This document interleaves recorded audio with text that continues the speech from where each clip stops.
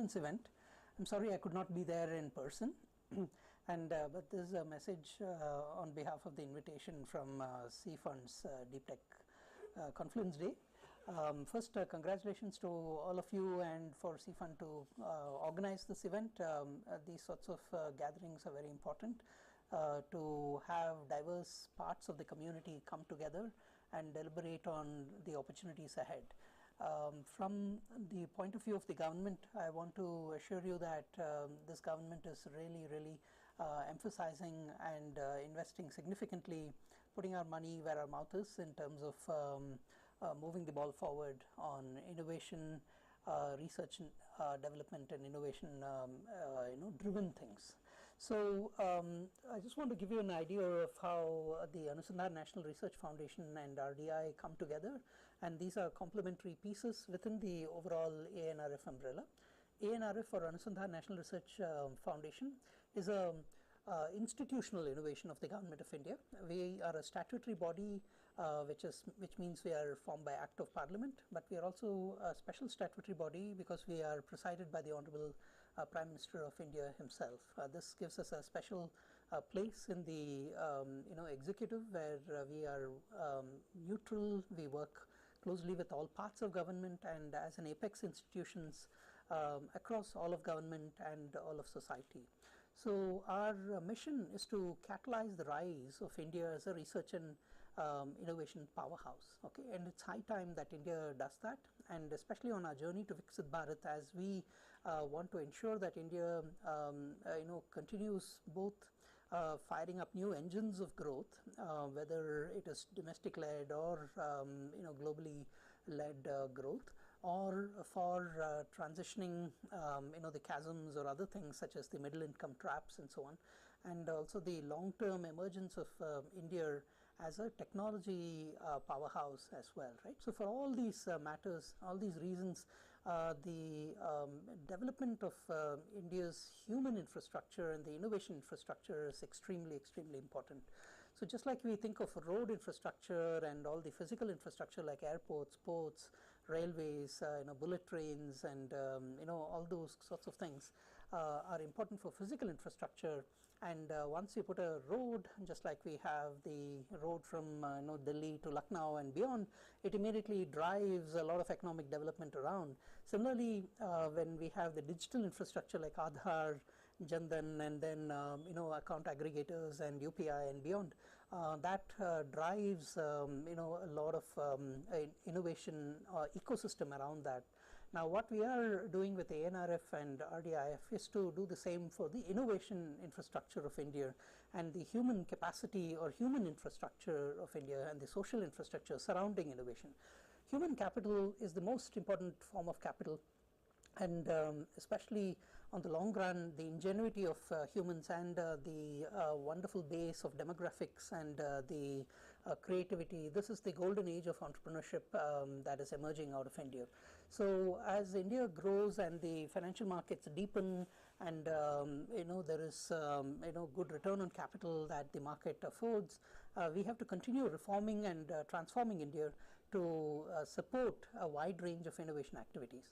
Now, ANRF as an apex organization looks at it holistically.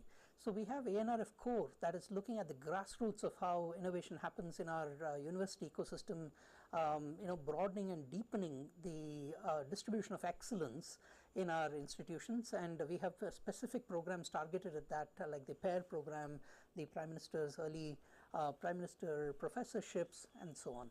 And then we have the Prime Minister Early Career Research Grant Program, where we support 700 plus innovators and researchers across the country every year. And we have then the Advanced Research Grant, where we support more than 1,000 to 1,500 grants. So these are broad-based investments that are putting, and we are asking even there for our researchers to step up, be more bolder, and let the 1,000 flowers bloom, from which you can create more opportunities for the future. Now, all of this are available on our ANRF Prism portal, and I would urge you to look at that. We will also be making this portal more easier so that you can find opportunities to invest. You can discover lab to market opportunities at an earlier stage, and whether find new investigators or who are doing great work, And we are also sort of complementing that by asking our researchers to become a lot more social by presenting their work in webinars and putting it out on social media. And if they've written papers, use tools such as Saral AI that we have put out to convert those papers into more accessible podcasts in multiple languages, or to convert it into YouTube videos, or even Instagram reels, or business briefs, or posters, or what have you, right? So, so this will, as we deepen this and we encourage our researchers to put this out, from your perspective as investors and the broader community, you have the opportunity to see the entire frontier of research that is emerging, and you'll be able to discover a lot more researchers, and we'll also make it more easier for you to do that discovery and matchmaking. So that forms the foundation, and then we support that with more mission mode programs. I talked about the pair program and so on, more capacity building oriented. We also have mission mode programs which are sector oriented and across multiple sectors, like electric mobility, around 2D materials, AI for science and engineering, medical technologies, critical raw materials, drones, and recently we announced a program on water.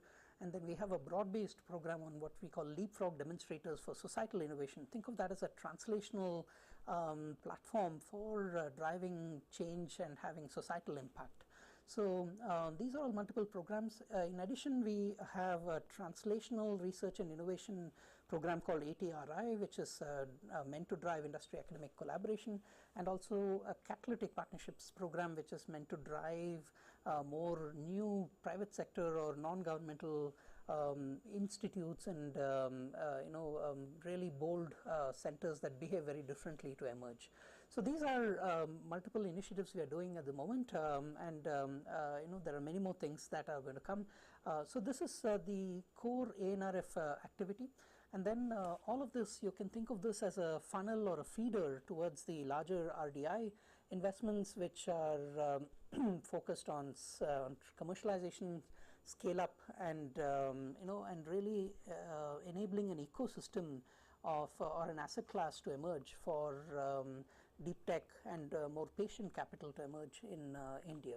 So there again, as since you have a diverse community in your Confluence Day today, I think deep tech has two aspects of it. One is that it has a time element.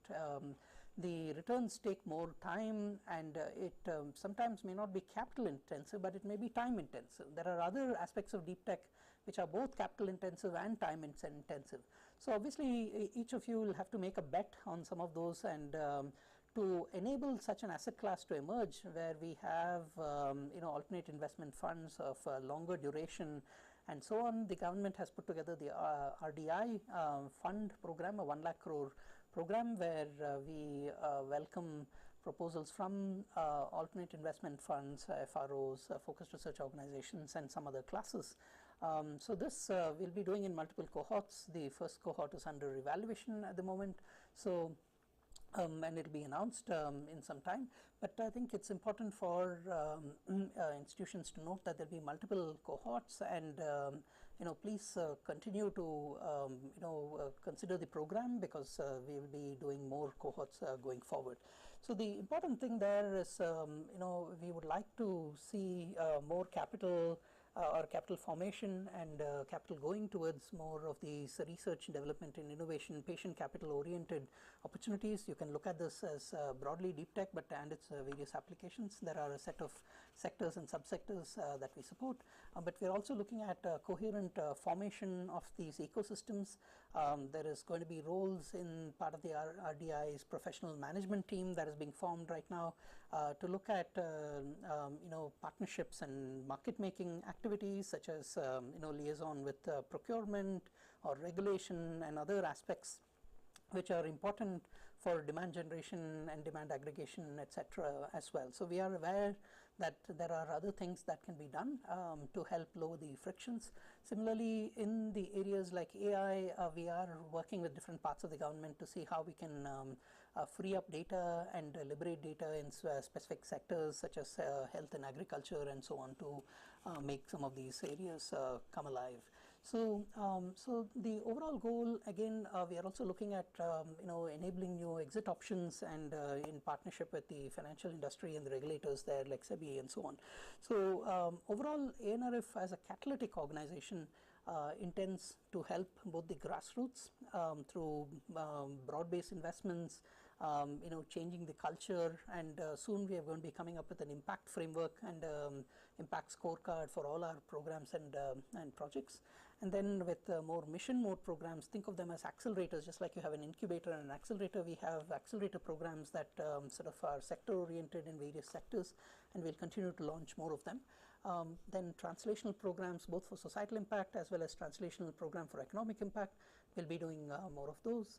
And then we have capacity development programs which are targeted for rapid accelerated upliftment as well, right? So this forms a bouquet of things that we're doing to help create a funnel or pipeline towards RDI. And then of course the RDI itself is more of an investment fund, and to again catalyze and get a multiplier effect and form this ecosystem. I would also urge you all, whether you're a company or whether you're investor, to think more holistically. So if you're making $10 of investment, consider making $1 or 1 rupee of donations or philanthropy. If you're a company doing CSR, consider upping the CSR. ANRF will be welcoming partnerships on corporate social responsibility, and then driving that into science innovation and forming of these grassroots transformations. So we are looking at all of society partnerships in these. If you have access to your LPs, encourage them to talk to us to see whether we can drive more scalable pools of philanthropy, scalable pools of CSR to help again drive the ecosystem formation. Similarly, if you're a company with great ideas, we are also doing other things like research hackathons. You can help shape the future of our investments by helping us define challenges, which we can then use a small bouquet of challenges to define new programs or insert these challenges in the context of existing programs. I would also make an appeal to the larger companies, whether you're a global capability center, to partner with the other growing companies. There are ways in which you can do that through joint ventures, special purpose vehicles in which you can participate. You can also participate on the financial side by being limited partners in the funds that are emerging. And for larger companies of Indian vintage, we would like to see you driving innovation as well. Of course, the new age unicorns, the new age startups are fantastic and wonderful. We would also encourage current companies, whether they are medium, small, or mid-size or large companies, to also get into the act, because this is a new global opportunity that is emerging, and we'd love for you to participate. Again, there are one is to deepen what you do and submit direct projects or programs to ANRF. To RDI, partner with the ANRF in other ways, whether directly through CSR or through participating in various programs, or of course partnering with the deep tech ecosystem in form of joint ventures or other things where you can apply to RDI for opportunities. Okay, but overall, I would like the ecosystem to collaborate for impact, whether one part of the ecosystem, the large and the small, or the companies, industry and academia, or the financial ecosystem and various aspects of industry, or your LPs, and again participating with us in terms of foundation or CSR and so on. So there are different dimensions of how this can work, and I'd encourage you all to please consider these going forward. So these are various ways in which you can participate to give back and help drive the ecosystem in the various aspects you're doing. But your primary way, of course, is to do what the core, what you're doing very well, and do tell us of other things that where you see the gaps in terms of improving the ecosystem. So finally, I would like to congratulate the Seafund, the Bengaluru-based venture capital firm that is organizing this program, which has done investments across various sectors: space tech, semiconductors, quantum and robotics and drones. and lots of other interesting areas.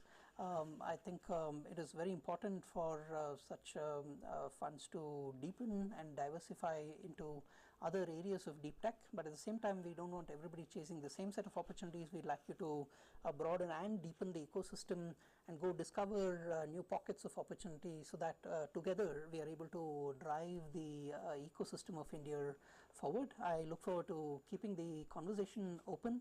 So if you're coming around to Delhi, or if you have other ideas, please do write to us at ceo@anrf.gov.in. I look forward to your thoughts, and of course if you are on social media, please don't forget to follow ANRF. We are on all forms of social media, all the way from LinkedIn to Twitter to YouTube and Instagram, Facebook, Aratai as well, right, and including WhatsApp channels.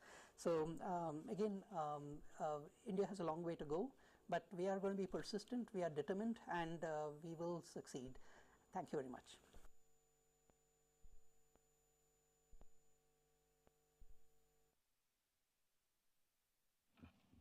A big thanks to Dr. Shivkumar Kalyanaraman. It's amazing to see the government focused on helping researchers and startups.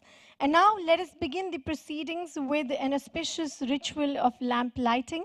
May I request the presence of Mr. Ajay Shand and Mr. Vishwanathan on the stage for lamp lighting.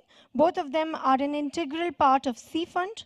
Along with them, may I invite upon stage Dr. Milswamy Annadurai, Chandrayaan and Mangalyaan Program Director, and Mr. Arvind Ratnam, Quantum Control Chief Strategy Officer, as well as the three general partners of Seafund, Mr. Manoj Kumar Agarwal, Mr. Mayuresh Raut, and Mr. Narendra Bhandari.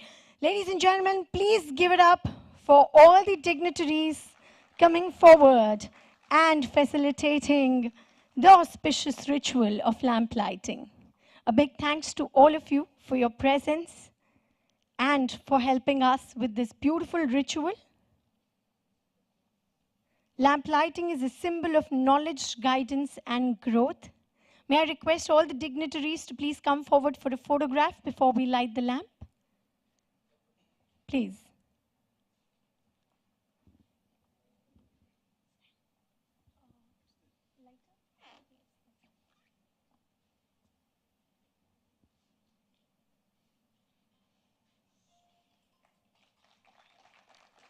An auspicious journey to begin.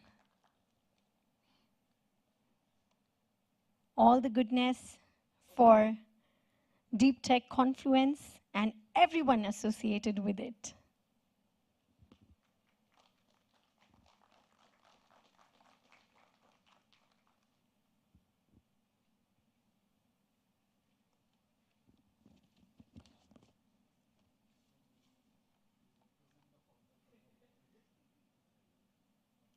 Let's keep the energy high by a huge round of applause for the whole process.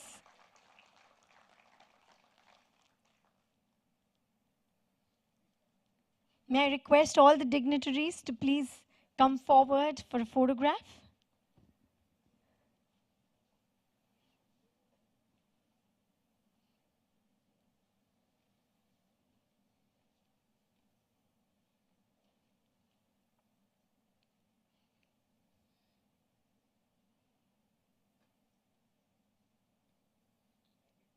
A big thanks to all of you. Thank you very much. And now, ladies and gentlemen, we all know that Seafund is not a fund that watches from the sidelines. It is instead built by people who have lived the founder journey, who know what it means to be in the room when things get hard. The philosophy here has always been simple. Roll up your sleeves, get into the trenches with the founders, and do whatever it takes to help find their footing. Servant leadership, not spectator capital. But how did this conviction take shape? What has the journey from Fund 1 to Fund 2 actually looked like? The wins, the lessons, the bets that paid off, and the ones that taught us more. To take us through all of this, please Join me in welcoming to the stage the general partners of Seafund with a huge round of applause. Mr. Manoj Kumar Agarwal, Mr. Mayuresh Raut, and Mr. Narendra Bhandari.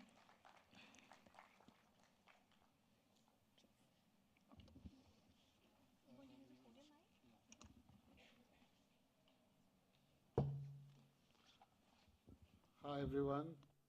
I don't know what to speak. It's been a busy day since morning. First of all, let me welcome you all to this event. I'll start with apologies if we fell short of anything.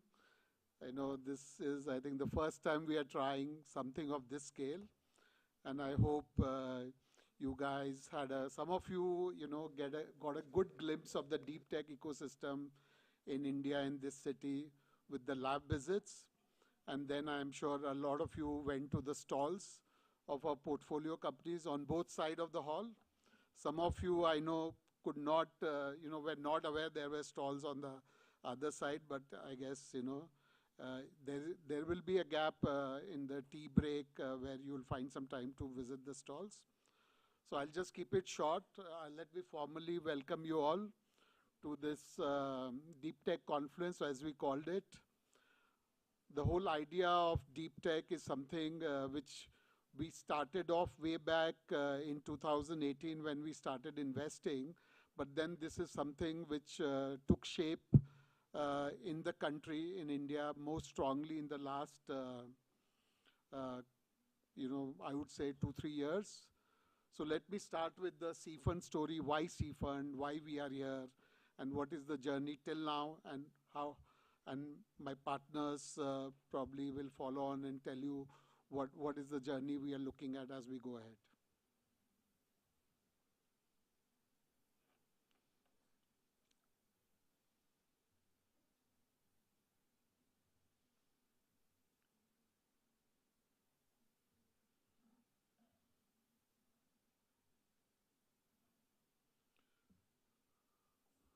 So, one question is, why did we start this fund?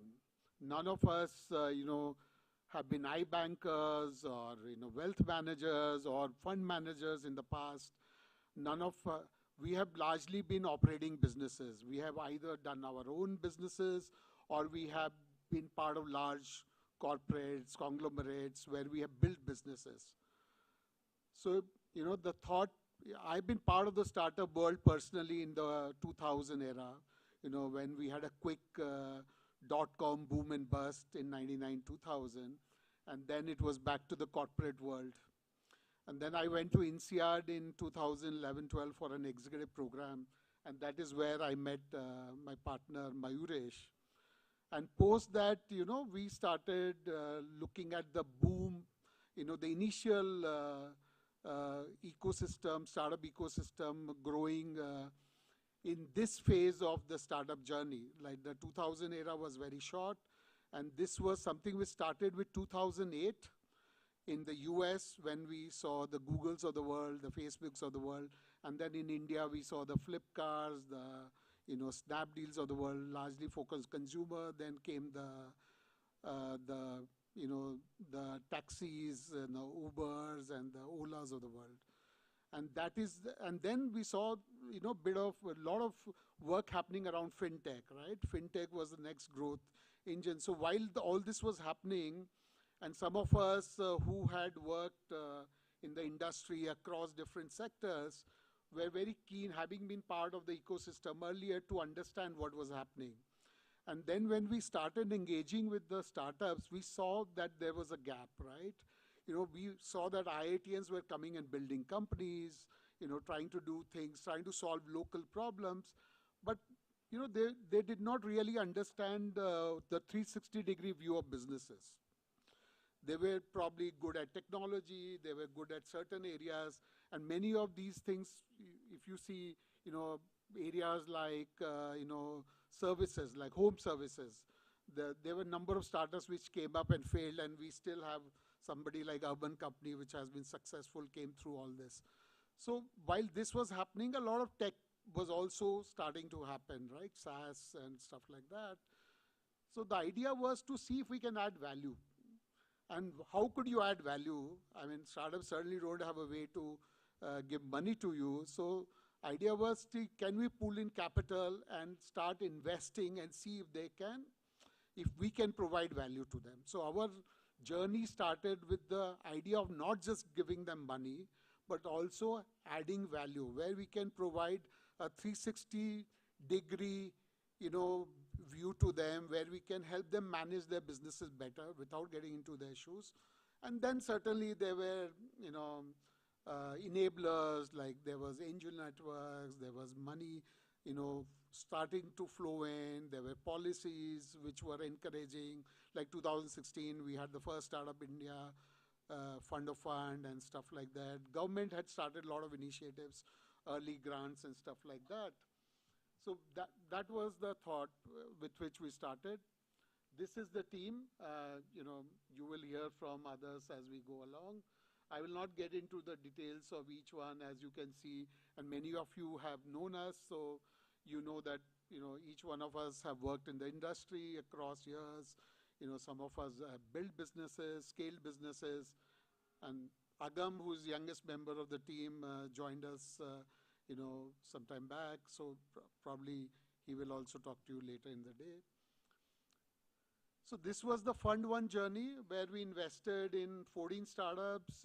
We started our journey with investing in a very well-known media startup, Inc42, in 2018, and went on to invest in technology startups like Wixo, Cluetrack. You have all seen Cluetrack outside, I guess. Gen Robotics, a very well-known startup. In fact, the government of Kerala has given them the tag of the Navratna of Kerala. They've doing some amazing work. Then we went on to invest in multiple companies, FinSol, doing very interesting work. So a lot of these startups, if you see, have done very impactful work. Like FinSol enables insurance premium financing for healthcare, I think, which is an important need. Advares, Best Dog. Advares, is enabling fraud, credit monitoring and fraud monitoring in banking sector. Anastrat, People First is going live, and Pathfinder. So the journey continued. We have, done reasonably well in the fund. We, in an average of about 5.5 years of investing life, we are at about 4.5x MOIC. That is multiple of invested capital. And then we are at 34% gross IRR, 25% net. Early this year's numbers, 3 full exits. We have 3 partial exits ongoing. Some of our successful companies are raising Series B. Some of them are getting to Series C journey. And 20 plus follow-ons, I think, is a dated number. Probably there are at least 30 plus follow-ons in these companies in this journey. So, that has been the journey till now. To continue this discussion, I'll probably call Mayuresh to take us forward.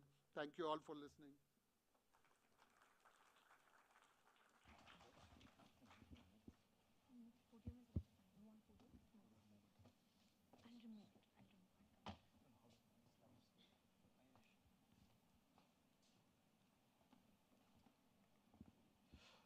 Thank you for being here. I think you spent some time doing the lab visit, so should we quiz you on what you guys saw? Rishabh, do you mind pulling up the quiz? I'm just kidding here. The reason why we wanted to do this here is, the obvious thing to do this was in a 5-star hotel, but the experience, the ambience, the history of this place, and how that maps out to what our portfolio companies are doing, I think no other place could have replicated that experience. I hope you got to get a sense of what's going on in India. It's just a glimpse. There's a lot of dynamic things that lie in the future. What I would try and convey in the next 4 minutes or so, I definitely, Narendra and I don't want to be the reason why it all cascades out of hand, is there what's happening? I won't touch upon these. These are just slides for you to eyeball. We all know what's happening in the country. But is there money to be made? And what can you guys do about it, right? And there are enormous structural shifts. When we started talking deep tech 2016, 2017, most people didn't even know. Even now, people still ask deep tech chidiya kya hai. But even, and everybody wants to jump onto the bandwagon because right from the PM to the industries minister to the IT minister, mainline media talks about deep tech. So it's, if it's mainstream, then obviously there's money to be made. Some of the shifts that we've already seen, there's talent, what's happening geopolitically is obviously forcing some nations to take some calls. Some of these are long awaited, and we are hopefully in the longest time, the last 25, 30 years, that we have alignment right from the policymakers to the bureaucrats, to the money men and to the startup founders. Everybody is aligned and everybody knows that we need to have our own tech stack, we need to have our own technologies. We always have been fielding calls by founders, but I think in our view, and I'm sure the small fraternity of deep tech VC funds like us will agree that there were a few calls about founders trying to figure out what's happening in India, and it's become a flood. So my view is whatever is happening in the US, if you look at it and play this game really well, I think this is an opportunity that should not go begging. There's private capital aligning, there's policy tailwinds, there's the NRF scheme. Funds like us have played roles in policy making and having structures like NRF, like RDIF. And some of us, most of us in the room may have gone and studied in the US. And we were crying out for having a replica of what's happening on DARPA, what's happening in the National Science Foundation. And we have something similar. It's not going to be overnight that we'll have academia and industry working fantastically well, but will definitely not take 80 years. It may still be a 15, 20, 25-year journey, but it will not take as long as the US has taken. And that brings us to deep tech. Let me tell you one very interesting fact. We've always had our Prime Minister talking about Amrit Kal, 2047, 100 years of independence. Very interestingly enough, 2003, China was at about $4 trillion, roughly the level that we are in. The rupee depreciation has cut off a full $1 trillion, so we should have been closer to 5, but we are 4 trillion. And China is at about $16 trillion. So in a period of about 21, 22 years, they've grown 4x. We are talking big numbers, but we've gone through a pandemic, we've had wars, we've had recession, we've had all kinds of conflicts in restricted geographies. We'll have more of the same. So even if we were to have the same journey as China has had, we will be a $16 trillion economy. And that is an enormous amount of value unlock. And where will all that value unlock come from, right? There's obviously the consumption economy, which by all accounts will amount to about $1 trillion. But the rest of the money is going to come from these sectors. We've almost exhausted whatever has happened on the bit side of things. AI is the latest trailer of what's happened. But the atom side of things was always hard. And for the longest time, guys like us wouldn't touch it with a barge pole. But when the 800-pound gorilla in the industry starts talking about a thesis on smart manufacturing, you know that there's money to be made. I mean, for whatever reasons, software didn't talk well to hardware was commoditized, we didn't have IoT, we didn't have sensors, we didn't have ways of making it faster, cheaper, better. There's already semiconductors, there's already AI, and there's quantum waiting in the wings. So all of this is going to give a huge ballast to how the future is going to transpire. And we've made a concerted effort that our portfolio as of now, and even more so by the end of this fund, starts reflecting some of these areas. The government has gone about concertedly after 3 areas where there is the biggest forex outflow. The biggest obviously is oil, the second is defense, and the third is electronic manufacturing. And the schemes that you see are a direct fallout of that. And I'm sure you would have spent some time talking to our portfolios. And a lot of these map out to these areas: aerospace and defense, EMS, and the defense manufacturing. I'll pause here and I'll invite Narendra to take you towards the conclusion of this, and we'll move on to the keynote speaker. Narendra. Great, thanks, Mahesh. I need my clicker.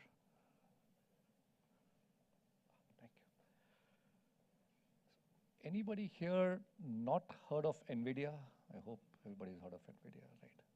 Anybody here know what Micron is?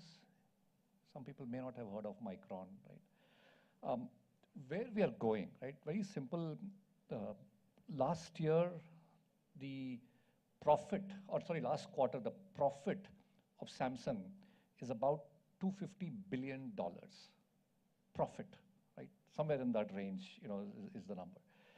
Our entire industry combined in India does not reflect that kind of profit. NVIDIA is, I've lost track, Arvind, is it what, 3 trillion, 4 trillion? You guys in the Bay Area just put some clock to it and it's just going, right? Now, why these numbers are interesting, I mean, obviously you read enough about this, is that we started investing in, from this fund, semiconductors, we started investing in rockets. Anybody heard of SpaceX? SpaceX, $1 trillion, $2 trillion, $5 trillion, God knows what the number is going to be. Sorry? Today, yeah, auspicious day, right, for them also. So, Ronak was on stage, some of you saw, must have seen. We went into that journey, at least from a space tech perspective, over a year ago. I don't know where's Ronak, there he is in the corner. He came into the office one day, sir, I've seen you speak 20 years ago. He reminded me of my age. So this is the fund which is investing in people like Ronak and Caligo and Consent and others from this. It's a modest $30 million fund which we set up, right? And focus is to try and get about 20 odd companies. And also, again, everybody asks, all the investors ask, acha theek hai, this is all good. Kya return milega, right? Or kab milega, right? Is the essential question. Of course, this follows the AIF journey and the fund life and expected somewhere in the range of 30-35% IRR. Many of you must have seen these companies outside. I won't go through each of this. The point is the years. The message in this slide is the year of investment, right? In 24, right, we went into, Anshul is somewhere here in the audience. There he is. In 24, we looked at drones differently, right, with Anshul and said, drones is fine, but what if drones became useful for logistics, right? In 24, we went with, Consent, right? Ashish is also somewhere here in the audience. There he is. We looked at insurance and said, insurance is a very small sector in India, but it's a curve which is going to grow. And once it grows, it's going to have its own problems. And Ashish is going to go off and solve many of those problems, right? 25, early 25, right? I remember I got a phone call when we announced Take Me to Space and said, literally the guy said, Satya gaya hai. So in Hindi, it's like, have you gone mad, right? What's wrong with you? Space mein kaun data center banayega, right? Some of the people who are attempting that now is Elon Musk, China, and many others who are following Ronak, if I may say, right? So Caligo, we invested in March 25. Semiconductors is unfortunately or fortunately become a household name today, right? We started investing in semiconductor way back. With Bawil and C Electric, we looked at EV differently and we said, batteries is a big boys game. What if we went and invested in the control of the EV and make controllers for EV, and that eventually controllers can be used in variety of places. So I won't talk about the portfolio, but it's interesting to see the timing at which we were able to get into some of these portfolios and sort of watch them scale. Many of the folks in the industry who've joined us and become co-investors into many of these portfolio companies, we've been supported by a crazy amount of expertise across the globe, right? Arvind is sitting here in the audience. Mr. Vishwanathan is, up front here, and there he is. Should we point out that in publicly we can make fun, he's also part of the investment committee. So he keeps us honest in terms of numbers. Raja, are you here? Oh, there he is. Oh, they're way back, right? So Mr. Raja Manikam is probably amongst, of course, modest Raja sitting in the back, was amongst the few CEOs in the whole electronic semiconductor industry who's made an exit which is bigger than almost anything in the at least Indian context so far, and we'll hear from him pretty soon, right? Mr. Mailaswamy, we'll hear from him and watch the journey also of how India has gotten into the map. And it looks like my time is up, and that's where it turned off. So. The timing of investments, the team which helps us, and many more advisors, of course, is critical. We're doing okay so far, right? Again, this is very early days of Fund 2. In the short journey, the numbers are not too bad. We'll do more. For the investors, that's one thing that somebody asked me outside, which is, you know, how come you're involved with these companies so much, right? And that's the difference, at least. Manoj touched on this point in the start, which is we want to work with these founders to help them grow. Capital is one part of it. Of course, we'll make the capital investment, but work with them, help them grow, make the connections. I saw 5 or 6 people from the semiconductor industry, from AMAT and Caligo and all the other funds talking to each other. These connections help our portfolio companies grow, right? Amongst other things, right? So we've all come from operator backgrounds, and we want to make sure we can get our portfolio, solve the next hurdle, and sort of, move on. Like we talked about net overall, 24 companies, 3 exits done, 3 exits in process. As all of you investors understand, the exits is where, the rubber meets the road, and that number is, growing significantly. And in Fund 1, we'll see quite a few of these close, right? So in 17 odd, we kind of bet this notion of deep tech, right? The slides which Myresh showed you on the journey and why deep tech is important, believe it or not, those slides were made over a year ago. We have not touched those slides. We have not edited those slides. A year ago, those slides on deep tech were created, with us and an agency. And till date, we have not touched it because all the aspects which we wrote down of why, India's deep tech moment now have not changed and only amplified sort of in the last 9 months. So I think it's a fair submission to say that with our advisors and, with the leadership of the fund, we've been able to meet folks early and kind of, you never jinx it and knock on wood, but at least predict the objects around the bend and sort of, start investing in it. So we sort of hope to keep the journey. It's a little preposterous, but we will say many of the world is catching up. I mean, deep tech has become such a term now that, it's everywhere. So at this stage, I want to close, but I also want to close by inviting all of our team members on stage. So, and then we can go Manoj, Myresh, Agam, Ganesh, Mr. Shradan, please join us. Ajay, who else am I missing? Jay, of course. Where's Jay? Yes, he's going to speak. We're going to put him on. Sir, investment committee में तो थोड़ा तो बनता है बोलने के लिए. Jay, did I? Oh, there he is. Good afternoon. It's a total surprise for me. I was not told that I'll have to speak. When I saw the photograph, I saw how much changes have happened. My hairline has slimmed. My hair is great, much more than what it was. Well, it has been a fantastic journey with Seafund. In fact, I was introduced to Myresh and Manoj at that time through a common friend. I didn't know them. They said they are starting a fund. Would you like to be involved? They want some help on compliance and all. I said, okay, let us take a chance. So I went, sat with them. And still, I had not committed at that time to invest or anything. And I had not even committed what my role will be, because I wanted to feel how good they are.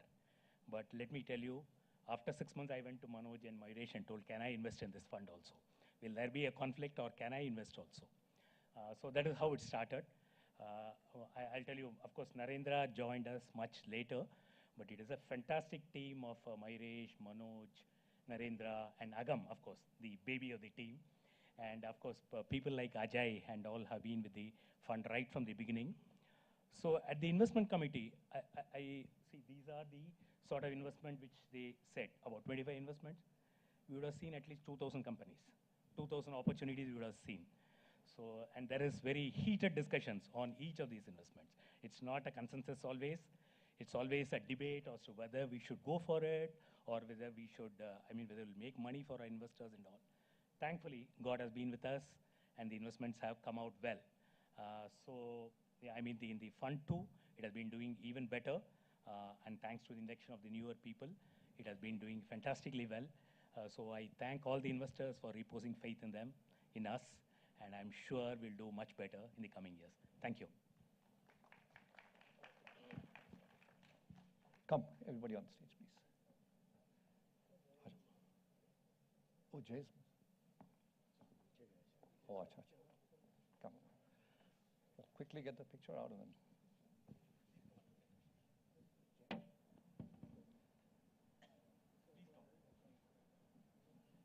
Let's have a group picture of all the team members.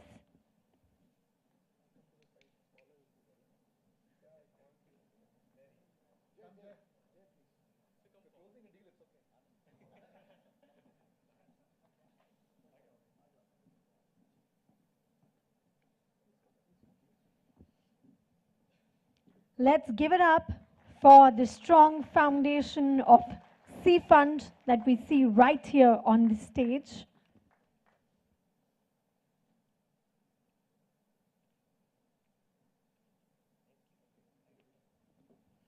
Thank you. A big thanks to all the general partners and the whole team of Seafund for coming forward and helping us understand more about deep tech, Seafund, and a lot more.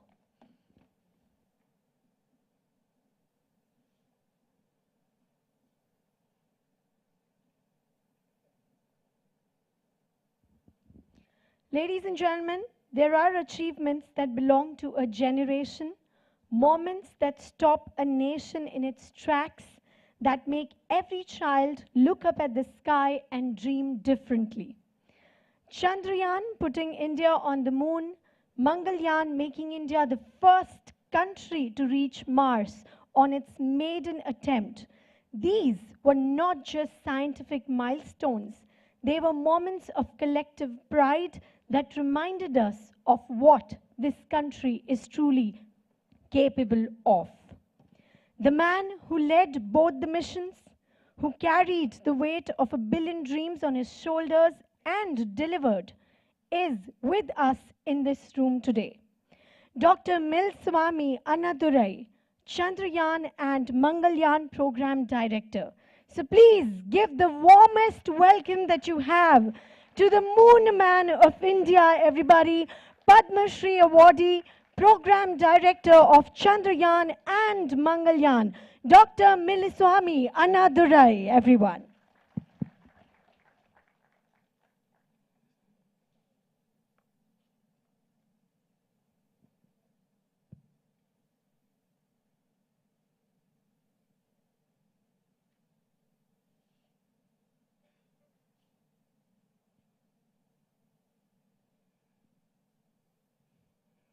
Yeah, good day to all. Today, I'm not talking too much on Chandrayaan. I have talked enough. Mangalyaan also, I will not talking too much enough. But I've tried to connect it how Chandrayaan, Mangalyaan enabled me to stand here. Okay, and how the space tech when India is talking about here, how these two missions possibly triggered, given a seed to go forward, and dreaming still much bit bigger, and the thing is concerned. So the thing is, space and beyond, India's ascent point when we talk about the deep tech, where did we begin touch upon, and where are we now? I think that's what all the more important. To see where do we go. I think that is how I'm trying to paste it. And this is the modest way, very, very humble beginning of Indian space program, modern space program is concerned. A makeshift arrangement of a church where the first sounding rocket, 1963, the launch took place when I was in the schools. From there, you look at here, a lot of hand-holding from USSR and USA, France were there, making the rockets, the payloads, things like that, and coming for the new satellites experimentally for the remote sensing, science point of view. It is gradually improved.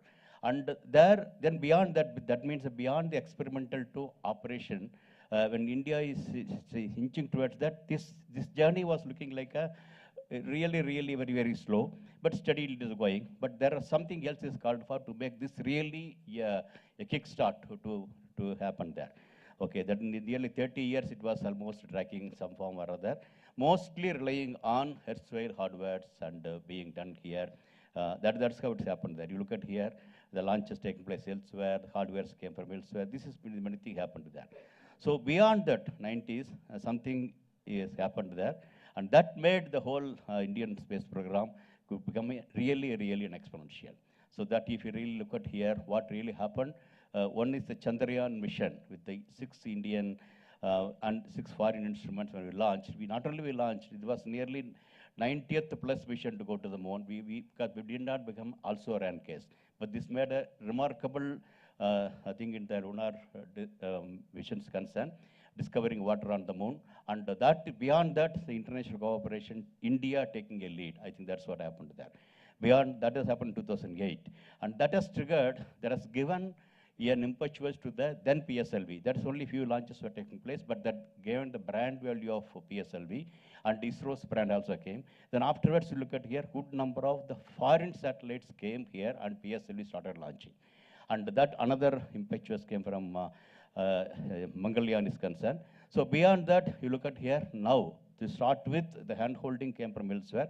Now you look at here, one of the costliest ever mission built for Earth observation, NASA ISRO synthetic aperture radar, is launched in Sriharikota, and nearly 50% of that hardware was done by India, and the GSLV launch took place, and that means the whole game where we started versus where we stand here, many things happened there.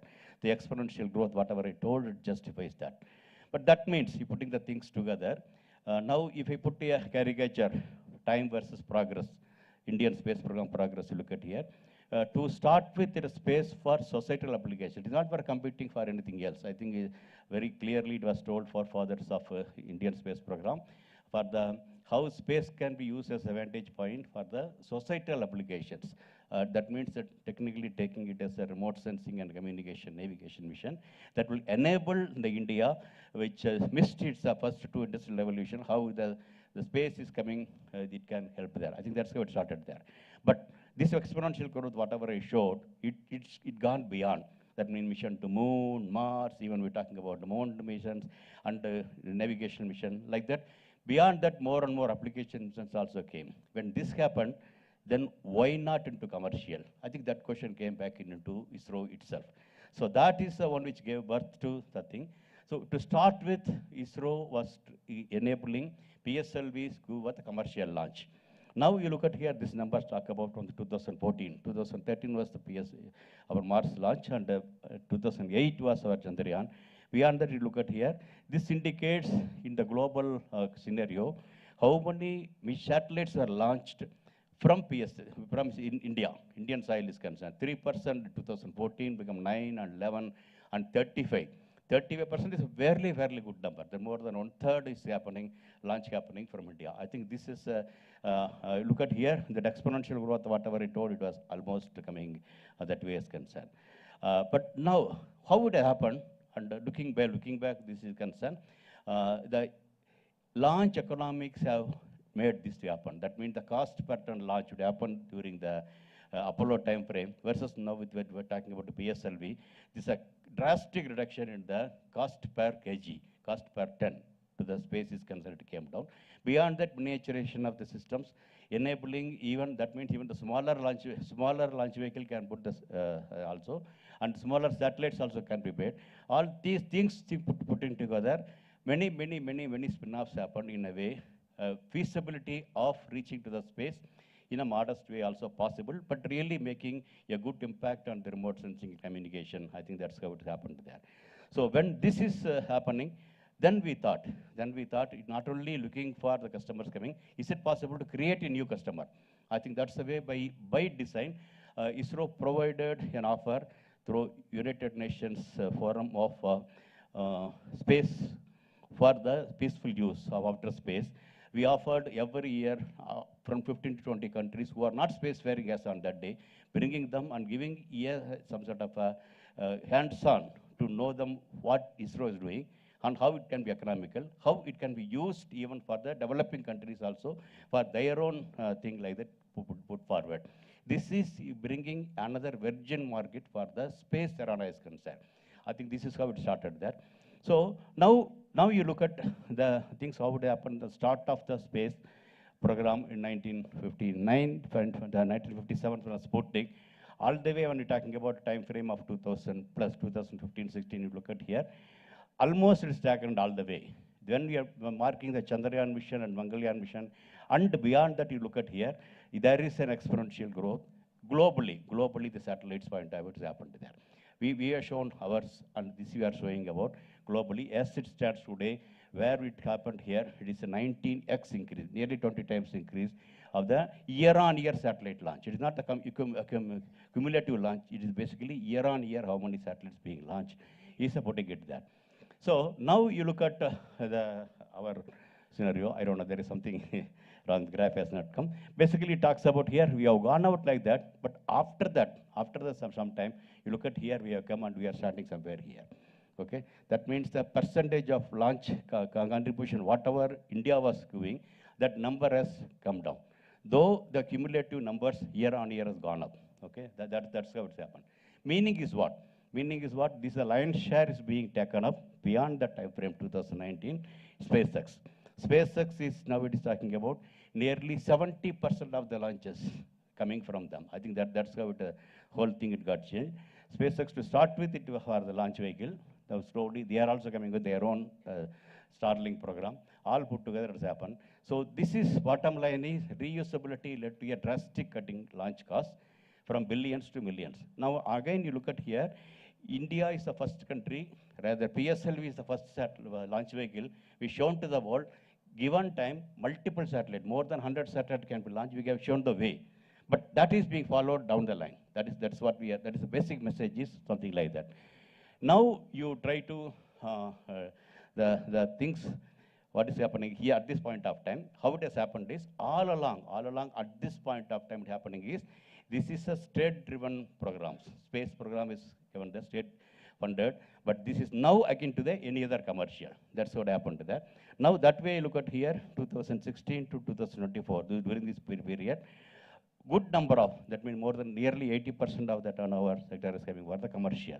So that way, the funding and the investment point of view, look at here, more than the government budgets, commercial products got increased.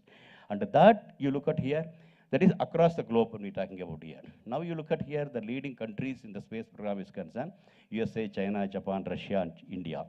So now here you look at here, the capitals and important enabler is concerned. But India continues to be one of the world's most cost-efficient program. But notwithstanding that, you look at here, the government funding point of view, we are where we are standing. I think this you have to keep in mind when that is coming there. So this is one of the things we're talking about percentage point of view. And another thing is, this is other countries, the commercially also it's happening there. Here also now we have to keep adding. I think that's what it's keep happening. So that means the need for a restructuring the space program in India is called for. And accordingly, ISRO also worked for such that division of R&D, manufacturing, operations, applications one side. And hand-holding, I told now, we have brought the other countries to give the virgin market. And within the country also, to make the industries, hand-holding them and nurturing them, private industries, so that they also can leapfrog into the really requirement point of view. Accordingly, within ISRO, the structural change has come. NSIL, in space, ISRO. Beyond ISRO, these things also started coming. That means in space came in a better way that can give an interface to the private industry and the ISRO, such that technology transfers within the country can come in a much structured way. When that is happening, now you look at here, but India, now in space taking over and trying to look forward, what can be done? I think that's what's going on there. Today we are talking about not more than 2% of the global market. Indian space program is concerned. That means $8.4 billion we are talking about there. But that 2033, the target we are talking about is, we are talking about $44 billion. So, but when we are doing it here, the bottom line is, just with the launch vehicles and satellites alone we will not be able to do. We have to increase the downstream systems also, starting from the semiconductors import versus these materials.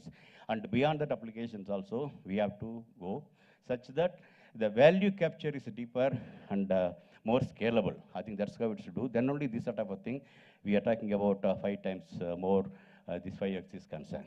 That means we have to understand this space program is basically upstream, midstream, and downstream. That's the components keep coming there. We see on the launch vehicles, we see the satellites that falls under the upstream, and which enable this to work, whether the launch vehicle or the satellites, ground systems, that hardwares, these things we claim is upstream, which visibly we see. And beyond that, to ensure the satellites are living okay, and launch vehicles are putting in a proper orbit, and there is no other untoward things are happening. This is the another background that's happening for the lifelong thing of the satellites are concerned. So that is why we are talking about midstream. But actual benefits, whatever are coming commercially or real thing point of view, it's the downstream. Yeah, there are Earth observation in various forms. We are trying to do it, either disaster management, or we are talking about border security. Very many things is concerned. Earth observation helps. And communication, whatever you talk about, either to connect yourself versus UPI versus many things is concerned, communication helps. But these two things are interlinked using a navigation program. So this is, that sort of applications driven is a really downstream. But actual revenue is basically coming there. So now breaking into whatever targeted $44 billion 2033, you look at here now, where upstream percentage, where midstream is there, and where really the downstream, which nominally we are seeing, but through that only it comes. Okay, so many cell phone towers are there, but the money is not from there. It is basically coming from the handset, and through that whatever the application coming, that is there. So that way you look at here, the breakup of where we stand today, where we are supposed to go, it's a very clearly it is coming. Required attention for the downstream is very much required. For India specific is concerned, that is it's called for. But where we stand, okay, this is what required, but where we stand today is a glaring difference, okay. Indian context, it's the Indian context I'm putting, zooming into the India startup funding innovation as it stands as an observer. That's what I told, as an observer I see here. Upstream, it takes more thing. That means more and more funding is going for the rocketry systems. Okay, either within the ISRO or outside ISRO, that's what happening there. But midstream, actually that also is to be attended very well, but almost after launch you are forgetting. It looks like that, if I look at this is concerned. Okay, so really downstream is supposed to be much better than that, but reasonably good, but it is not good enough. Not good enough in two ways. One is a funding point of view. Another one is, even you look at here, when we talk about the innovation in terms of IPs or patents, even within ISRO, what is coming from the launch vehicle, what is coming from the satellites, that means predominantly everything is taking in upstream. Downstream is very minuscule. So this is a glaring thing, Indian space context as it stands today, as an observer who has come out of ISRO and I'm looking at that. So this is the real attention I thought I should do here. That's why beyond talking about Chandrayaan, Mangalyaan, I thought this forum I can bring this is concerned. Really look at here, the bottom line is, the biggest beneficiary of refrigerator was neither the creator nor the seller, but Coca-Cola. You know that. Okay, meaning is like that. It is not the PSLV making, the GSLV making the Chandrayaans, Mangalyaans. Down the line, what you get, that's more important. Okay, likewise, rockets are essential. I'm not telling it is not there. I am standing on this because of that. But not that alone will not be enough. Yet the value is in utilization, not at the system. I think that is the basic message I'm trying to put it there. Beyond thing, again as an observer, looking at the startups, looking at how the funds go, this is another glaring thing I'm seeing here. This is when we go for the growth capital, there is something missing lines I'm seeing here. Startups are opening up subsidiaries in the USA. I'm seeing it now. Good number of people outside in Europe due to the lack of late stage funding in India. Okay, that means the seed funding is good, but now other series level funding is good here. I think it is drastically it's falling. So it needs really clear attention. So when the median funding amount point of view also, you can see a glaring difference. So this means what?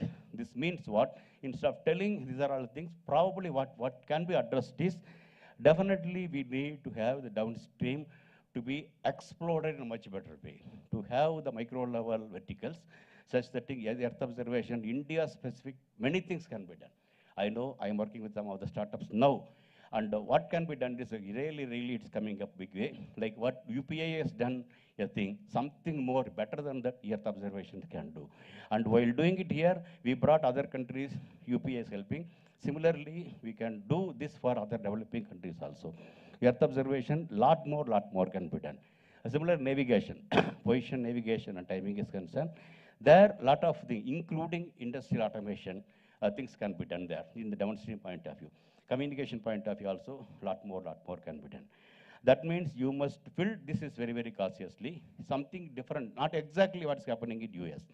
US things may not help here, but US definitely downstream they're doing well, but much better than that we can do it here, but the requirements also different, we have to understand and do it there. For example, you look at here, the farming industry is concerned, US model, how it cannot work in India. I look at here, there the farming is nearly, we're talking about hundreds of acres. But the farmer is not more than 5 acres, something type of thing. So this translates into technically, what sort of resolutions we are talking about, requirement is required, and accordingly your system has to be enabled for that. And that is the requirement I'm putting. Like that, India specific and developing country specific, many things can be done in a much better way. And whatever government funding, how effectively it can go also can be done there. And very well we can manage, resources also can be managed much better way. So that way, not only nation building, it's overall the system point of view also, whatever we launch, how effectively we can make use of it and the downstream. So that has to be addressed specific to this is concerned. So that means putting the things together, I am summarizing what can be done upstream, okay, what can be done in the midstream and what can be done downstream, India specific. I think this is way if you do that mismatch whatever we are seeing here can be avoided, and definitely the things can come in much better way. So where we lost, and probably we can get back down the lines also. So that means the in front of us opportunity coming is, it is not the bigger launch vehicle. Beyond that also, you look at here today, when we talk about year on year, we are talking about 3,000, 4,000 satellites per year launching. That will not happen all along. Okay, that will happen only to build a constellation there. Once constellation is built, the constellation has its own life. Satellites, 10 years lifetime is there. So then year on year, that many satellites launching may not be called upon. No, but there is a possibility that is populated with the 10,000, 15,000 satellites. Possibility of every day one satellite or other going life is very much possible. When that happens, requirement is you must be able to launch 1 or 2 satellites almost daily. To do that, India today is positioned very well across any other areas culture. Geographical position of Kulasagirapattinam and with the other new satellite launch vehicle, both private and within ISRO is coming together. If we are able to make a ecosystem around this, we can show to the world we are much more economical than anybody else. We are much more faster than anybody else. We are much more reliable than anybody else. So that daily somebody wants to launch. Tomorrow, he tells yesterday, tomorrow we will be ready. Today we will be ready. Tomorrow we can launch. We are able to show that we have a market opening it up very, very big way. Okay, by downstream as well as to catching it up where exponentially we have grown the launch capacity. We lost it there. We can gain back. I think that possibility exists there. Beyond that, we are the people we shown to the world discovery of water on the moon. After that, today, 30 years, the whole world was sleeping not to look at the moon, going back Mars. Now you look at here, the Big Bang, Artemis 1, 2, 3 is keep coming, and the possibility of human colony on the lunar base within the decade is a very, very, very possible scenario. When that happens, I think India doing a role is very much feasible. Towards that, I know few good number of startups have come. Once that comes, how to manage a logistic. Once that comes, how you make it habitat. Once that comes, how it can be horticulture. Very many things happening, including telesurgery from Earth to Moon. Today it's happening there. So that much of work is already going on. So that way, we are able to do, looking ahead, and the moon, definitely, Indians' contribution coming more. I feel is a finite possibility, including possibility of helium-3 coming back to Earth as an alternative resource for the future of energy. Very many things possible. We need not go to America and get back. Probably we can go to the moon and get back. The possibilities keep coming. So this, when I'm talking about here, because this what all I told here, not beyond Chandrayaan, Mangalyaan, which gave me an identity to work with some people. And now you look at here, various startups as on today's concern. Green hydrogen is one of the things which you're talking about at this particular time. LPG ruling out there. Now, under the con gas, we are working from kitchen to kill.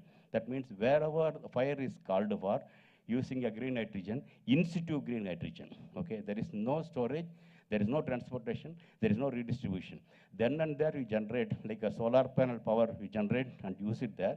Similarly, there itself, you are able to electrolysis and get the gong gas, and that is an enabled for the kitchen stove, then to the metal cutting, then to the welding, then to the bracing. Today headlines are coming. These are all the areas LPG shortage is happening. Commercial LPG cost is going up. I think we are trying to fill up the gap there. So like that, very many possibilities, including the small startups that I told about, the lunar soil, what can be done there. And when we're talking about EV wheels is concerned, agri waste to wealth, I think various forum. I may not be directly working like what I was working in Chandrayaan, but definitely I'm working as a catalyst on each one of the programs. Okay, that's how it's happening. And this will enable possibly even for the almost students. Okay, gone are the days, something is difficult, people will be telling it's not a rocket science. But now today, Indian students are making rockets. Hybrid rockets being done and being launched, none other than from other side, a mobile satellite launch vehicle, it has happened there, in Mahabalipuram, okay, Mahabalipuram outskirts. So, and beyond that, and other CSR activities and like this, talking in global things also, I am trying to do that.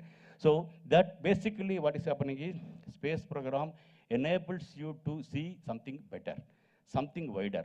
That is the one which enables me, whatever I learned 36 years. I have not worked 36 years. I used to tell them I learned a lot more than 36 years in ISRO. That learning is helping in various forms. And various forms it's working. Possibly in Seafund also, I will have my own contribution. That's what my research is asking for. So this is basically Indian space program enabled me to learn.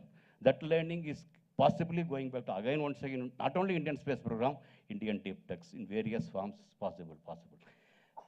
So finally, future of the space tech in India, yes, and where are we?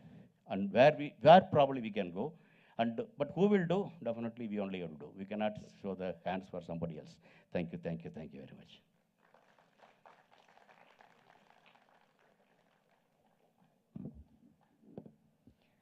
A big thanks to Dr. Annadurai for making us understand how Indian space research ecosystem is taking shape and the potential that it holds. Give it up for Dr. Annadurai, everybody. Thank you.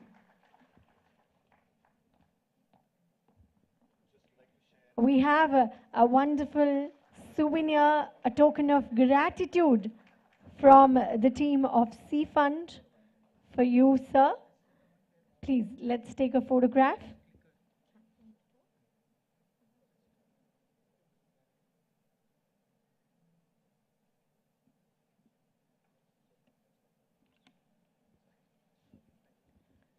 A big thanks one more time, sir. Thank you very much. In our next keynote, we get to learn about the narrative behind the technology that will redefine computing, cryptography, and sensing as we know them, and the India and Karnataka role in it. And to give away this keynote, may I invite upon stage Professor Arindam Ghosh, IISc Quantum Technology Initiative, with a very warm applause.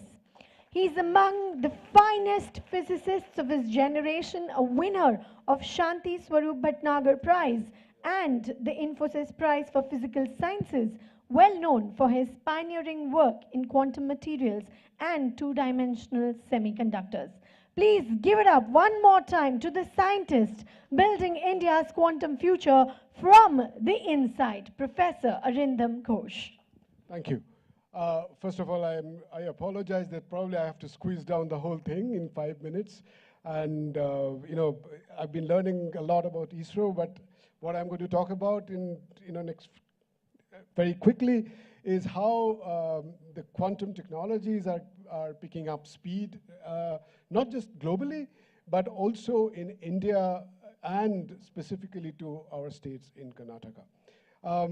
Very quickly, this is what, the strength and weakness that we have. I will not go to the detail. I will assume a little bit about quantum technologies. It's going to revolutionize quantum communications, quantum sensing, and quantum computing aspects of our technology landscape.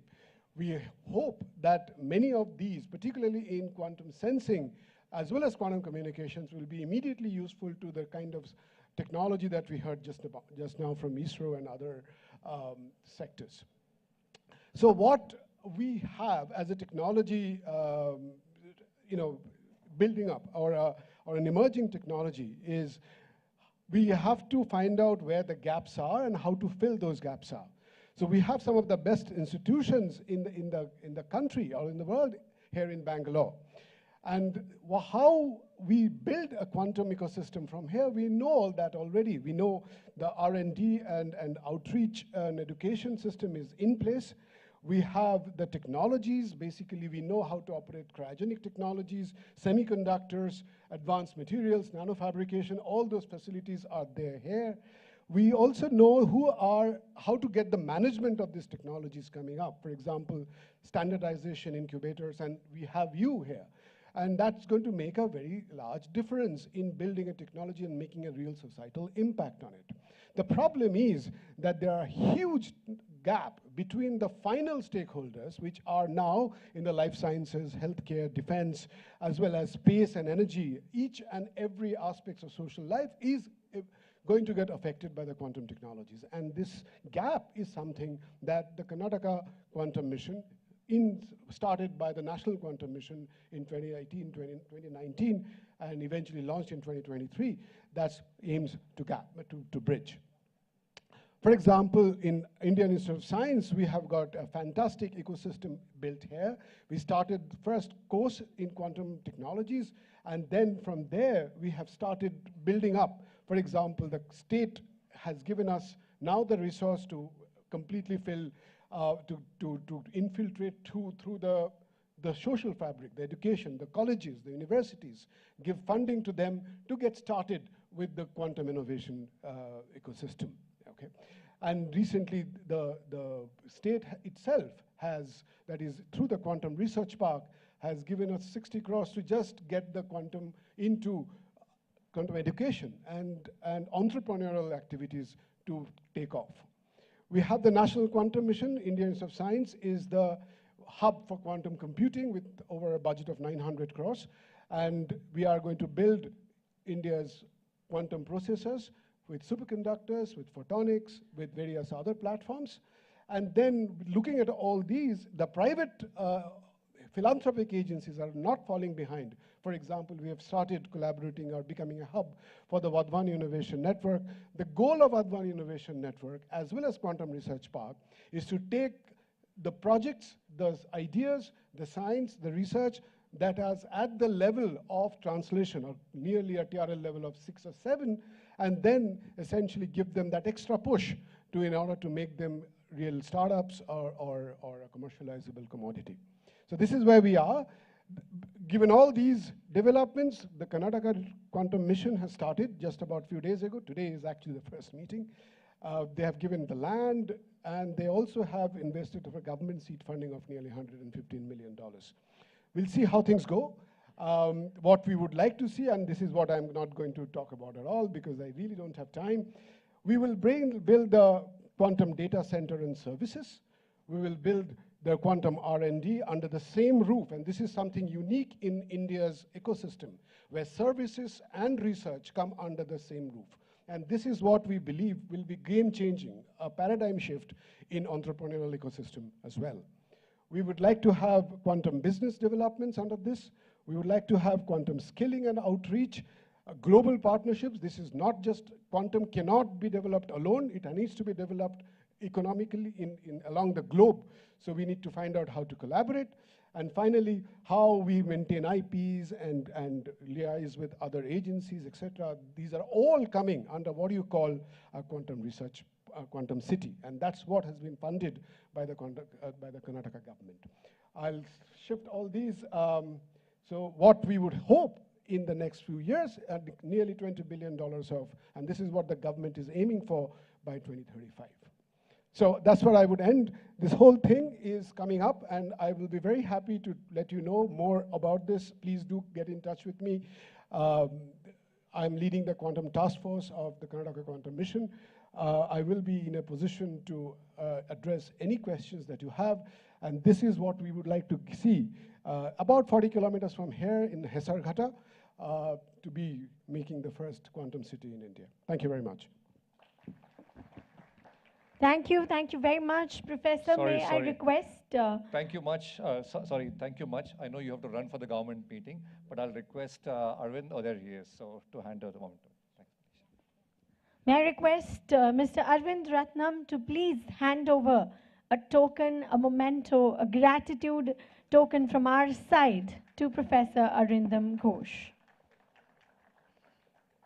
Thank you, Professor. Thank you very much for being here with us today and sharing with us what opportunities quantum holds for all of us.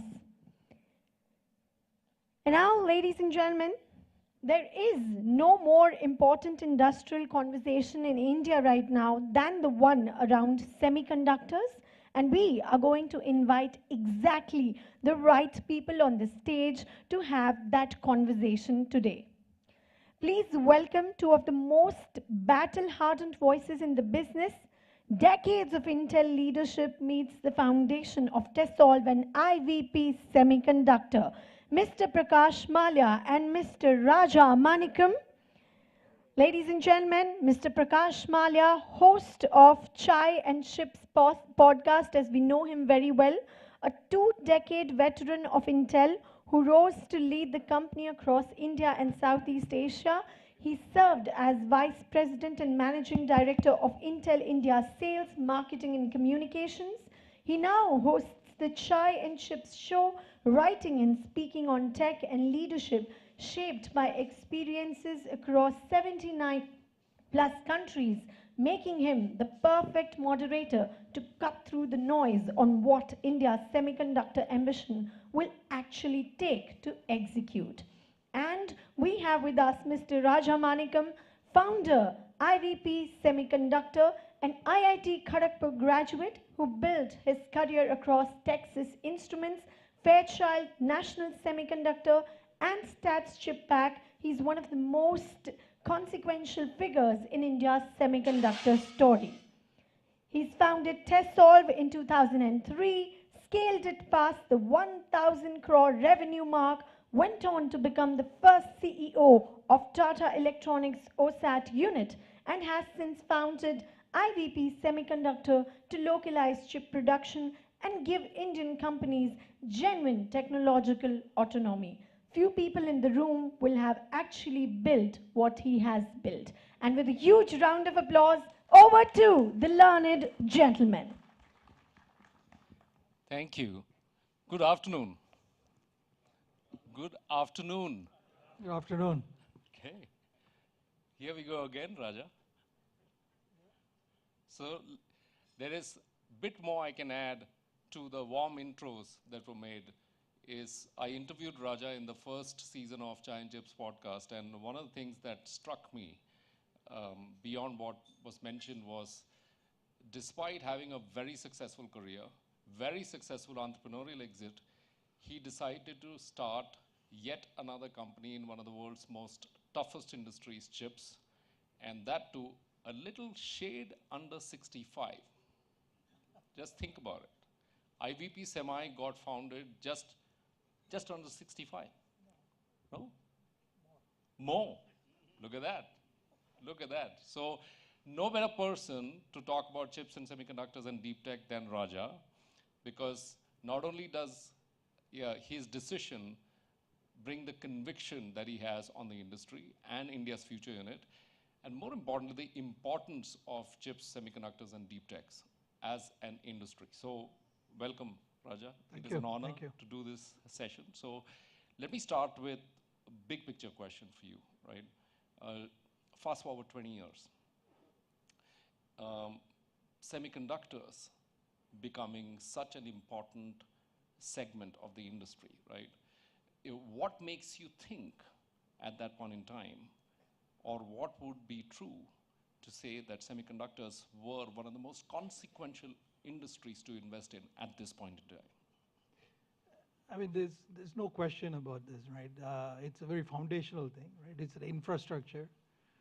It's not a luxury that one would have, And my belief is, the last 50 years or maybe 60 years, I was with Texas Instruments.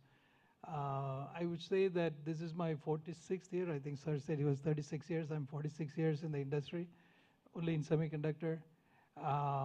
And we're just scratching the surface, in my opinion. The next 20 years will certainly, where will play a huge role, how we use, how we live, and solve a lot of the problems that, we have created in the last, 100 years or so. So I think whoever is investing in this, they're going to see innovation. They're going to see fulfillment in their lives, I think. It's not only just for money, but it's just life-changing. Yeah, and when you look at it, you've been with Texas. Semiconductors have existed for a long time, and they were literally invisible up until very recently, when it became just front and center in terms of national security, geopolitics, and so on and so forth. It just became front and center again, most recently with the Iran war. So what really changed, you think? I think, when I joined the semiconductor industry, it was very nascent, right? It was just starting. We were basically designing individual transistors. We used to lay out individual transistors. And then, it went through this whole thing about with the tools and all that. Now you're putting billions and billions. But kind of, the software guys, I always call them the highway robbers, right? The downstream people, kind of take over the foundation, right? We were the foundation, right? We were never recognized. But we were doing the hard work, right? I think semiconductor is hard, right? I always say it's hard and it's also very hard. Yeah. But I think what has happened is in the last, I would say, 10 years or so, thanks to all the innovation that has happened, whether it's in AI or in military uses and so forth, it has become a very important part, and you might call it weaponization, right, and so forth. And I think the country, as a country like India, for example, right, we're a large country. We actually are a very neutral country as well. So I think from a geopolitical standpoint as well, we have a very important role to play globally. And we being a very benign country in that sense, right? I think most of the countries around the world will trust us as well. So I think semiconductor being the foundation of all of this, right? I think it opens up a lot of opportunities. I mean, everybody knows, right? Drones are the flavor now, right? Everybody wants to make a drone. So I think, it's a very, very key foundational stuff. And not only for our daily use, but as well as for security and so forth. So, and I think for India, getting to this table, semiconductor table, is very, very critical. Because I think we will bring some common sense. We will bring the neutrality. And people, the trust generally for Indian product is much, much higher than any other country. Especially now with all that is going on geopolitically. Very well said. And to that end, and some of the previous keynote speakers talked about it, there is a lot of investment going in to semiconductor industry in India, more recently as well. And people talk about fabs and billions of dollars. But what do people underestimate or get wrong in terms of building a semiconductor ecosystem and what it takes? Yeah, I think it's a very, very, very important question. There's a lot of scaremongering in this, right? Anytime we talk about semiconductor, people talk about a billion. And not only 1 billion, but tens of billion. So, we can't do it and so on, right? I think the way semiconductor has been built in the last 40, 50 years, right? From like a TI, which was very vertically integrated. We had made equipment. The whole ecosystem was within a company. And then it went through this fragmented supply chain and knowledge. So now you've got to touch so many people, so many different companies in order to make a chip. And now what I believe is, and there was scaling, right? You need to have scale. You need to have 5 fabs in order to make it cost efficient and so on. And I think, it works very well, for countries that are controlling the money and so forth.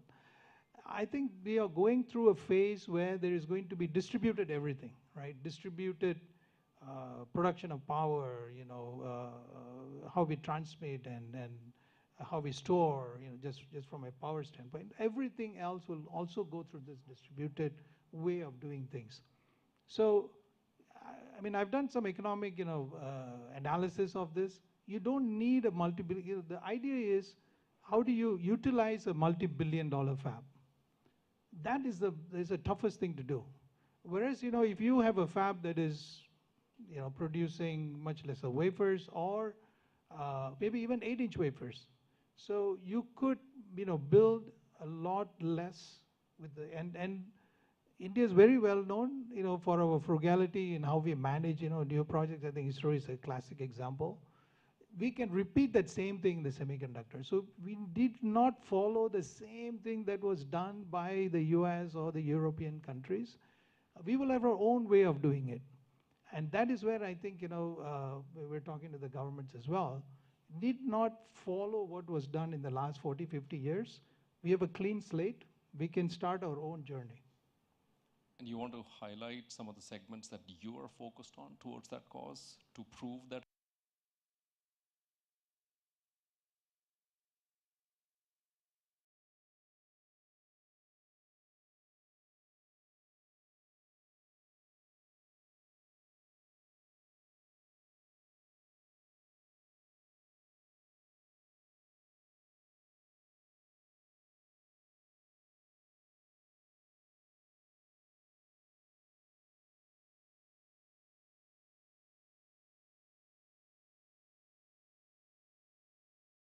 Because we just have the capability in terms of people and innovation that can happen. And maybe a follow-on question related to that, where you talked about distributed everything, is how you are looking at it. And every few years, every generation comes to a point where the global landscape resets. I think the Seafund founders talked about .com. That was definitely one of them. And you come to this age. Why might this be, according to you, the best time for India to build a semiconductor ecosystem like it has never before had? I believe, it's not, as I mentioned, right, it is not a luxury. It is a need. It's a need for India, and I think it's a need for globally as well. So I would say that, how we do it, how quickly we do it, and like the space industry, right? There is certain amount of government involvement in it, but really the private sector has to step up. Even today, right? We see it's still very government led, right? The private sector still has not stepped up, and I think that there's a lot more awareness and education that we need to provide, but certainly, I was in Coimbatore, a couple of weeks ago. They're very good on the mechanical stuff and so on, right? So I was talking to some of the industrialists there and said, look, what would be for the next generation, for the next, 2-3 decades, right? You need to seed, and semiconductor is a good thing to go seed in that area so that, you move on from what you're really good at and now, to the next industry. So I think, that kind of approach, where the private sector really needs to step up is where I think the gap is. Yeah. I agree, and a lot is changing, like the event we are in today. I am very hopeful that industry steps up along with the government. And probably a more specific question in that regard is, a 25-year-old brilliant engineer comes to you and asks you or tells you that I want to build a semiconductor company out of India. Where would you ask the person to look, and where would you ask the person not to look? Well, a 25-year-old come and seeing a 70-year-old. So I'm 70 in 2 weeks from now. There you go. So, so he came to the right place he's looking at the right guy. I would say, it's exciting that a 25-year-old wants to do this versus doing some Zomato, Komato or something like that. So that is pretty exciting for me.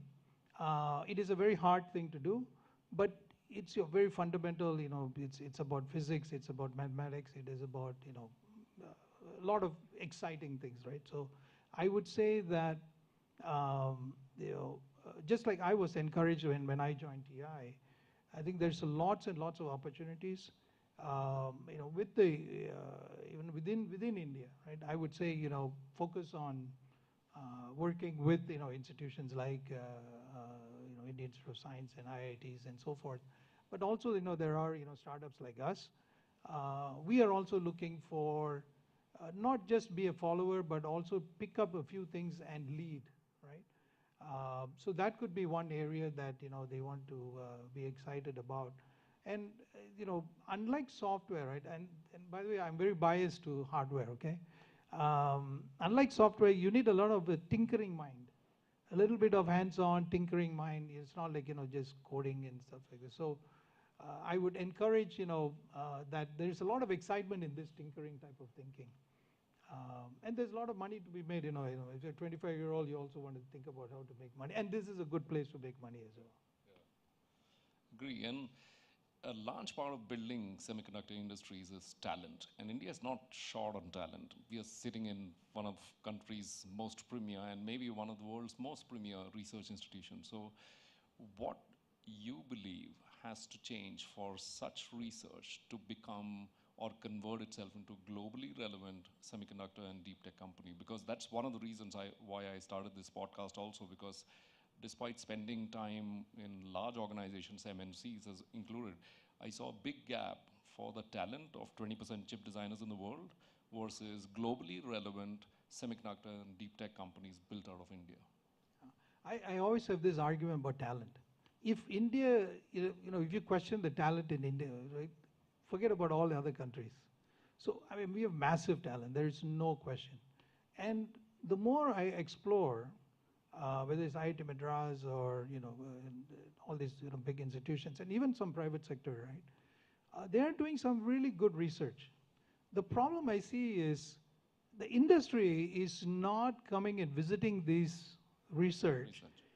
And, because just the mindset for the industry to do R&D is, sad to say, it's not there, right? So unless they get excited, right? I mean, I was working, for Tata for a short time. Hopefully there's no Tata guys around here. I wish the Tata chairman spends maybe, a couple of days in a month, visiting and sitting down with some of these profs and, looking at some of these doctorates and say, hey, get very excited about it, right? So I believe that, we have a lot of, hidden gems inside, which needs to see the light of the day. And industry needs to come in and pick it up and put some money behind it, put some, good people behind it, and take it. I mean, this is how, US is doing. Agree. I mean, TI, we used to have, UT as one of our, mainstay for research. We used to cycle people around, through the university schemes and so forth. We made fellows out of them. How many big industries, we have who've got fellows, right? And fellows not just for the namesake, but, who are actually, guiding the company to a product and so on. So I think those are the things that are missing. We have everything here, right? I was, GAN is a good example, right? There's a good research here in GAN. IIT Madras has some good GAN. We don't need to go figure out to go buy GAN technology from somewhere else. Yeah. Our guys have been doing it for 25, 30 years, right? You give them an opportunity, right? We can build our own GAN products, right? They've done a lot of deep research. So before I head down to a couple of questions related to clear call to action to the audience here, I wanted to ask you a bunch of rapid fire questions, just for fun, right? You guys are okay with that? Okay. So the first one, Raja, what's more likely to happen first? India wins the Cricket World Cup again, or India builds the globally dominant semiconductor company we are always looking for? Yeah. Good, man. I mean, I'm also a cricket fan, but I'm more of a semiconductor guy than cricket. I would say that, 2-3 years ago, I wouldn't believe it. by nature, I'm a very optimistic person. I believe we're going to create a semiconductor top one, at least one in the top 10 in the next 10 years. Oh, awesome. Yeah. Cheers to you, and cheers to all the innovators in the country. Second question, what's one thing India is better at than the world truly realizes? Say again? What's the one thing that India is better at than the world truly realizes? I think, you see, there's a lot of, Indians are, by nature, right, we're very restless people, right? We always want to do something better than, what is already existing, right? Whether it's Band-Aid thing or, something of immense change. So I think, we don't get the recognition as much. And you can see that, we thrive in an environment which gives you that opportunity. So I believe that, and one of the reasons I also think that why a lot of these multinational companies in semiconductor don't bring manufacturing to India, because I think they're worried that once they bring manufacturing to India, we'll become better than better than them. I think there's a mafia behind it.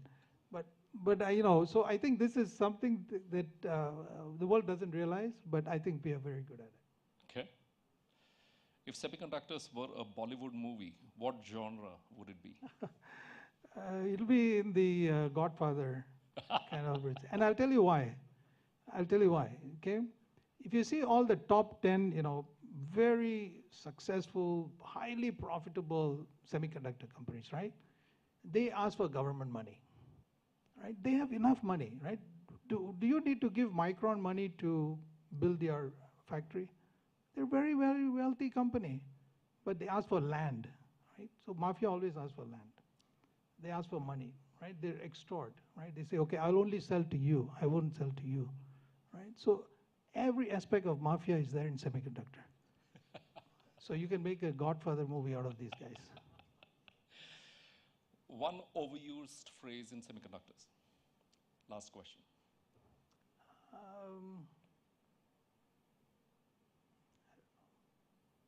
I would say, I really don't know. Sorry, I can't. Okay, we'll pass on that. So bringing back to the conversation, right, there are investors in this room and innovators as well. The investor community may not build a chip company themselves in most cases, unless they choose to do that. But what's the meaningful way they can contribute towards building this ecosystem? I think, I think this is a very, very relevant question. Semiconductor companies are built by passionate, smart, but a lot of passion. They believe in what they do, right? Whether you take Qualcomm or Broadcom or NVIDIA or Intel, all the companies were built by not by business people. It was built by an MIT guy or the guys were just passionate about what they researched on, and they said, hey, this is going to work and so forth, right? So it is always built by very smart, passionate people about this. So put the money behind these guys. The moment you bang on the business people, the first question they ask is, what is IRR? What is ROI? What is this? What is that, right? So, this poor kids who were, very passionate about this have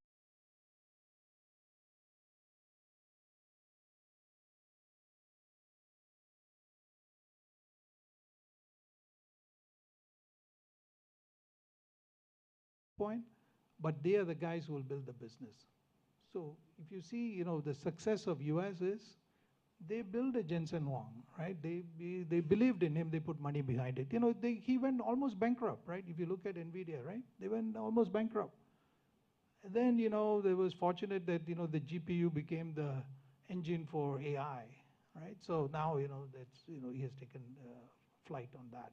So every case, you look at Qualcomm, it's the same thing, right? It's a couple of, professors, and then, they did the CDMA and so on, right? It was not a business, no, it was not, some big company or something which was already in the business that created Qualcomm. So that's the difference. Great answer. And yeah, last question, I think we are out of time. Maybe a snippet of what you think is fast forward 10 years. What must have happened for us to say that India became a semiconductor and deep tech nation? I think, there is an acceleration, from the government side, certainly. I think, new frontiers like the space and all that, right, requires again, right, we talk about 6G now. So I think, while we are building that ecosystem from the, foundation up, we can accelerate a lot of this. We can accelerate through, investment from private sector, from joint ventures and so on, be very open about it. And I believe that our neutrality as a country also will help, because people will trust that, the products that we make will be made available to them. It will not come with any conditions and so forth. And in general, right, the products we make will address humanity's problems. Today's, if you see, right, if, I work for big companies, and the first question they'll ask is, how much profit are we going to make in this product? If it doesn't meet that particular profit criteria, right, you will not. I think Indian companies will look at it differently. Is it going to save, 1 million lives? So the way they would look at would be a lot different. That is why I say, when India gets into semiconductor, it will really benefit globally. And not necessarily just the people who have got money, but people who really need a change for them to survive. Fantastic place to close, Raja. You are a true inspiration to all of us. A round of applause for Raja. Thank you. Thank you for listening. A big thanks to both of you. Thank you very much. What an interesting conversation. And now, before you make a move, please stay with us. May I request Mr. Sunil Acharya and Mr. Anant Kinnal to please step forward and present a token of gratitude and appreciation to these two learned gentlemen. I particularly enjoyed the rapid fire session. What amazing questions and super amazing answers. Thank you. Thank you. Please.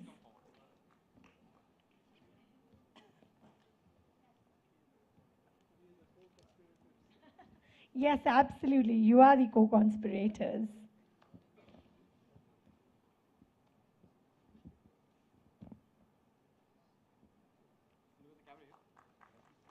Thank you, gentlemen. One more time, I request all four of you to please step forward slightly. Can we come to the center, maybe in front of the table? That would be just great. Yes.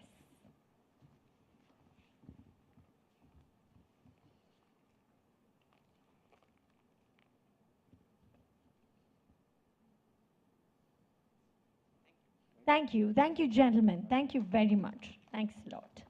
Thank you.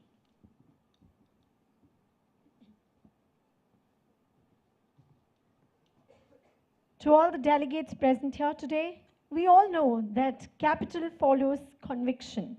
And when a $60 billion Southeast Asian conglomerate starts writing checks into Indian deep tech, it is worth understanding exactly what they are seeing that others might be missing.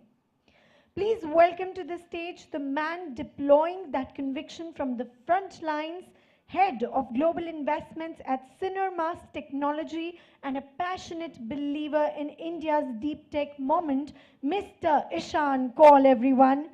He heads AI investments at Sinermas Technology, bringing over 18 years of experience across JP Morgan, Alibaba, and his own ventures to the table. His presence at Seafund's Deep Tech Confluence is a signal of the serious cross-border conviction that India's deep tech moment is attracting from the region's largest family capital. Please put your hands together and help me welcome Mr. Ishan Kaul, everybody.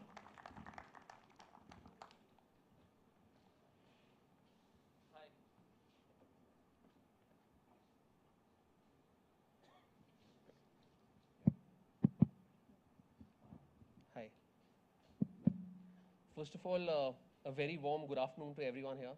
I must admit it's an absolute honor for me to be in the company of not just some of the best research scientists in India, but arguably the entire globe. In fact, I'm quite guilty because I think I'm bringing down the average IQ of the room with my presence. But yeah, a bit about myself. I am Ishan, and I represent a large Indonesian conglomerate. We have a bunch of businesses, right from pulp and paper, palm oil, agriculture, commodities, banking, infrastructure. But more relevant to the audience here, we have done quite a few deep tech or science investments globally. We're investors in PsiQuantum, which is a large photonic-based quantum computing firm. We're investors in High Robotics, which again does warehouse automation sorting. Investors in Lambda Labs, which is a neo cloud, which runs inference workloads for firms like OpenAI and Anthropic, and a bunch of other deep tech firms. But more relevant for the discussion here is obviously deep tech is the theme of the day. Before I start, and on my opinion on India, I want all of us to think about some key deep tech events that have occurred in the last 2.5 years. On the extreme left, we'll start with SpaceX.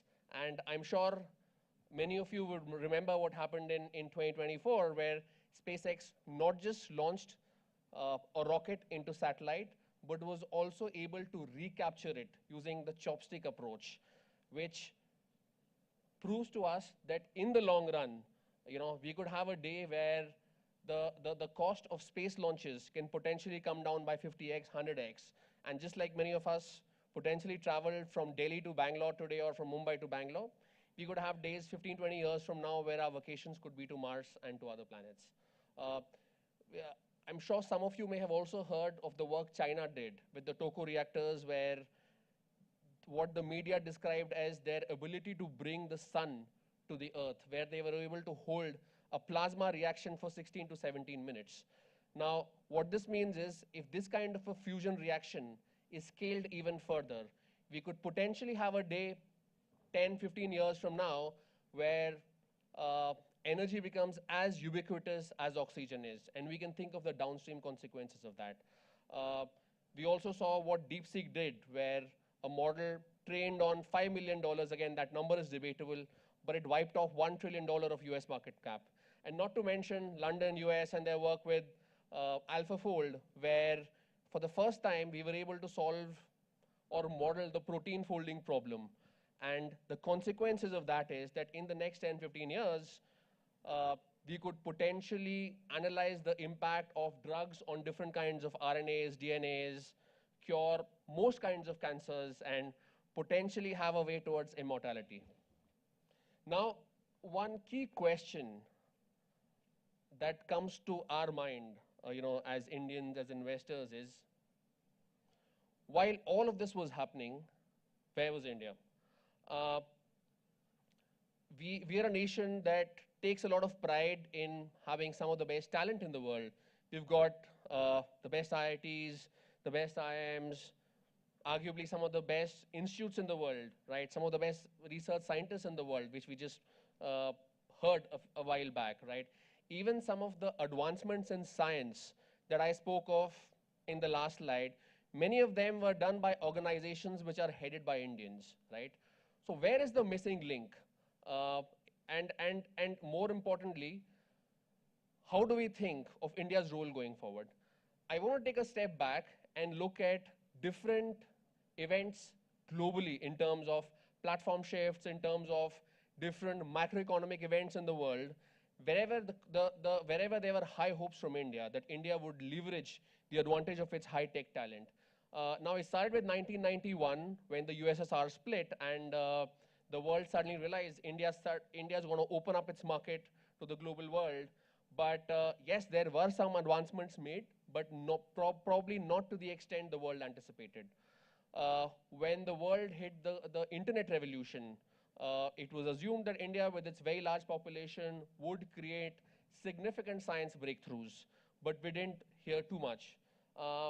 Similar patterns returned. Yes, there was a trajectory towards improvement, but in 2008 or 2016 revolutions of smartphone as well as software, we didn't see significant breakthrough. So the question sometimes many of us ask is, in case we missed the last 4 waves, all right?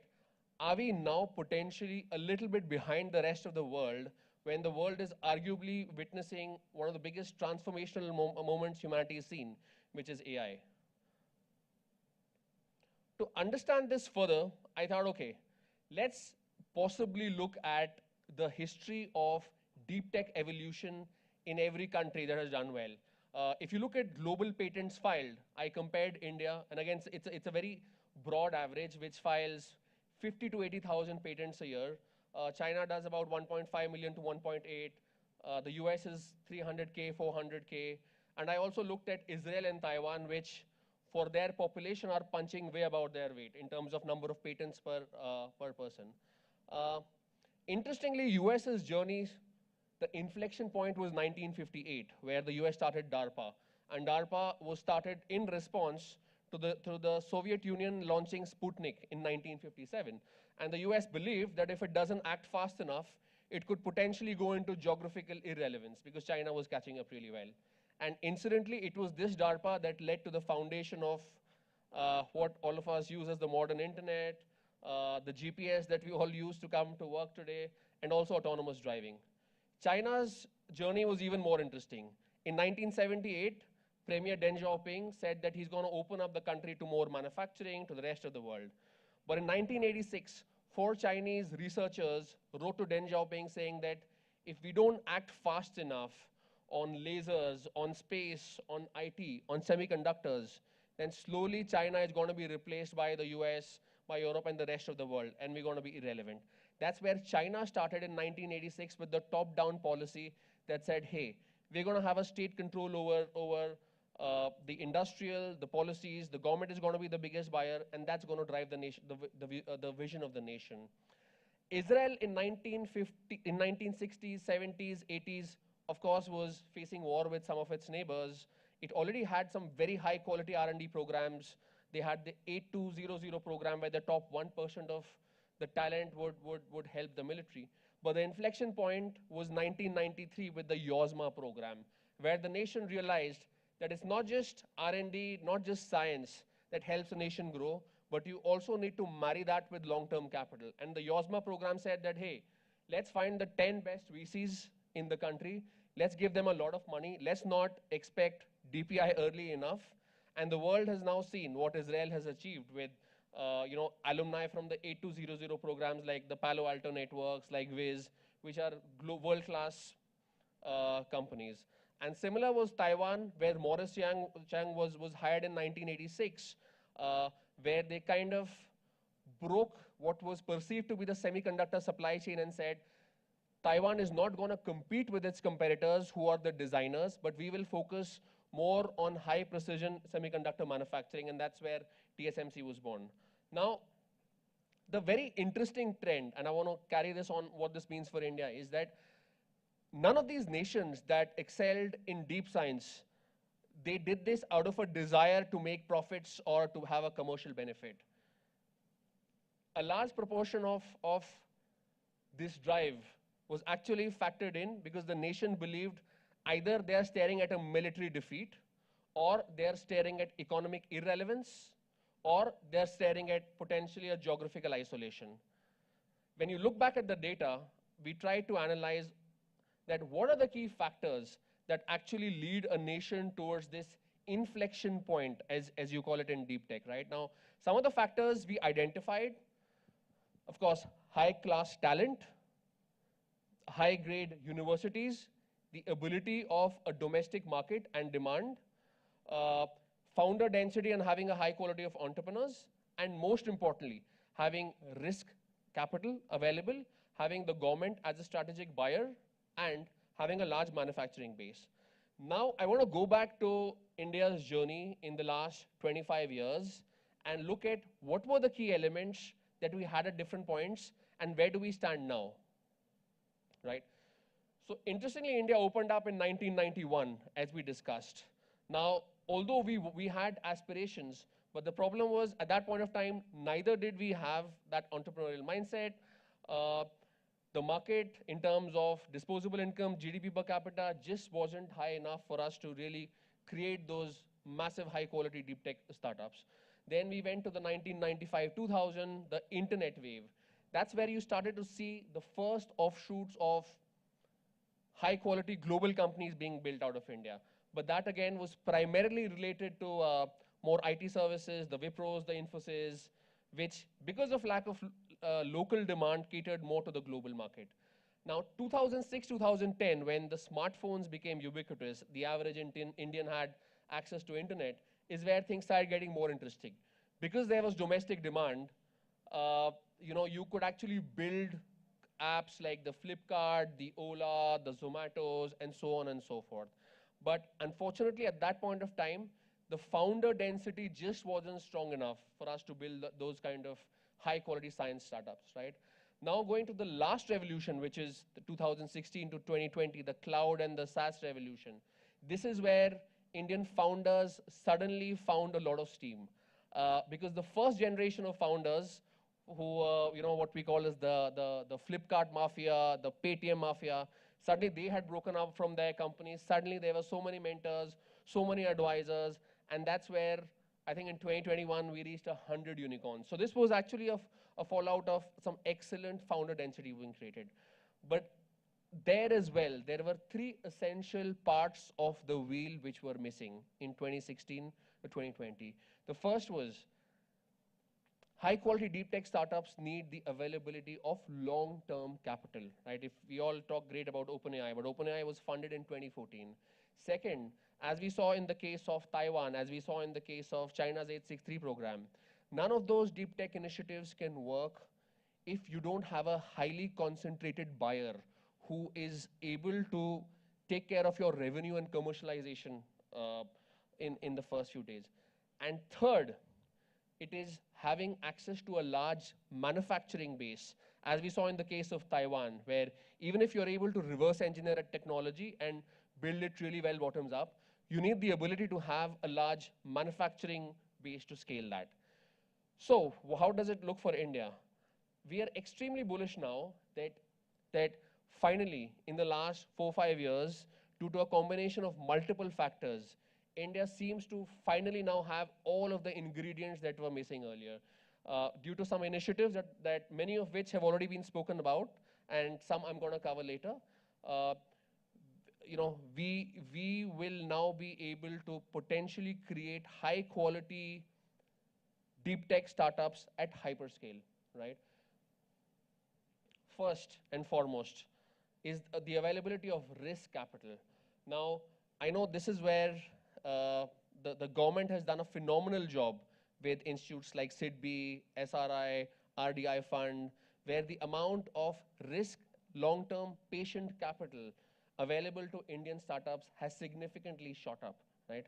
The other part of the capital is, I see an extremely vibrant deep tech VC ecosystem available in India, and my friends like Manoj from Seafund, I think they've been doing an excellent job in being able to identify high quality, deep tech, deep science startup really early. So I was looking at some statistics, and the proportion of deep tech funding as a pie of entire VC has actually gone up to 15-16% from 4%, which was 10 years back, right?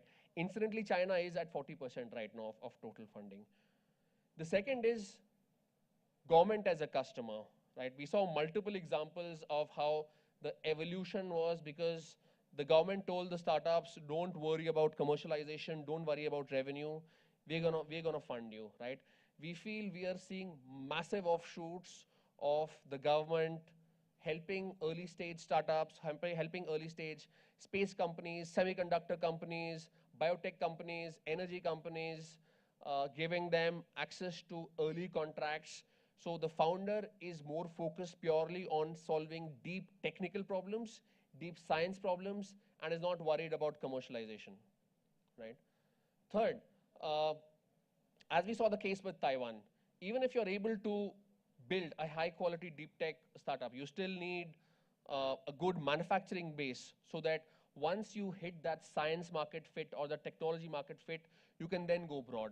And this is where, again, I think the establishment has done a good job where, to name some examples, we are one of the pioneers in precision manufacturing of iPhones. 25% of them manufactured from India. We know Tata's been building a fab in India. We know Micron is building memory and HBM in India. So we believe that this potentially completes the missing part of the jigsaw puzzle for India. Now, why is it that LPs like us are extremely excited about India? I spoke some time back about patents and patent density, and I brought out a statistic that India does 70, 80,000 patents a year, China does 1.8 million, Korea does 300K, 400K. But the very, very interesting counterintuitive data in that is, if you look at the rate of increase of patents globally, India by far exceeds the US, China, South Korea, or any of these places. And we feel that a rate of increase of patents is one of the first undercurrents of significant deep tech innovation coming. So that's something very exciting for us. Now, an obvious question is going to be, what is India's unfair advantage? We feel India does an excellent job, probably the best in the world, when it compares, when it comes to building a technology or a deep science technology bottoms up from the ground, and in being able to break up the cost curve of that, so you can actually democratize that for a much, much larger audience. Whether you look at Geo, what it did with 5G prices, whether you look at India's space mission, and we were very lucky to have a very good session some time back, where ISRO actually spent 1/10 of the cost of a similar NASA mission. And we've seen similar offshoots, similar examples with India's domination in the vaccine industry as well, right? The second unfair advantage for India is that India is arguably the largest test bed for any high quality deep tech innovation to come. India has internet users, about 1 billion odd internet users, 750 million smartphone users. So in a way, in the same country, you have almost a sub-country with a GDP per capita of 60,000, a GDP per capita of 10,000, and also a GDP per capita of sub-Saharan Africa, which is less than 1,000. So it really gives high-quality startups a great base to build your product. India's third unfair advantage, and arguably its biggest, is the massive data infrastructure that India sits on. If you look at UPI does what, 25 billion payments a month. So I think by the time this session has started, UPI would have already done 300, 400 million online payments. About 55% of all mobile real-time payments in the world are done in India. And we believe when a deep tech startup is being built, you need to cross some of these hurdles to drive higher adoption. Now the argument is, how do you position India? I'm not making an argument that we're going to outcompete the US or outcompete China. But the way I have looked at trajectory of deep tech evolution in the world, US played a significant role in driving growth in the world after World War II, from 1950 to 1990, where it led to creation of the internet, GPS, autonomous driving, and multiple other initiatives. After that, it was China which used its massive manufacturing muscle to build high-quality lasers, electric vehicles, solar energy, right? But now we strongly believe that the next 3-4 decades definitely belongs to India, because we are the first country in the world that is able to break complex, expensive technology and break that up so that you can actually democratize that and make it much affordable for billions and billions of people in the world. So yes, what does it mean for us? If there are people in the audience who believe that India's deep tech movement is ahead of us, it's coming, I must say you're wrong, because India's deep tech movement is right here. We are right on top of it. We've always had the talent, we had the institutes, now we have the money, and most importantly, we have the ambition as well. So thank you. Wow, what a great session from Mr. Ishan Kaul. Please stay with us for a moment, sir. May I request Dr. Mahfood, who has traveled all the way from Dammam, Saudi, and he's our latest investor in Seafund currently, to please present a token of appreciation to Mr. Ishan Kaul. Please, this way, sir, please. What a great session and what a knowledgeable talk on the deep tech growth scenario across the globe, and again, why India stands a great chance at deep tech success. Give it up for Mr. Ishan Kaul, everybody.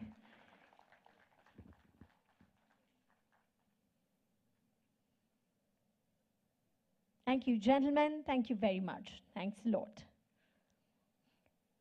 And now, ladies and gentlemen, our next talk is on frontier technology.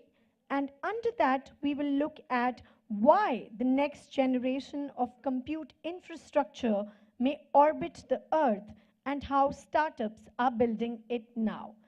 And to speak about data centers in space, please welcome Mr. Ronak Samantre, founder of Take Me to Space. Please give it up for Mr. Ronak Samantre.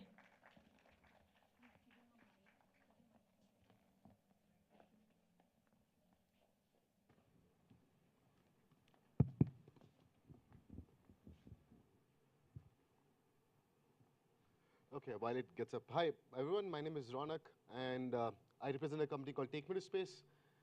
While this thing comes back up, just to understand the room, how many of the people out here are investors? If you can raise hand, like people who deal with money, give money.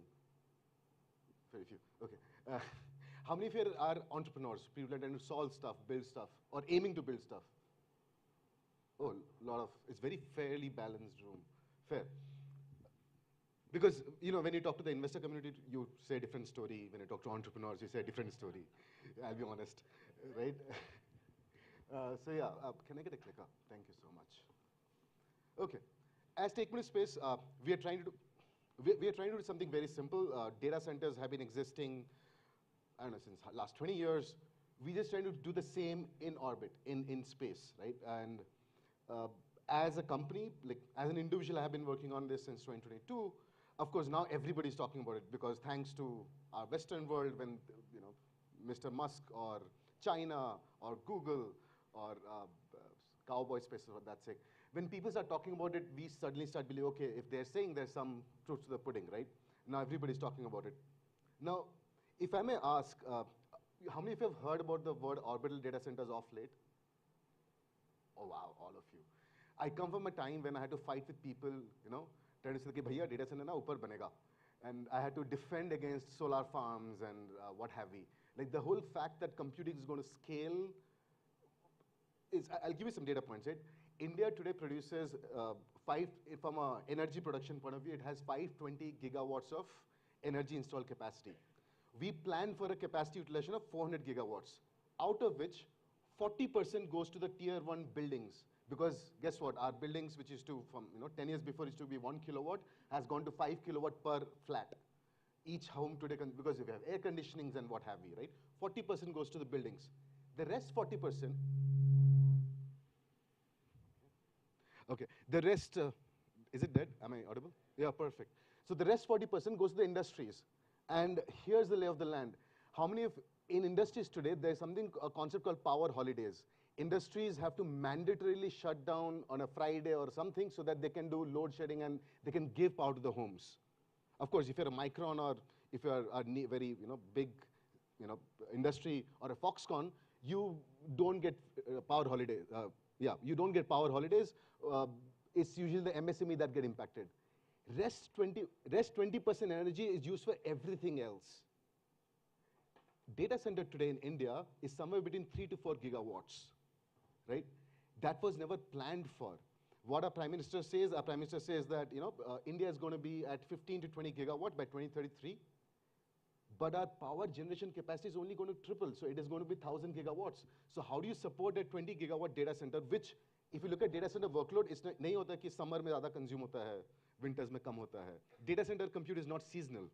Right? It is absolutely, when you say 20 gigawatts, it's going to consume 20 gigawatts because the new kind of compute workloads do consume so much of energy.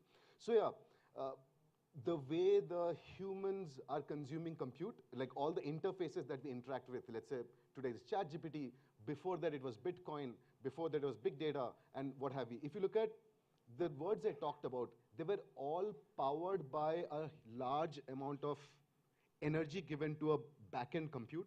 Like in Bitcoin, you used to have GPU farms doing the hash key mining, and that hash key was a fundamental for blockchain. In AI world today, you have a huge amount of energy being spent on training the data set. You have a pre-trained model, and then you have an interface where you ask a question to Claude, it takes some time and gives you the answer. Of course, now inference is going forward. Think about humanoids. China is already producing 1 humanoid per week. In 10 years down the line, people say, hey, LLMs are going to go flat. That's okay, but humanoids will be in our home. Humanoids are going to be in every industry. Guess what? These humanoids are not pre-programmed to do this. They learn on the go, which means that the compute is not sitting here. When I say here, the head of the humanoid, it's sitting in the cloud somewhere where all possible ways to reach this television is computed, and the most efficient way is found. It's a general purpose humanoids. So computing as a need is not going to go away. As humans, the new kind of interfaces that we interact with, they'll be powered with more energy consuming backend technology. And that is the primary need why we need to look at different ways of building data center. It may not be space, it can be water, it can be under the mountain, it can be under the mines, but we need to look beyond Earth's crust. That's pretty established. So yeah, the question is why now? Because there's an investor community as well. Why now? What's the leading factor that sort of indicates now? And thanks to the IPO that is happening by SpaceX, Anthropic signed a $1.25 billion deal for a 300 megawatt capacity. If you do the maths, it comes to around $4,000 per kilowatt per month. But guess what? AWS today gives you at $2,000 per kilowatt per month. So why did Anthropic, who has like so much of money, ended up paying 2x premium for the compute? Any guesses? I really expect some answer. The scale, no, the instant deployment, because SpaceX, because of the capacity and the scale, both combined, but they were able to give 300 megawatts in 2 months. Somebody talked about Tata, right? Today, TCS takes 2 years to build 1 gigawatt capacity. Now, if you look at, we live in a world where the downstream use case they're talking about, this heavy compute companies, the more energy access they have, that is the differentiator from their competition. From a value prop point of view, Claude, Gemini, OpenAI, almost similar value prop from a consumer. I love Claude Code, I'm a coder. But from a consumer point, it's all the same. But then the differentiator they bring, how they beat the competition is by having access to large amount of computing capacity today. And that is the driving factor why the customer is ready to pay premium for the compute if you can deploy today. The question is, in next 5 years, given the scale at which demand is going up, and given that the scarcity of the land and the aggregation of data centers to a certain region in a country, what is the premium the customer will pay? That's an open question, and that is something, and that's fun being an entrepreneur, right? You get to solve problems that we don't have answer for. We have an hypothesis and we discover along the way ki acha aisa hone ka tha. Okay, so now how are we, as Take Me to Space, how are we planning to solve this problem? Because we are based in India, as I think Ishan said, access to, forget risky capital, access to capital is always a question mark, right? We can have funding winters and what have we, where we suddenly don't get access to capital. So how do you build this kind of risky value proposition today? And yeah, our way is simple. So guess what? Before even we started the company, because okay, my background, I'm a software guy, I love coding, that's what defines me. Did my first startup got acquired by Reliance in 2019, and I had some cash to burn, if you call it. And that's why, when I used to go to investors initially, people used to think, Ronak na kuch time pass personal project kar raha hai. It was always tagged as a personal project. It was never seen as a legit business that I was trying to build. So anyway, we did the first mission because one thing we were clear that in orbital data center, you have to carry the compute that the customer needs. Just because you're building in an orbit, you can't carry something very niche like a Cerebras and all, where the customer has to change his workload.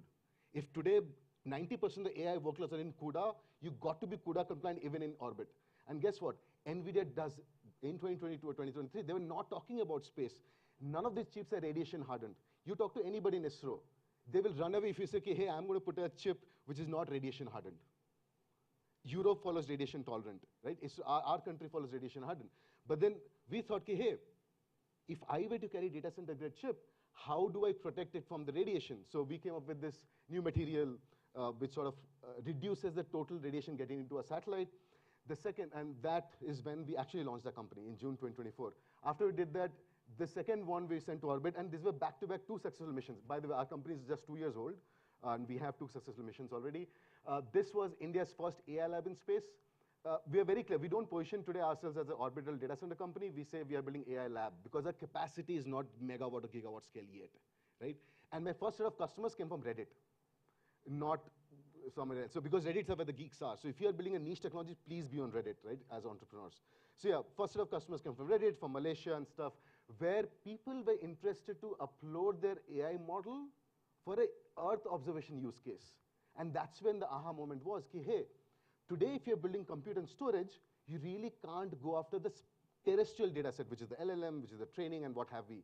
But there's a huge space data set industry out there where the ton of data is getting captured from Earth observation data set, from EOINT, SIGINT, and what have we.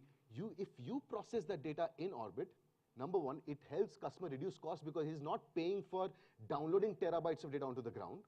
B, they get near real-time access to as the truth is getting captured. Very specific example, India-Pakistan border, 2,000 kilometers. If you do a SAR scan, that's 300 gigabytes of data. If that data needs to be downloaded over the best of the ground station, it'll take 30 minutes. That means from the truth to the truth being captured to the defense getting the data, there's a 30 minutes of gap. But if you could run the inferencing while in orbit, your OODA, it's called the OODA loop for defense, you get the intelligence before you get the proof for the intelligence. The way a RAW in our country behaves versus, it helps the defense orient their attack tactics before they get a proof and they launch an attack.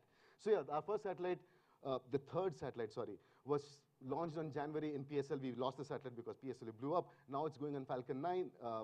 And just to show you, it is sort of the first data center node of India's data center node in space. It's a 120 watt data center node. Why does it not play? Can anybody click? It is playing. And yeah, in our business, if you look at while the video goes on, if you want to make money, the pricing, the business strategy is simple, right? Because I compare satellites as potatoes. How many of you know agriculture? The way agriculture works, or the pricing of a potato or tomato is only 1%. Wow. It's only pure deep tech startups. We got to not forget our roots. We are an agriculture-based country, so please don't forget that. Okay, potatoes. Because potatoes have a shelf life. Similarly, satellites have a shelf life. When you put something in orbit, it has a shelf life, let's say, of 5 years. Out of the 5 years, remove 1 year for maintenance. Out of the 4 years, you have to recover your potato manufacturing cost, which is the manufacturing cost of satellite, the launch cost, getting the potato from the farm to the shelf, the launch cost of the potato, and the replacement cost, because after you're selling the inventory, you have to replace for the next set of inventory for the customers to come. You have to recover all the 3 in year 1, only then you are a 70% gross margin business, right? So it is very important that everything today that flies in my satellite is all designed and manufactured by us. In flat 2 years' time, we're the only company in India which is completely vertically integrated. Except for a solar cell and propulsion, everything that a satellite needs is all built by us. And it's a new, and the advantage was because our satellites are meant for a 100% duty cycle. So they're grounds of design, and that sort of drives my revenue. We raised $5 million to scale the in-orbit inferencing use case to a 5 kilowatt capacity in the next 2 years. So it's a 4-satellite constellation which is going up. It's a 150 kg class satellite that's going up. Now, whoa, sorry, I lost my thing. We talked about the hardware. One simple thing, it's there. So yeah, one simple thing, you don't go to AWS data center and plug in your laptop and do the compute. You have a user interface.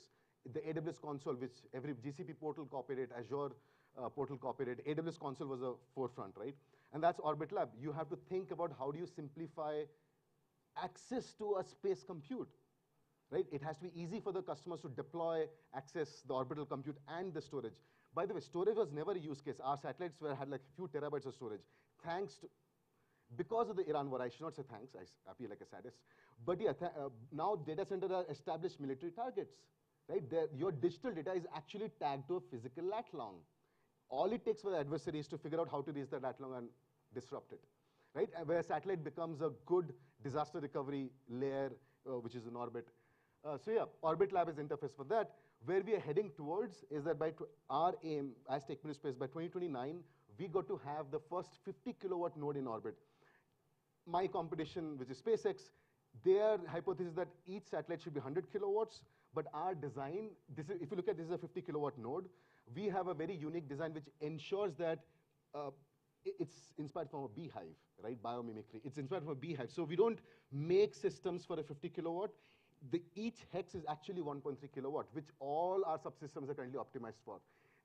If you understand swarm intelligence, it's kind of a swarm intelligence. Now, based on the number of hexes I can package in a rocket, I can decide how many hexes fly, whether it's a 50 kilowatt satellite or a 100 kilowatt satellite, our architecture scale. So that's the most unique IP we have versus anybody else in the globe. That's vision. I just talked about India is going to get to 20 gigawatt by 2033-36. Our aim is 5% of the capacity should be in orbit, because you can't penalize the cities and increase the electricity cost of that. That's how the deployment happens. Just to give you a visual understanding of how would this large satellites operate in orbit. And this self-assembly in orbit is important, because there's K2 space. If you look at, again, somebody talked about Starship. That's a huge technical disruption happening. It's a 9-meter void fairing. It's a 100-ton payload carrying capacity to orbit. So the new age satellites are not 500 kg, 1000 kg. People are building 2-ton, 3-ton capacity satellite bus, right? But again, the cost is to come down because, as I told you, it's a potato game. The cheaper the cost, the better quality potato and a cheaper cost is the way to win the consumers. In this business, you need to have control on costs. So, and the only way you do it is be vertically integrated, and that's the advantage India, our story has been from India. Because we come from a constrained optimization problem, so we ended up being vertically integrated from day zero, whereas all of our competition is trying to figure it out. Yeah, so that's the competition list, if I may say. So the real competition is Google, I think, because everybody else is going after the terrestrial data set, whether it's StarCloud, they became a unicorn recently, Axiom, Etherflux now became Cowboy Space. The Robinhood's co-founder is behind it. You have Blue Origin, you have, of course, SpaceX. Lone says SpaceX is, if you look at SpaceX S1 document, the launch business is $700 billion. The AI business is $26 trillion out of the $28 trillion TAM that they projected, out of which AI infra was $3 trillion. So SpaceX is sort of transforming themselves from a launch company to an AI company. And yeah, and thanks to, this was our risk capital that people supported with, thanks to Seafund, Unicorn, Chirate, Artha.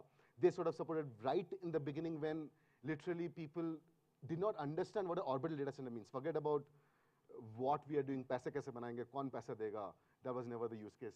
That was never even the question from other people. So yeah, that's me, Ronak. Any questions you have around orbital data centers, happy to explain. We are out there. Thank you so much for this time and opportunity. Thank you very much. A big round of applause for Ronak, everyone. Thanks a lot. And with this, ladies and gentlemen,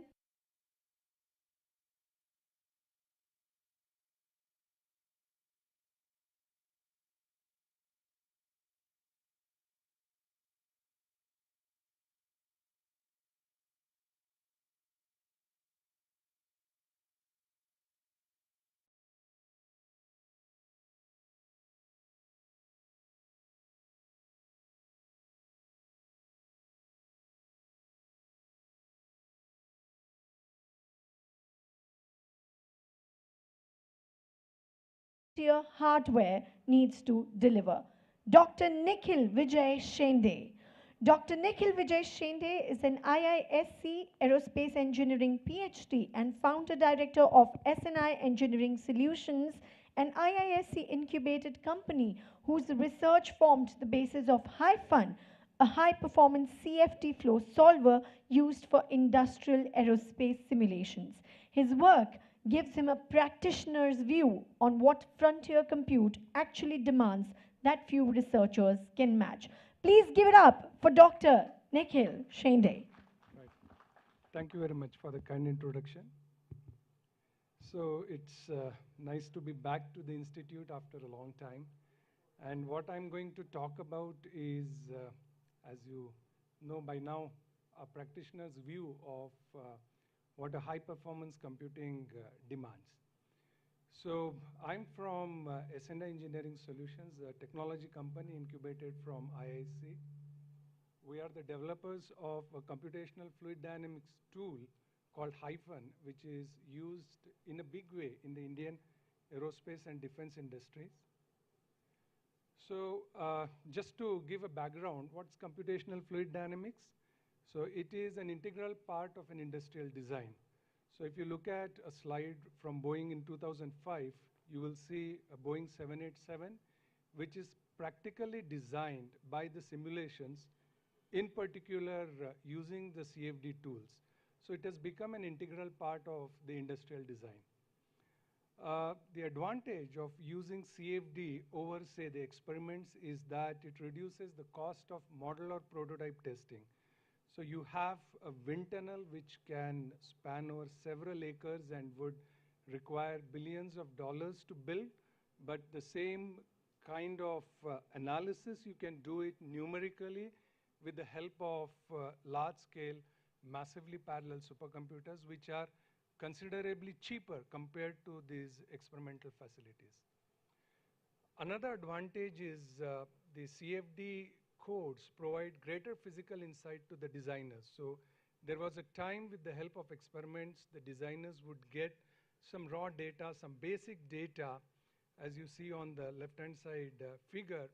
But with the CFD, you can get the details in terms of the flow visualization, which will allow the users to really, the designers to really look at the areas of problem and then look at the solutions which would mitigate those issues. So I think my previous speaker has eloquently brought out the need for the data centers and the power requirement. Again, CFD is again one of those technologies which is computationally very expensive. For an aircraft like what I showed before, typically we use a workloads which are 500 million by 500 million matrix inversion, if you understand what it means. Otherwise, like it's just a large workloads. So it requires massively parallel high-performance computing platforms. We typically make use of 10 to 20,000 processor cores in order to generate the design data in a time frame which is attractive to the customers. These are memory-bound applications. Typically, for solving a problem of this scale, we would require about 100 to 100 gigabytes of data to be stored. The memory access is heterogeneous due to the complexity associated with the underlying problem. We need double precision for accuracy and also for robustness. It leads to frequent cache misses, and the memory speed and bandwidth has always been a bottleneck. So always we found that the speed at which the processor can do the computations is much higher compared to the memory access, and that would always be a bottleneck for us, though the things are changing off late. So when we were introduced to the POSIT arithmetic by Caligo, it was kind of a revelation for us. So the question is, if we can do the same calculations by using 32-bit instead of a 64-bit, it would be really advantageous to us in terms of, first of all, reduction in the memory requirement. So if you can do what we otherwise do on 64 bits in 32 bits, it would reduce the memory requirement by half. So that means the memory access would come down. It would lead to improved cache utilization, and this would directly lead to a faster single processor performance. This is something which we always look at. Apart from scaling the problem, how do we improve the single process performance? And this is a direct answer to that. This would, from the company point of view, it would lead to a reduction in the capital cost. I know all of us know the memory prices have gone through the roof. And also there would be a reduction in the operational cost, because the power that you give to the HPC gets converted into heat, and then you require air conditioning unit to remove that heat. So that will consume additional power. So with this, I think we started with Caligo with a very, I would say, a basic numerical experiment where we sort of solved a scalar convection diffusion equation which is basically a partial differential equation that looks like that. So we have done analysis for the double precision IEEE as well as the Caligos PNU 32 engine. And what we measured was the global numerical error as the grid gets refined. So this is a very classical way of looking at the error in numerical computations if you really want to dive deep into it. And what we found was that the POSIT 32 architecture, it delivers comparable precision to the float 64. This also maintains stability and accuracy across the mesh sizes.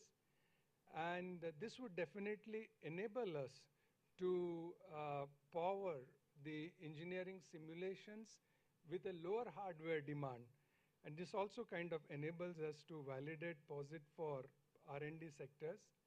So to conclude, the POSIT 32 of Tunga chip on Uttunga accelerator card has delivered us accurate numerical solutions which are at par with FPU 64.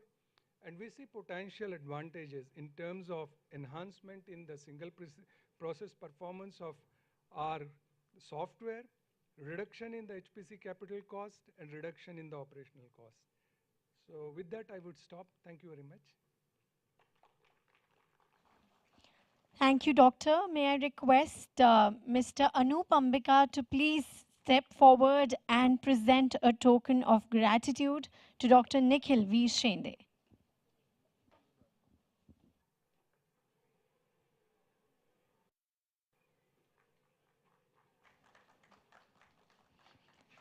Thank you. Thank you very much, Dr. Nikhil, for that intensive and knowledgeable talk. Thanks a lot.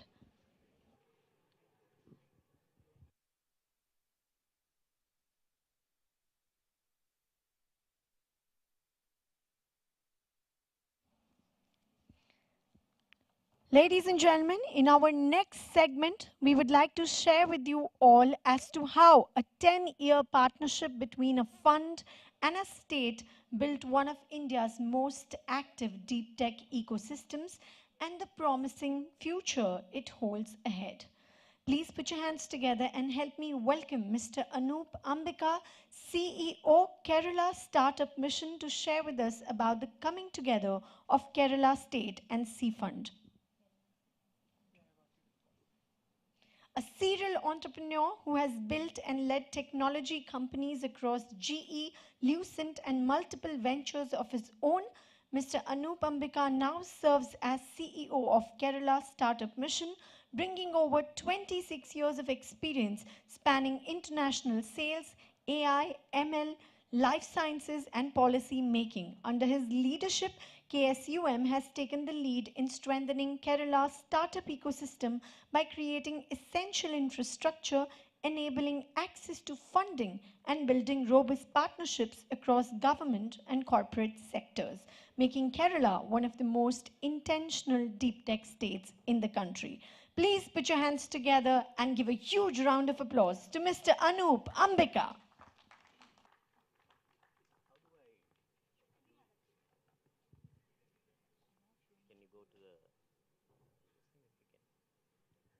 Good evening, everyone, and I don't think we need the slides. Manoj insisted that we should have some slides, so I prepared something. Fasil prepared something for me. There is, when I came in first, I thought I'll directly go and have food, so I went upstairs. I thought I'll keep it light, but the food was very good, so I had a second serving of curd rice. And then I came into this room and I could not stop but thinking, you know, why are conferences room always like this? You know, you have light on the speakers, this thing, and then you have darkness all around the place. Make it a very ambient space for taking a nap, you know. So it's a very interesting thing speaking in the afternoon. And every single conference room is like this across the world. You know, it is something that has struck me. But let me tell you, first of all, I would like to thank you for inviting me here today. And I think it's a great opportunity to explain what happened in Kerala and why was Seafund very important for us.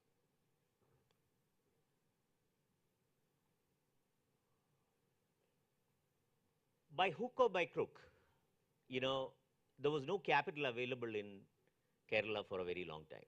You know, people did not think that Kerala is a place where you could do business. When you think about Kerala, there are a bunch of IAS officers who come from Missouri as part of their state visits, and then I go and do training, and then I ask them, well, when you think about Kerala, what comes to mind? So they say all the nice things, God's own country, nature, you know, beautiful and all that. I said, you don't have to be nice. Tell me what you think about business. And then they start talking about militant, labor militancy and, you know, communism and unions and all that stuff. So there was a general perception that Kerala is not good for doing business. It's not a state that is good for doing business. But in 2016, and I have to say, we were pretty much number one in everything. I was listening to Raja. Samsung Electronics and Keltron pretty much started at the same time. They both completed 50 years of operations. Keltron was, I'm sure some of you must remember the TVs that Keltron produced and the traffic signals that is still at use in many places that is developed by Keltron. We were not able to move forward. We had the first Technopark, we had the first startup mission. A bunch of kids actually created what is called Startup Village in around 2011 timeframes. Some of you must have heard about Sanjay Vijaykumar, who went ahead and talked to the valley. Basically, you know, they went to the Vinod Khoslas and the Parikhs, and people started taking notice at that time. But we were not able to move forward. And in 2016, government actually started thinking about why don't we create a startup mission. And I think Startup India was just getting formed, and startup policies were just taking shape.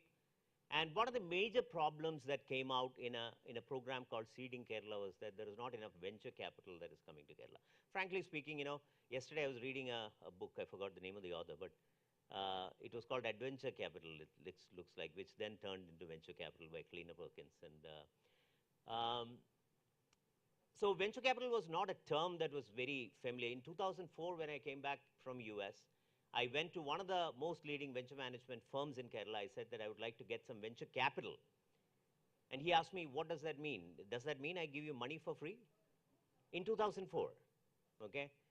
I said, it's not for free, it's against equity. Well, same, right? That was the answer.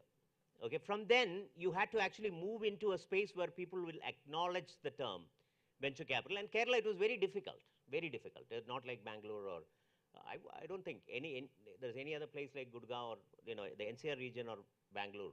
Other than that, no other places understood venture capital at that time. So Seeding Kerala happened, and some of the people who were aware of the venture capital came and said that, you know, we need some VCs here who can write a check. There was an attempt by the government called Kerala Venture Capital Fund, which miserably failed, because I still believe that government has no role in running venture capital funds. So then a very smart IAS officer at that time said that we will create what is called fund of funds. And there was no fund of funds concept in India at that time. We were first in that. I can proudly say that. There was no fund of funds concept. Now we have SIDBI running fund of funds for the country. We now have ANRF that is coming up with a 1 lakh crore fund for VCs as well as the deep tech companies. But at that time, there was no concept called fund of funds. So we said that we will put in 1 crore. The fund needs to put in 1 crore. And the only mandate that you will have is you will invest into Kerala companies. Well, not 1 crore, but I think how much? What was the check that we wrote for you the first time in Fund 1? What of the total fund? To a maximum of 10 crores, if I believe right. And then there were, and then we need takers, right? You have the money, you want to have fund of funds, you want to have a fund of fund partner. So you went ahead and searched for a fund of fund partner, and there were only 2 people who came and helped us with creating that fund of fund, and one of them was Manoj Joshi from Seafund, which is why I call it a partnership that is a decade long. We have since then invested around 150 crores into the Fund of Funds program. And the Fund of Funds is probably one of the most biggest return on investment that Kerala government has seen in any project, because we have seen 3.5x in valuations against that 150 crores. And Manoj, along with Anil Joshi from Unicorn India Seed Fund, actually helped us. And then came the magic, right? And I don't think I need the, yeah, it's fine. Then came the magic. So there was, and you can tell me when to stop. I think there is a time, Ale. Yeah, then, so then. There was a boy who did a exoskeleton at that time. This happened in, I think, 2016, 15, 16 time frame, right? He did a exoskeleton as part of the college project.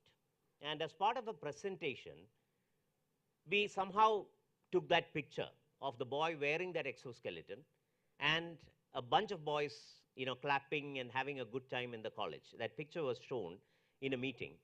And again, the same smart IAS officer went ahead and asked, you know, there was a person who went into the manhole and died while cleaning the manhole. And there was a complaint that was given to the CM's office asking whether you will be able to automate. Why are you letting people into the manholes in this world of technology or the era of technology? Why are you putting people into manholes, right? And this IAS officer went ahead and asked this boy, can you go ahead and build a robot which will solve this problem? Gave 2 lakhs from Kerala Water Authority as an innovation fund.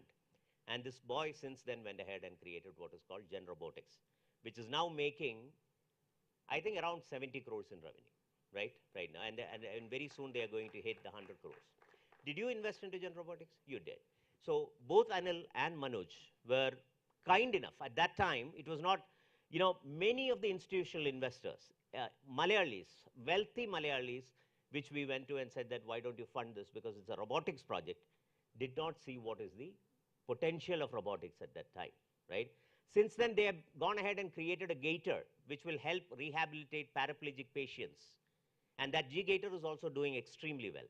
They're now working with smaller robotics companies in creating robots for very specific use cases, like cleaning the tankers, the oil tankers, or confined spaces which are very dangerous to get in, right? So there are several such use cases that has emerged out of that.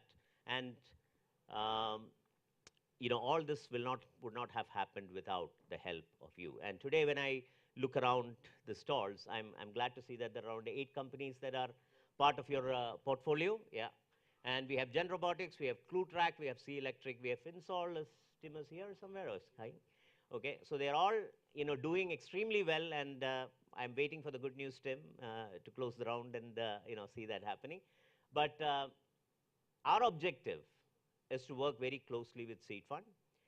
And again, one of the things that I really wanted to tell you guys is that we created one of the first hardware accelerators of the country called Make a Village. And a lot of companies, I'll give you a few examples. There is a company called iRove, which recently closed a contract of around 40 crores with Indian Navy. You know how difficult it is to get a defense contract. So it started with IDEX. They went through the multiple rounds of validations that the Navy would do. And finally, they were able to close 40 crores. There is another company called Fuselage, which is building industrial drones for agriculture. And they were one of the first DCGI-approved drones for the usage of administering pesticides for the large farms. Run by Devan and Devika, they were able to actually, I was very proud to hear Devika narrate that story in front of the Prime Minister during the National Startup Day. Similarly, we have Sea Electric that has come out of Make a Village. There are at least 50 to 100 companies that we are trying to curate, which has got a potential of crossing 100 crore in revenue. Not about unicorns, right? We don't have a unicorn yet, which is one of our, you know, people say that, why don't you have a unicorn? And I keep telling people back that it's not about the valuation, it is about the value that we create. And we are working towards creating that value. And that is why, you know, we need help from people like Manoj. And one of the things that I also want to, I know Dilip is sitting here somewhere. Dilip is a classmate of mine and also a limited partner in the fund.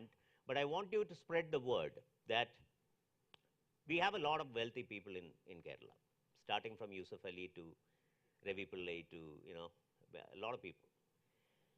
A large number of PE firms are coming and investing into Kerala, but only in the healthcare sector, if you look at it.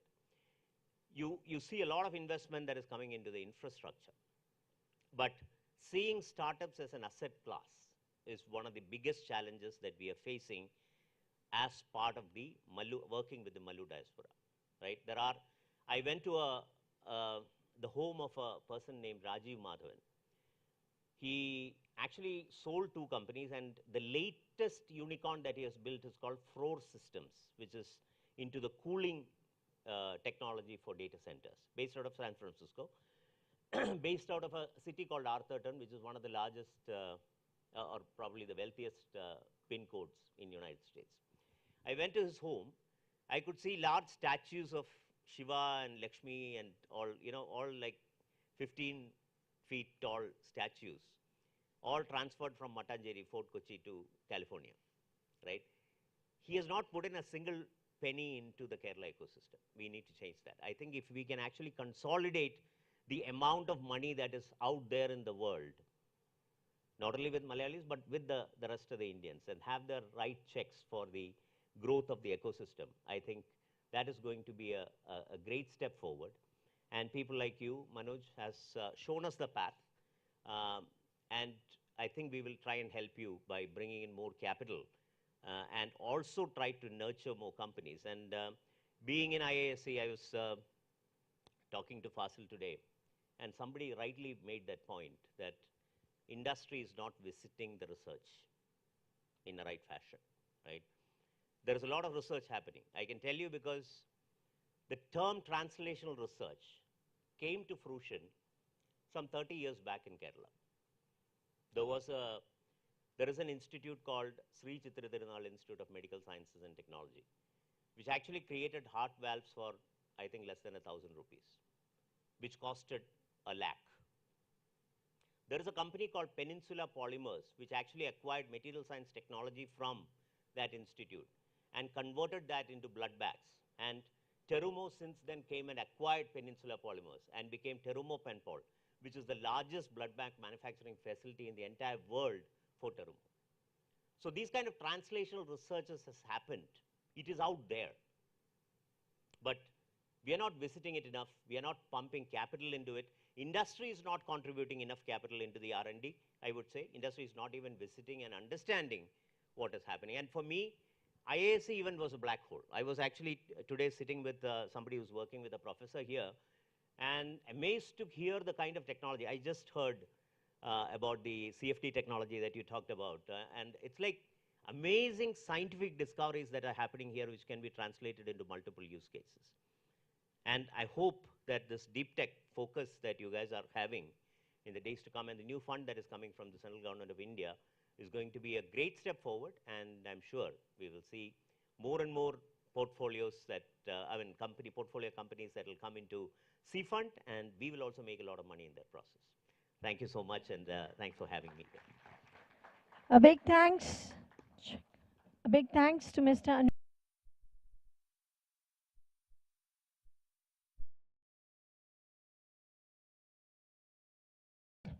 So I mean,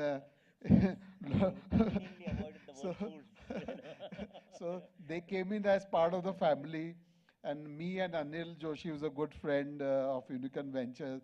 So sometimes, we get treated like, sometimes they call it sons of the soil, and sometimes son-in-law. But I also want to say that, I want to reiterate that it was not a LP-VC relationship that we have had. We have had a very warm relationship. We looked up to them for all advices in the fund-of-fund journey that we had. Thank you. In fact, the same secretary he has been talking about, when I met him after they decided to sign, and I said, thank you, sir. He said, we are not investing in you. You are investing in us.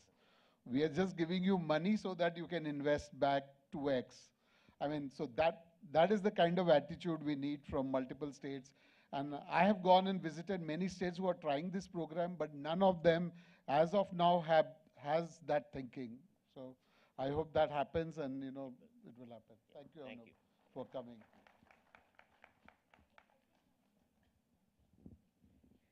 Mr. Anup Ambika, your passion for deep tech and technology to solve real-time problems is truly, truly inspiring. Big thanks to you for all your support. Thank you. Yes, we'll have Mr. Narendra. Do we have Mr. Mayuresha? Please join us on the stage for a photograph.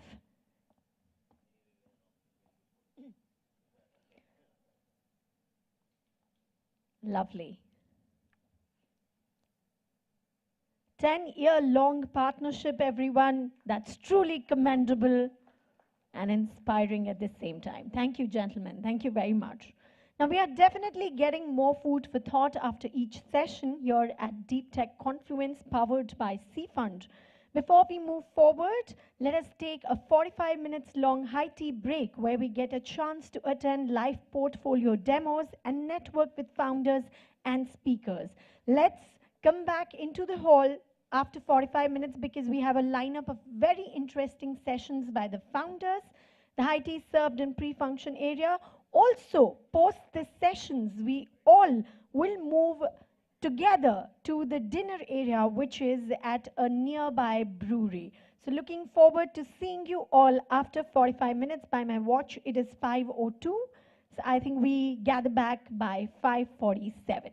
See you all. Have a good time networking. Thank you.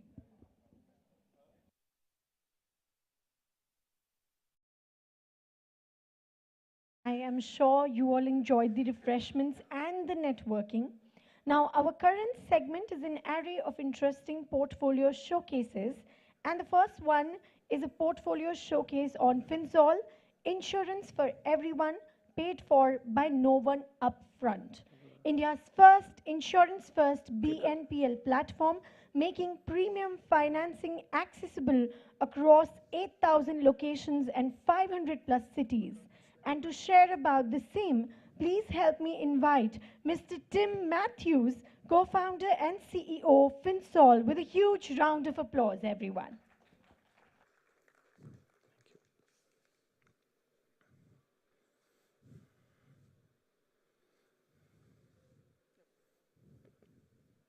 Hello, can all of you hear me? Cool. Let me start with a fairly straightforward question.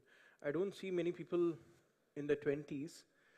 I'm assuming most of you are married, semi-married, live-in relationship. There's a new definition of situationship, and I don't want to get into all of that. Thank you so much. How many of you have a crore worth of insurance?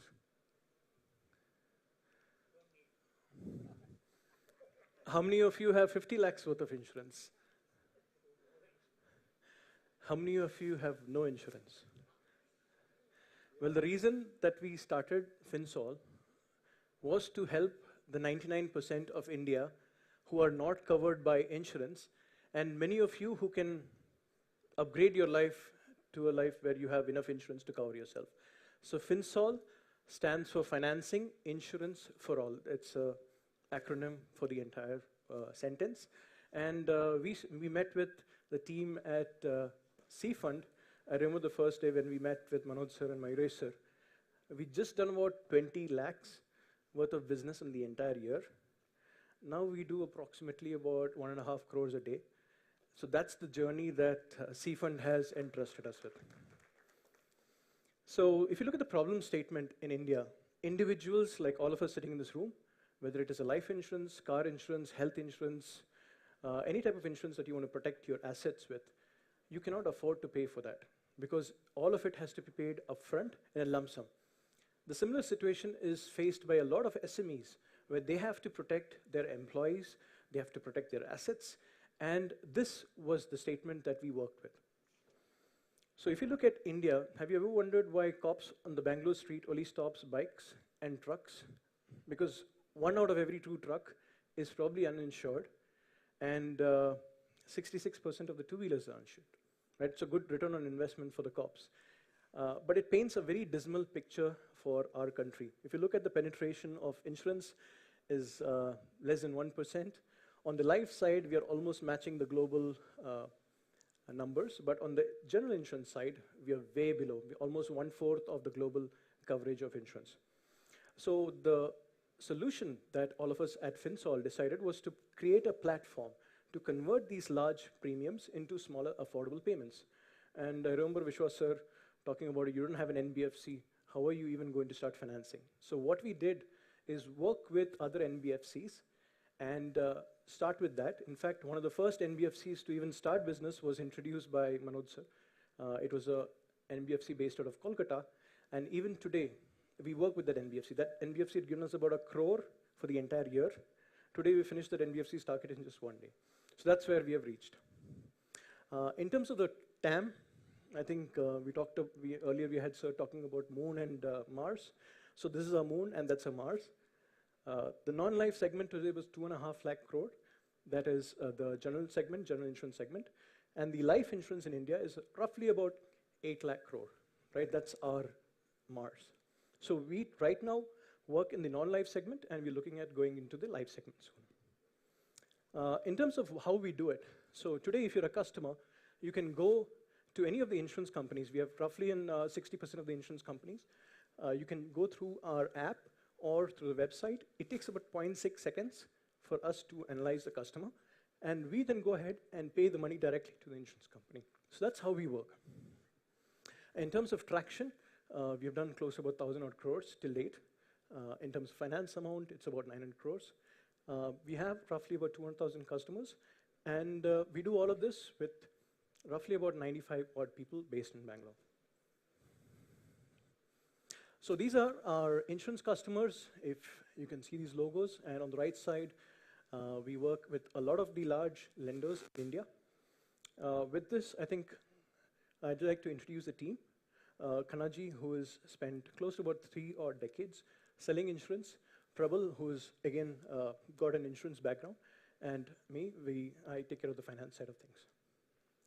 So how are we going to make money for all of you investors? Right now, like Anup sir said, we are closing our Series A. And very soon, within the next 12 months, we should be looking at closing the Series B. In terms of our spread, that's the number of customers and PIN codes that we serve today all across the country. With that, thank you very much, and have a nice day. Thank you. Thanks a lot, Mr. Matthews. Well, ladies and gentlemen, next is a talk on Consent, the AI that reads between the claims. Gen AI-powered healthcare insurance fraud detection and claims optimization deployed across India, the Middle East, and Africa. And to talk about the same, we have with us Mr. Ashish Chaturvedi, founder, Consent. Please help me welcome him with a warm round of applause.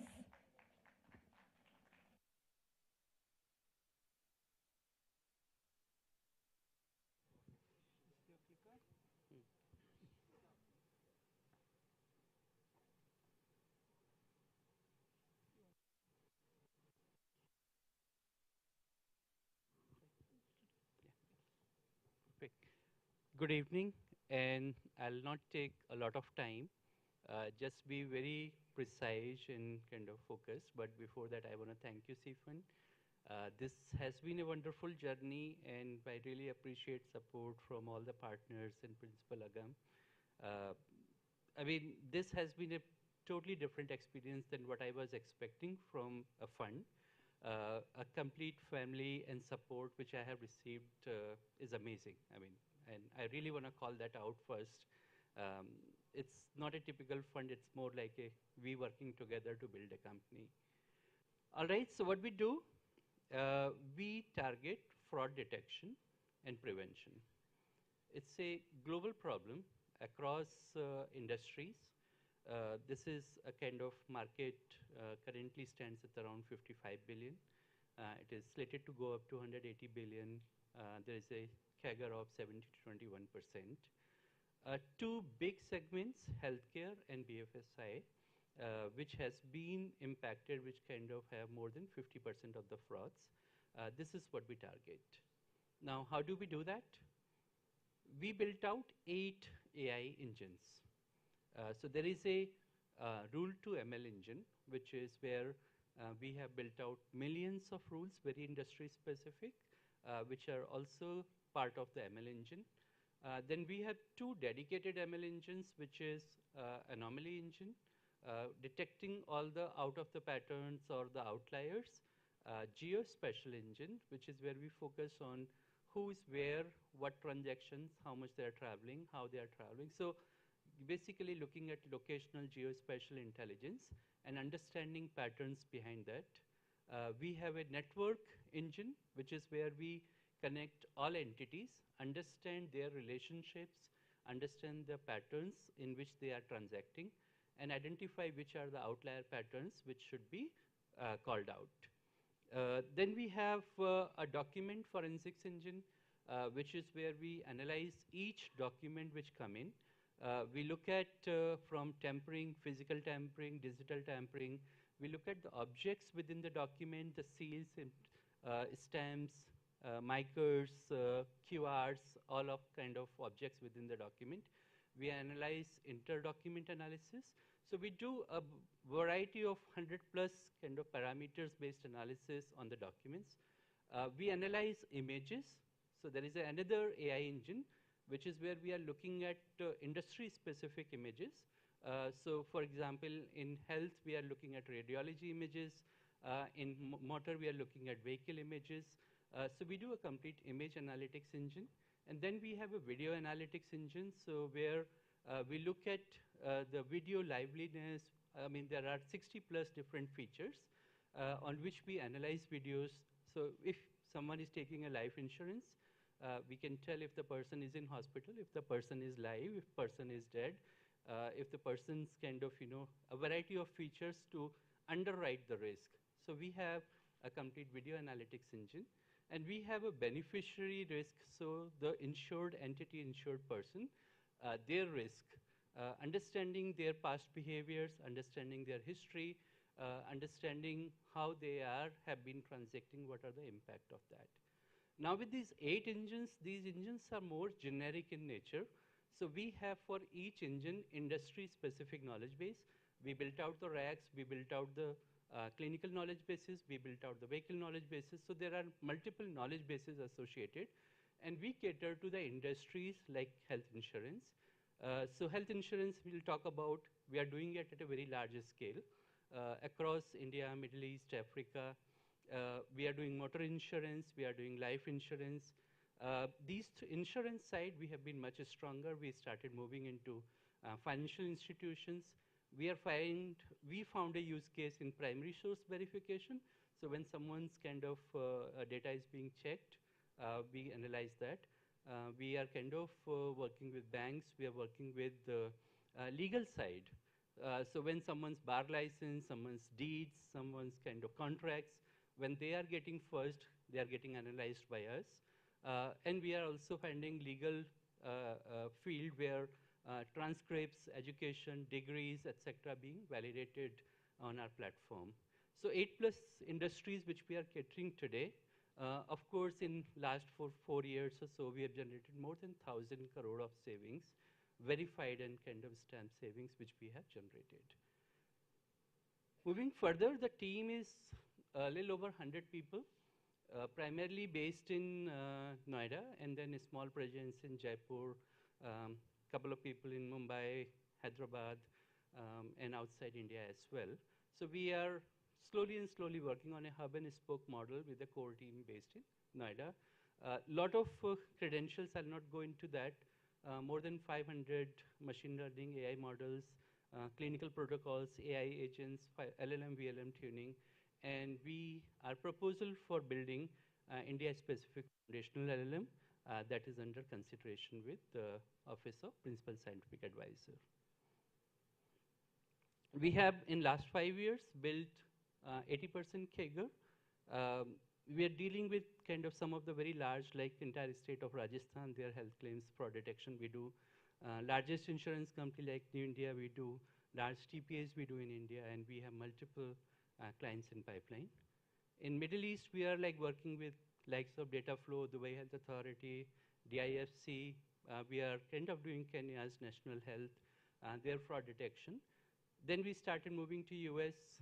US, we are doing very specific value-based care, risk management, which is we are doing, and now we are started expanding into Southeast Asia. In terms of our funding, we were founded in 2020. Essentially, 2021, we started our operations We did our kind of seed round in July 2024 with Equanimity and Seafund. We did another round 2025 August with the bridge round, and last month we kind of completed our Series A with big capital. So this has been our journey so far. As we look forward in next 12 to 18 months, we are looking to go deeper into the deep tech. So building foundational LLMs, I mean, so far, all LLMs, VLMs which has been built, they are not built for fraud detection because the basic premise of building LLM has been that we have a data which is true, which is trusted, and you use that for the inference and learning. While the fraud is completely opposite, where it says the source data is not trusted. You have to suspect that data and learn how to suspect that data. So if we go ahead, then we will build first India-specific foundational VLM, and then we will be expanding that to the global VLM. So that's one focus which we have for next 12 to 18 months. The second focus we have that we have done a lot of piecemeal, like industry. We have some clients, some use cases. We have not had yet a coherent industry-specific GTM for growth and expansion. So that is our focus to really go out into the market, start selling. We have enough credentials, enough proven use cases to sell it at scale. So that's our focus. Really, again, before I close, want to thank Seafund. This has been a wonderful journey, and Manoj and kind of all the partners at Seafund, Narendra and Mayris. I know you answer every call which I make. And any time I make, and that is more than what I can ask from you. Thank you so much. Thank you, Mr. Chaturvedi, for the wonderful brief. Thank you, thanks a lot. Our next talk is on Gen Robotics, the robot that ended a century of shame. Bandicoot, India's AI-powered sewer cleaning robot, deployed across 11 states, backed by Anand Mahindra, built to end manual scavenging. Please welcome Mr. Vipin Govind MK, Head of Marketing and Communications at Gen Robotics and Director, Gen Robotics UAE, with a huge round of applause. Over to you, Vipin. Thank you. Hi all. I thought I would discuss, the journey a little more today, but Anup sir already shared our story, and I wish he should be here also, so that next time somebody asks, where is your other unicorn from Kerala? Soon he can answer, that is us. Okay, so I'm not going to talk about Bandicoot much because everybody knows for Bandicoot. So today I will talk more about other verticals we are handling. So for that, first we have to know our vision. Our vision of creating robotics and AI solution to empower and redefine the possibility of mankind. So this is our vision. With this vision, we are now having 4 verticals. One is sanitation tech, where we deal with Bandicoot, and we have our medical and mobility. It's started in 2020, and we have oil and gas sector, which is a extension of sanitation tech, because the same confined space related problems are existing in oil and gas as well. And we newly started our defense and space sector as well. So all these sectors are with the same vision we are having. And this is our clean tech portfolio. We have Bandicoot, the famous one, which is currently working in 23 states and 3 union territories. And we have, over the year, we worked with a lot of municipalities and municipal corporations. So we find that, they have other problems rather than cleaning manholes. And the same confined space issues are happening in larger tanks, sewer wells. So we created Wilbur robot, which is for, cleaning bigger confined spaces, more like a horizontal way of cleaning. All the Bandicoot series are for cleaning manholes, and Mobility Plus is the advanced version. And we also created a Bandicoot Mini, which is a mini version where municipalities which doesn't have that much budget, we created one for them as well. And we have G Mammoth. The name G Mammoth, we know mammoth is a extinct animal, so that's why we named it G Mammoth. And we revived it with robotics. So it's a normal suction and jetting machine, but it have a robotic advantage. So the clients who are not ready to go for newer technology, we created one for them as well. That is G Mammoth. And we have G Spider, which is a newer one. We deployed into one room for cleaning culverts without human intervention. And we also have G Mamba, which is for inspection of pipelines, sewer lanes, and other confined spaces. And we also have G-Crow.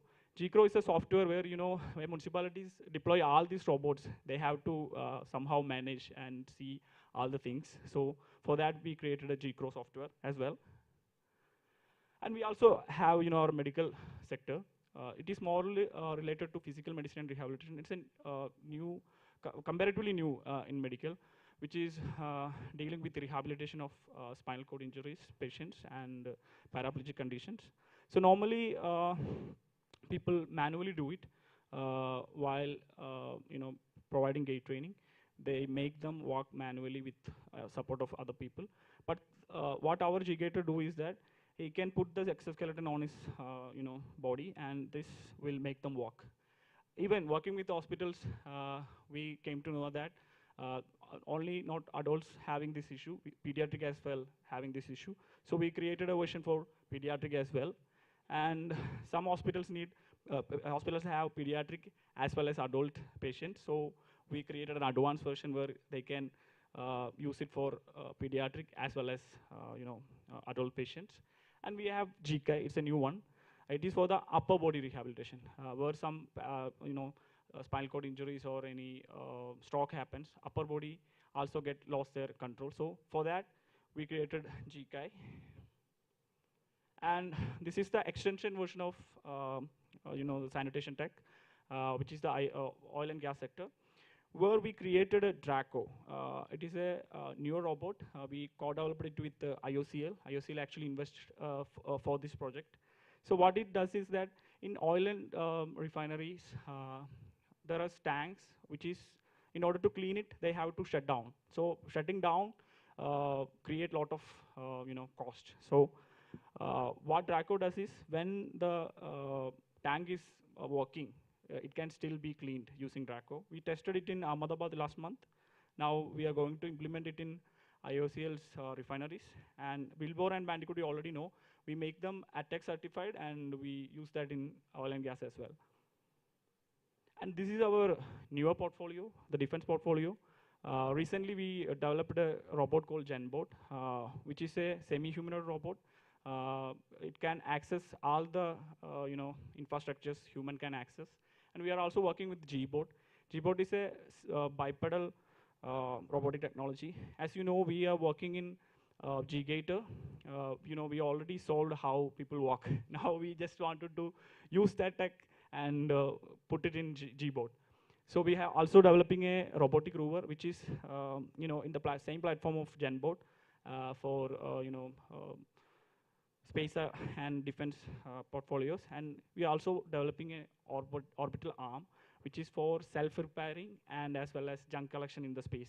As we know, in the space, we have sent lots of rockets to space. Now it's a junkyard, so we have to clean the mess. Even we trying to clean mess in the space as well.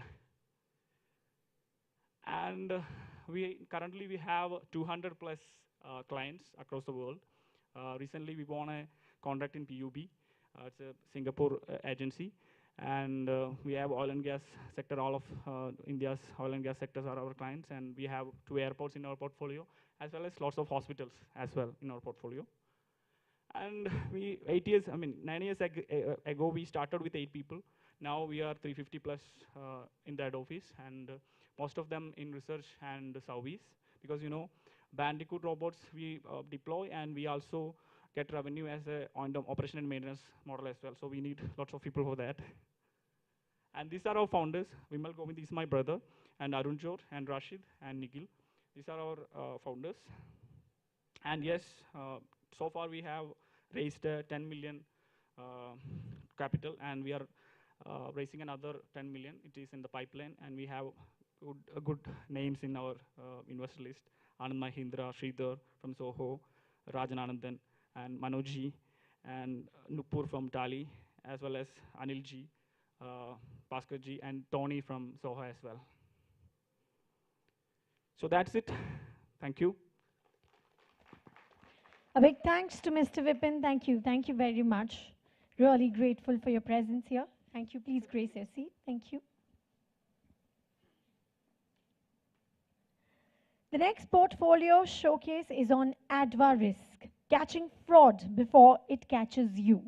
AI-driven fraud detection and collateral risk management for banks and financial institutions, empaneled by Indian Banks Association.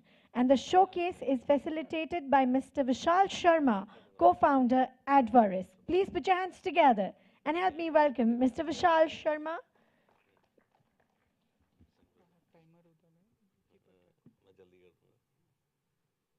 Good evening, everyone. My name is Vishal Sharma, and I'm one of the founders of Adva Risk. I also have with me Rahul Medkar. Rahul, if you can please stand. He's my co-founder. And I have with me Nikhil, who's here from my team. Thank you so much, Team Seafund, for organizing this event. It's great to come back to school types ho gaya ekdam. We started with the seed money which we raised was from Seafund, and not only that, they also backed us further when koi bhi paisa dene tayar nahi tha. So it has been a great journey. Manoj sir has been one of those strict teachers across. Abhi tak डांटते हैं वो. It's like कि बच्चे की शादी हो गई है फिर भी पिताजी डांट रहे हैं. So, but he has been very kind, always supported the entire Seafund team. I'll quickly cover. I'll wind it up earlier than you said, right? Advaris is a property risk intelligence infrastructure for the country. We are building a strategic asset for the country. The theme which we tried talking about is the bank did everything right, but the property was already gone. So this is something which financial institutions will be able to relate better. But what happens is they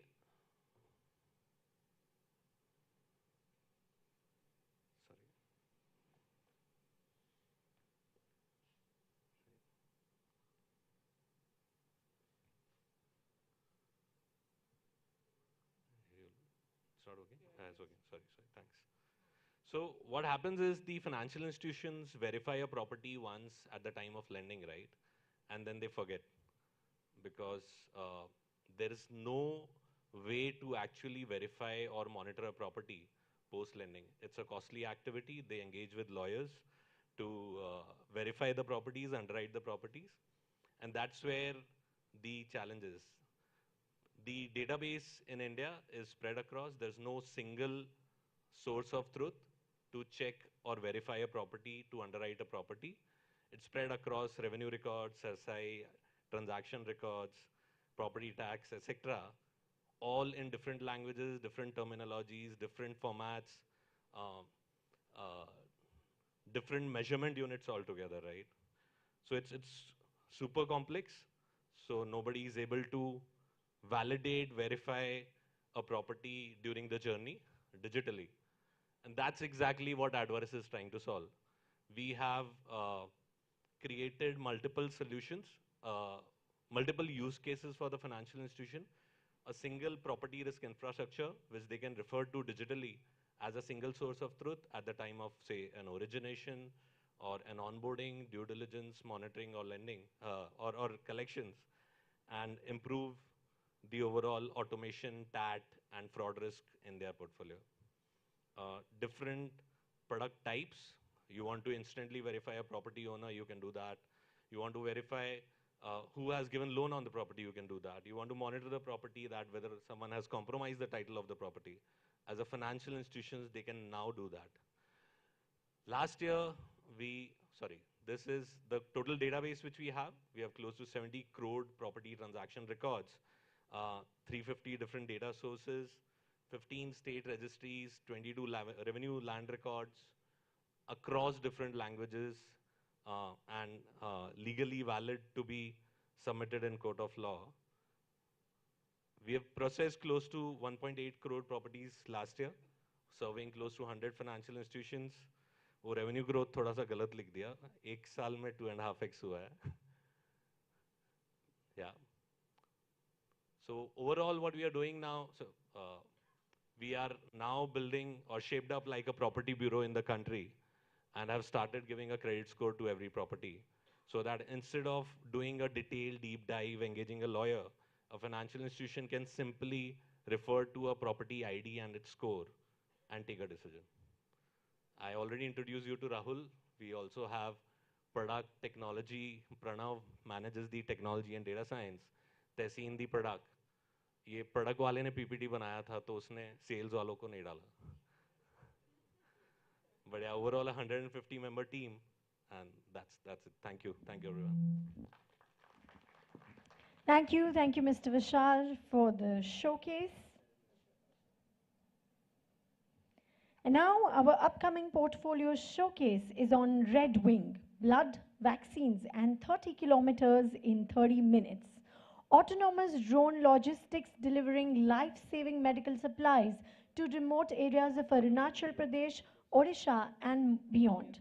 The talk is presented by Mr. Anshul Sharma, co-founder and CEO, Red Wing. Please put your hands together and help me welcome Mr. Anshul Sharma. Hi, good evening. I hope I'm audible. Yeah.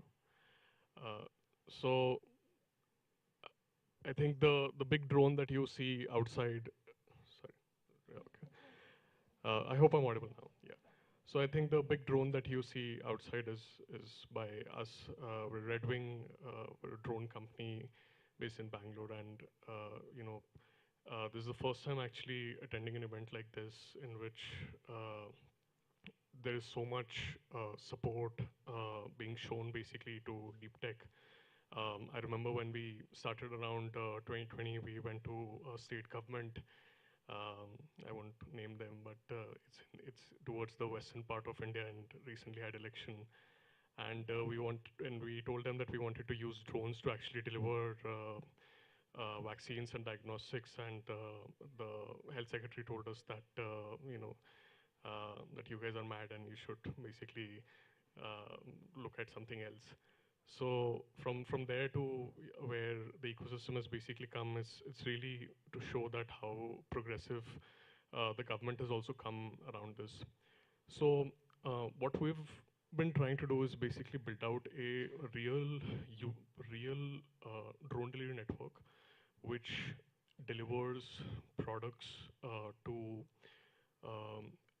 people living first in hard-to-access regions, and second in large areas. The R that you see is the central hub where we deploy our drones. We typically sit at the warehouse, and then the spokes that you're seeing are the end delivery points that we deliver to. For reference, each of the spoke basically is 50-kilometer aerial. That means by road, each of our drones travel to about 75 kilometers distances. And we've been live in Arunachal Pradesh since almost past 3 years. We chose Arunachal Pradesh because, whenever you think of a concept like drone delivery, people ask that, concept to what say, does it actually work? What they really mean is that, can it fly in rain? Can it fly in wind? Can it fly in, different conditions?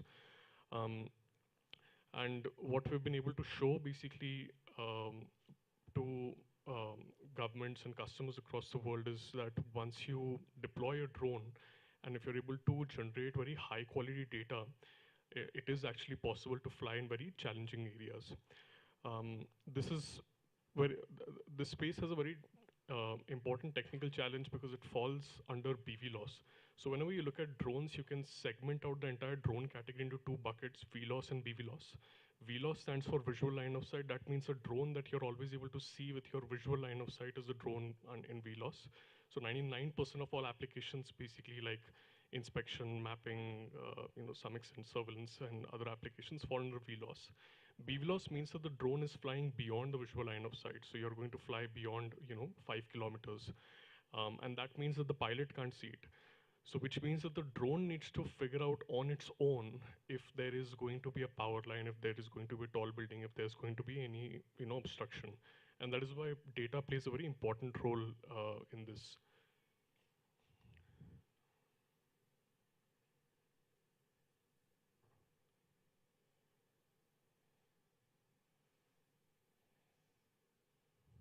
Sorry, that was not planned. Yeah, so what you're seeing basically is that the drone has taken off vertically and now is moving forward like an airplane. And this is not, normal weather conditions. This is the extreme edge case, which means you're flying in extreme rain, extreme wind, and not for a kilometer or 2 kilometer for a demo, but actually delivering 50 kilometers again over 2 to 3 year period.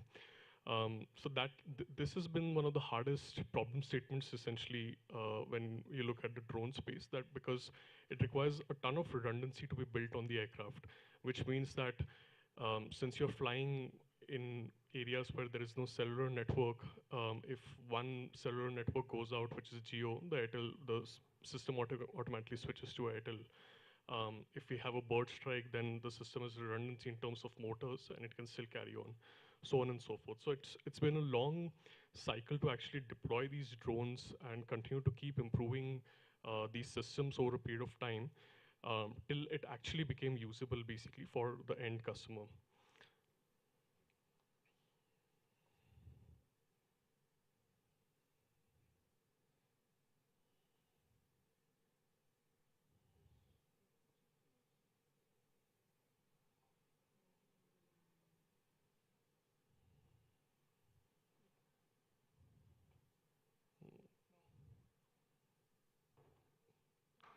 One second. Can go back.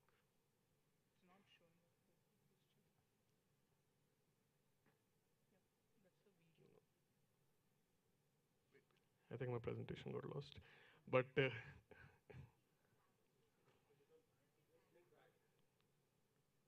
just go to back. Yeah.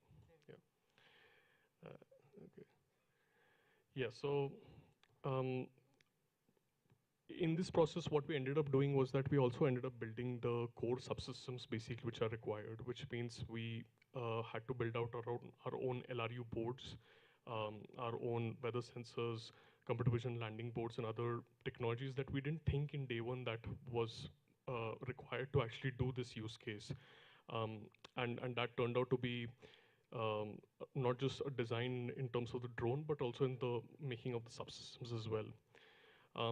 Then the key intelligence basically that drives these drones comes through Atlantis, which is basically a multiple software layer to achieve a functionality of drone delivery, which means that all the data in terms of weather has to be given to ensure that we're not flying into extreme edge conditions, with the ability to do maintenance and repair, with the ability to do automated flight generation, which means that we can generate a flight path even in places where the drone is a difficult one to fly. And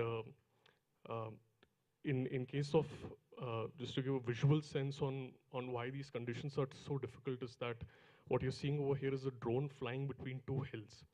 So again, this is happening without a pilot, because obviously the pilot cannot see in these conditions. And then okay, I'll not attempt to play the video, but if it continues to basically keep moving forward, then what you're able to see essentially is the raw data that the aircraft is using to not get pushed down by the winds. Because when it is flying between two hills, the wind in the hills tries to push the drone down. So these have been very important technical challenges basically, which has allowed the company to deliver the true impact to the end customer, which is that when we earlier used to go to governments and say that drone delivery actually will make sense, people used to ask us that but is it cost effective or not? So we actually had to do an independent third-party audit with IIM Ahmedabad for a period of almost 18 to 24 months to actually show that drones are more cost effective in these regions. And we've been able to show that drones are 31% essentially more cost effective than ground-based transportation. And also at the same time, while cost has been one factor, the second factor has been that drones has now proven out to increase access by more than 30% essentially in the regions that we operate. So we're the largest deployed drone delivery platform right now in the country. We're deployed in Andhra Pradesh, now obviously getting deployed in Arunachal Pradesh and also getting deployed in a few more states. So it's been a very humbling journey essentially over the past few years. And we do all of this from two facilities that we have in Bangalore. One is our core HQ manufacturing center, which is in the KIDB High-Tech Aerospace and Defense Park. And second is also another facility in Hoskote where we design and test these systems. So like I was saying, that it's been a long, humbling journey essentially to actually not just build a new technology, but to ensure that the customer is able to realize basically the value of that new technology. And especially to all the members from Seafund, like I keep asking for so much help basically with Manoj, Narendra, Mayuresh, Agam.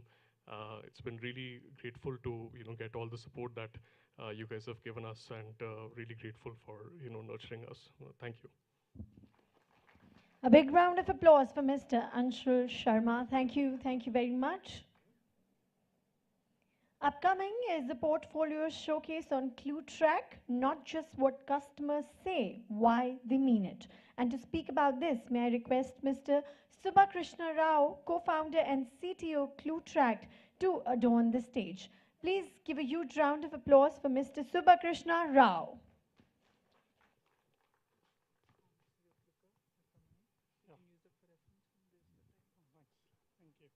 Thank you.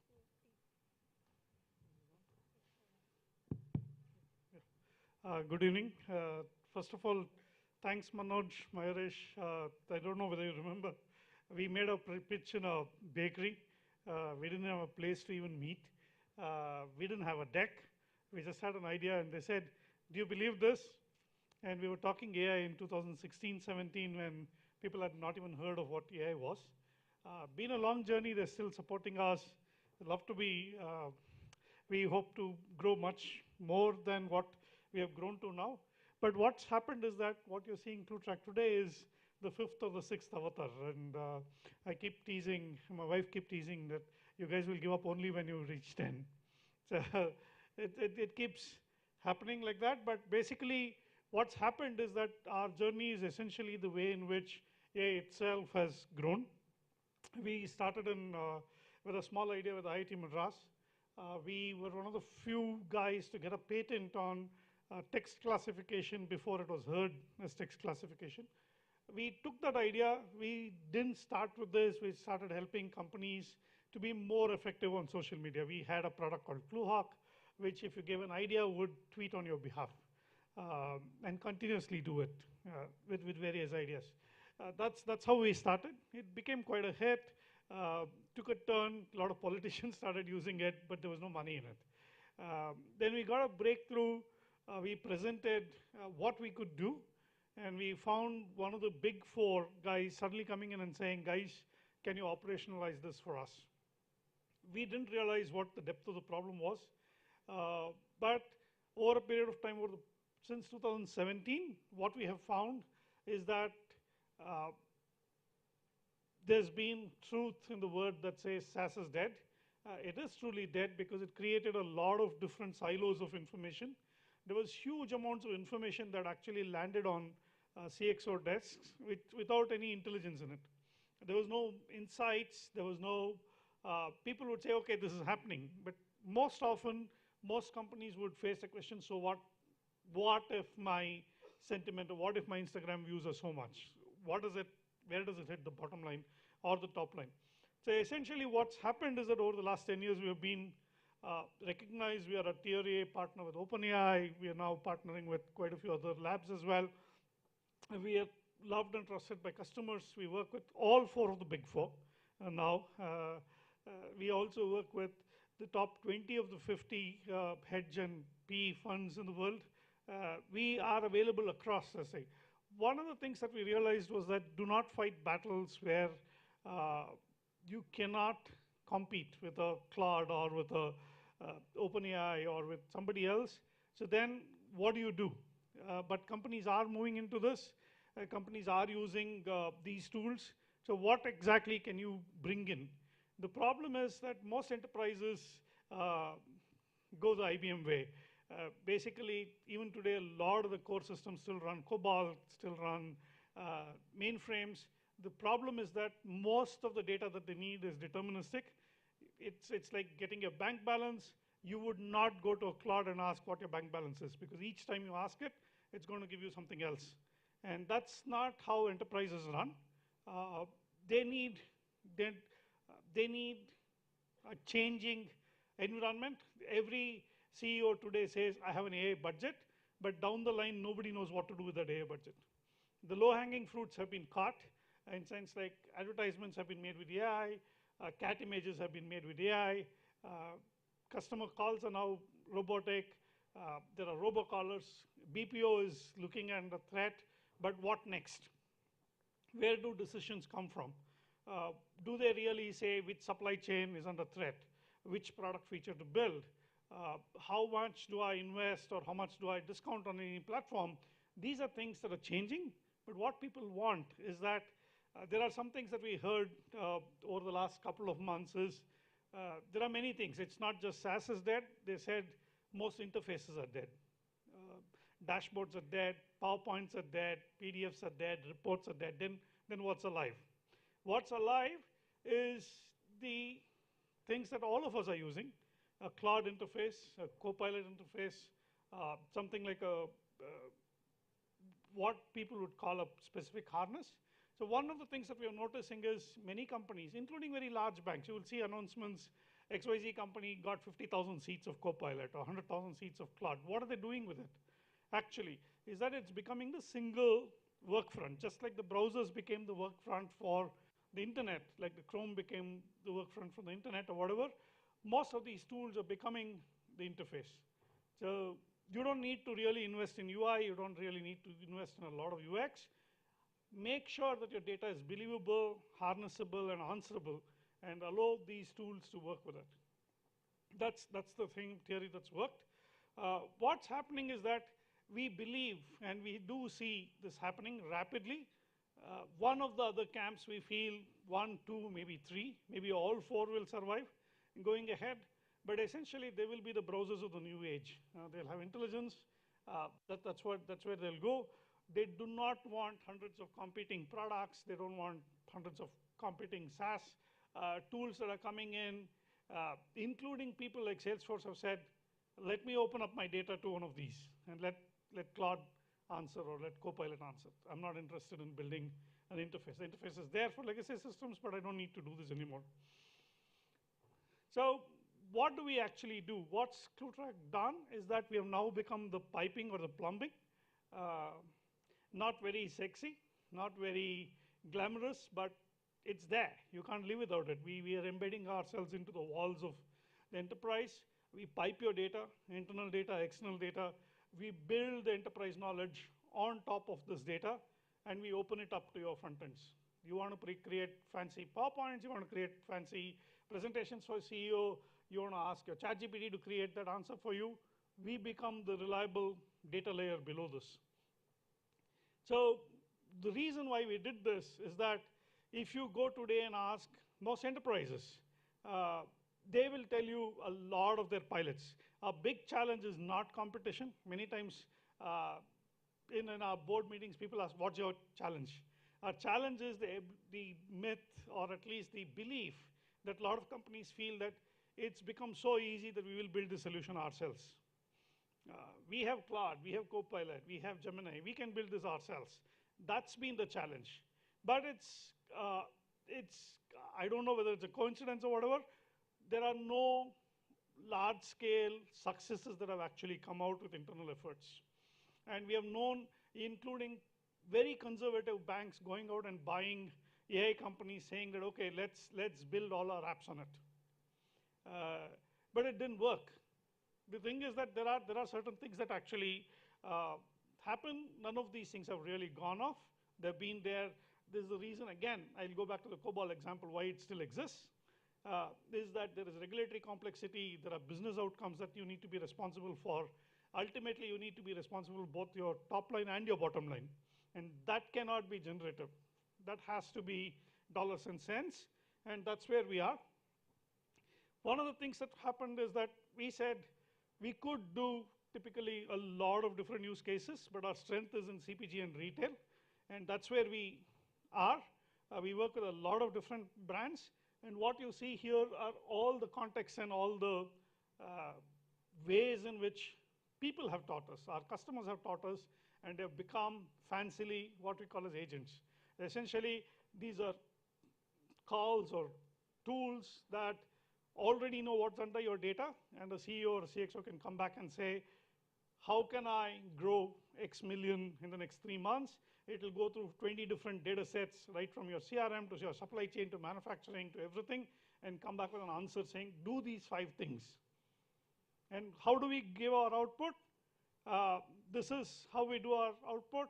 We are able to gather both online and offline data, internal data. We provide the internal 2 boxes.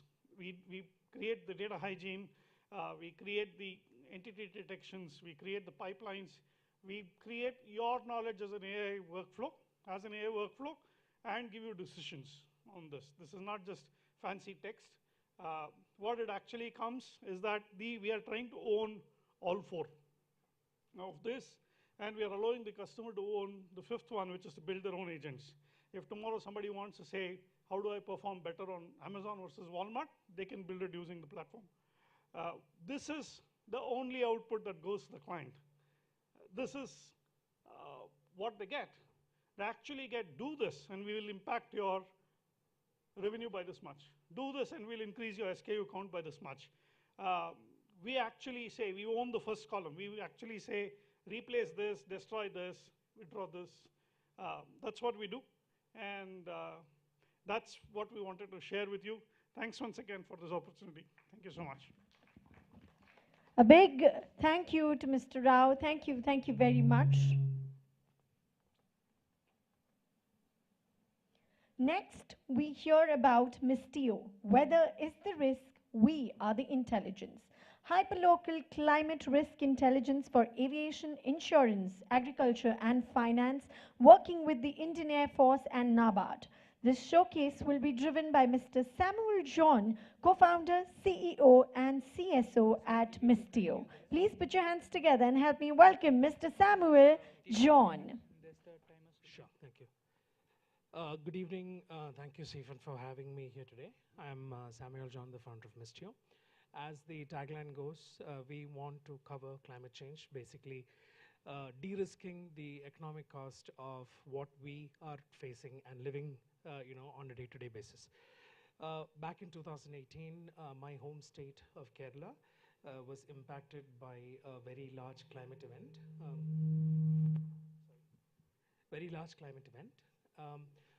Roughly $5 billion worth of economic loss was recorded, 433 fatalities, 140 missing, and close to 1 million people that is impacted.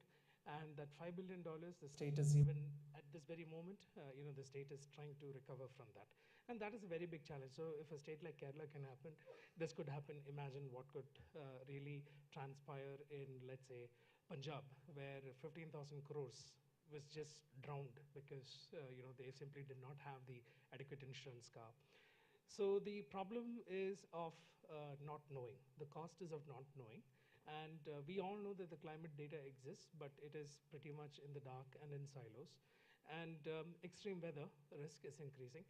If last couple of months is to go by, we've seen people flying off of advertising hoardings in Prayagraj.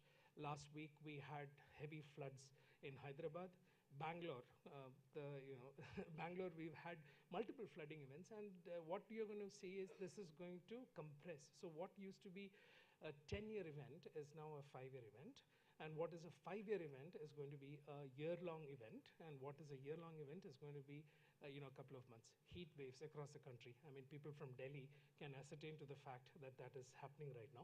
And the problem is that the data is fragmented, and then of course, the key issue here is the decision intelligence, which is missing. So our thesis is to basically bring this all together through what we call as the Climate Decision Intelligence Platform, where we combine the best of science, the technology and data, to actually give you the actionable items that you need to do.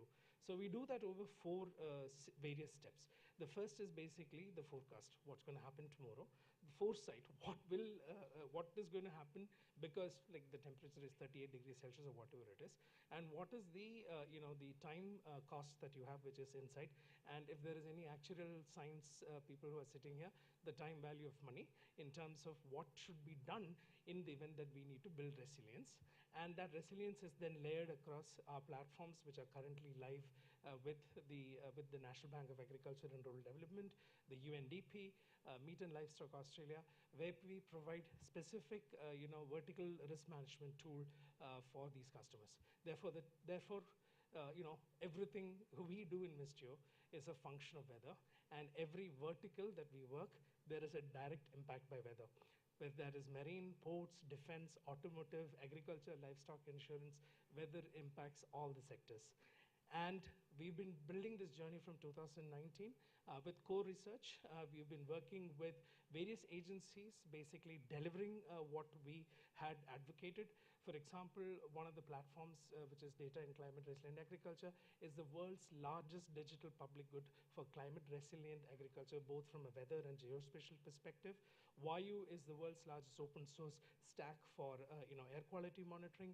Lightning, if anybody knows about lightning, every 1% increase in humidity increases the probability of lightning by 8%, and we all know where this is going, right? So we have extreme humid days, and what we are seeing is lightning and lightning-related deaths, and not only that, critical infrastructure being impacted. Livestock is another major area. I mean, temperature goes up, productivity goes down. In a country like India, assuming that we have roughly around 10,000 crore liters worth of milk that is produced, every degree increase decreases the productivity by 1 liter. Multiply that by 40 rupees, that is close to the GDP of certain small nations that we are talking about. And that's just 1 degree increase. So with that, we are doing core science. The ability for us to build this entire stack on tools that is machine learning and AI. One of the things that we are doing, we are an IDEX awardee, where we work with the Indian Air Force to provide this information for hyperlocal forecasting for airfields within 3-kilometer range. And of course, I'd explained about DICRA, the world's largest DPG now, which will be going live in another 15 days. The founders and leadership team, we are about 24 people. From 2019 we are building, and the founders and leadership team has had multiple experiences building companies, and most of us are entrepreneurs. But our key area of expertise we have is in meteorology, oceanography, geospatial analytics, and of course machine learning, not AI per se, machine learning and software development. The ability for us to build this entire ecosystem and deliver it to our customers, that's our core strength and the moat. And the road ahead is very straightforward. We are building the climate operating system for India, where we want to scale nationwide, providing the climate risk and resilience data sets to all our customers. Building the climate risk intelligence, which basically then means that every single person who is accessing that, whether if there is a financial risk associated to that, you'll be able to do the risk management. And then of course, transitioning from not just building the spatial basis risk, but also moving to the risk management side by providing the financial toolkits and the financial wrappers around it, which is your risk transfer product as well as investment product. So basically, we want to make climate intelligence accessible, and weather impacts, and as we know, weather impacts livelihoods and economies. With that, thank you very much for your time. Thank you, Seafund, once again, and great to meet you all. Thank you.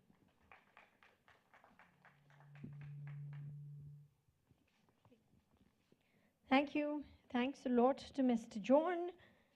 And with this, the next showcase brings to you Pramatra, securing the quantum era one photon at a time. building quantum secure satellite communications using QKD and a proprietary photonic chip validated at IIT Madras. Please help me welcome to the stage Mr. Vinay Hukumchand, co-founder and COO Pramatra, for this showcase with a huge round of applause. Good evening, everyone. Thank you so much to the Seafund team for this opportunity. When you come to an event like this and you see the kind of agenda that has been set by Seafund, you feel very proud and satisfied that you're partnered with the right set of investors, because it clearly, as you all could have seen, deep tech is very deeply embedded in the hearts and minds of the Seafund team. So thank you for this opportunity and look forward to the association with all of you. My name is Vinay Hukumchand, and I'm the co-founder and CEO of Pramatra Space. And all of us here in this room and enterprises assume that their data and applications today are safe with the current encryption systems in place. But soon that may not be true. And the reason for that, this is not working.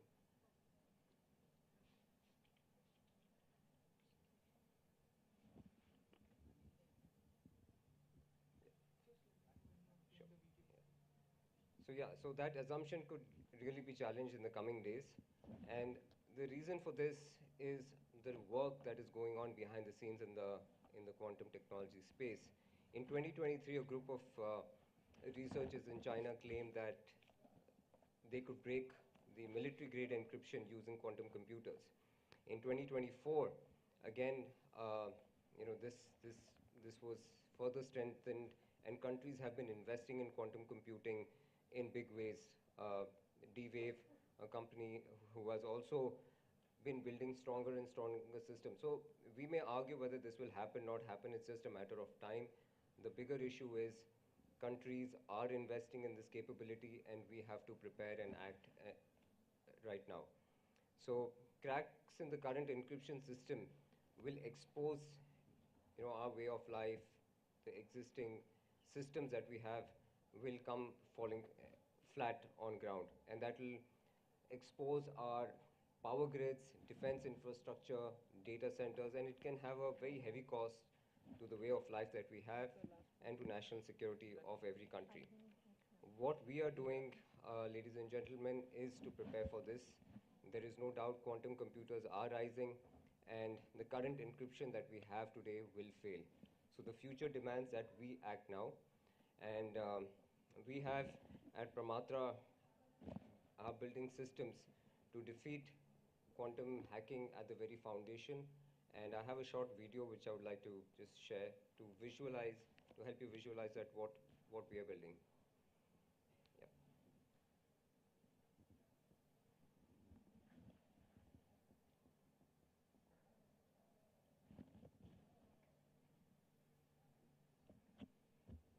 There's a audio as well. Yeah.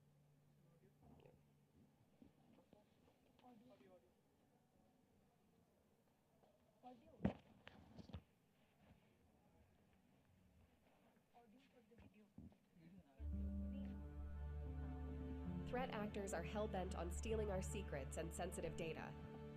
Cybercrime costs could rise to $23 trillion by 2027, driven by surges in ransomware and denial-of-service attacks. Enterprises assume that their data and applications are safe today with existing encryption keys, but that might not be the truth. Experts predict that attacks could worsen from Q-Day, the day quantum computers are able to break our current encryption system. This could bring down power grids, defense establishments, and data centers across the globe. That's why the future demands that we prepare now. Introducing Pramatra Space, a quantum security company pioneering quantum key distribution via satellites to create and distribute quantum encryption keys. The team at Pramatra has designed an in-house integrated photonics chip to generate entangled photons, which will be distributed via satellites as secure quantum encryption keys, which are resilient against quantum attacks. These are low Earth orbit quantum key distribution satellites, which will be able to distribute keys across countries and continents. These signals will be received by optical ground stations and then transmitted to hardware secure modules, or HSM, in data centers and critical infrastructure sites to be utilized for cryptographic applications. We're creating a safer digital world with our fail-safe quantum encryption keys. Sleep peacefully, knowing Pramatra Space is shielding our digital dreams and critical infrastructure.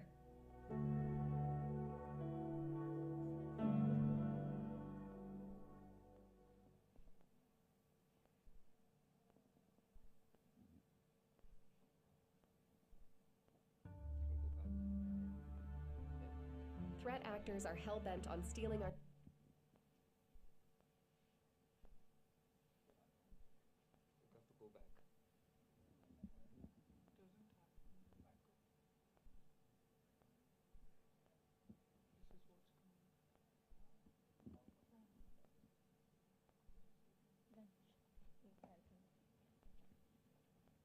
Yeah, so while they fix that, just quickly, a couple of us, I'm sure some of you over here would have visited the Quantum Lab at IISc, and you would have seen the demonstration done by the research team and the professors over there. There was a table over there with a lot of equipment, and which they showed how the lasers are routed through that equipment for generating signals. Now imagine all of that being condensed and put on a chip. That's what we are doing at Pramatra Space. We have designed an integrated photonics chip for this purpose, and that's what we have built over the last 2 years. We are a 3-year-old company based in Bangalore and are working now on placing and building the prototype using that integrated photonics chip on terrestrial network. So why this chip matters is because the existing system satellites which have been put in place have been very bulky systems. Imagine putting all of that on a 5x5 mm chip. That is what we have done and our team has designed. We have, I'll just quickly cut, since we don't have too much time, I'll skip some of these things, but quickly talk about our journey. We are looking at targeting and placing and implementing our systems at government establishment, critical infrastructure, data centers, and in banks and FSIs.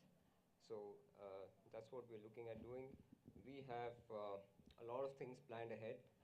So as I mentioned, we're developing the terrestrial product for placing in data centers. We're looking at developing a satellite payload for our QKD mission. We have a mission book next year for demonstrating the functionality of the chip in space next year, and then developing our own QKD satellite after that.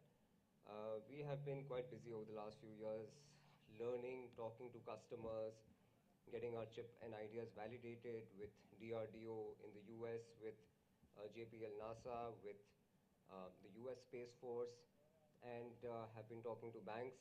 And the most recent development is, partnering with Seafund 2 months back. So we are looking forward to the journey ahead with the roadmap that we have. And yeah, thank you for this opportunity, Seafund. Thank you. A big thanks to Mr. Vinay Hukumchand. Thank you very much for the portfolio showcase. The view from outside of India's quantum moment is often more clarifying than the view from within. And our next speaker has one of the best seats in the world from which to offer it. Please help me welcome Mr. Arvind Ratnam, Q Control Chief Strategy Officer, to the stage with a huge round of applause.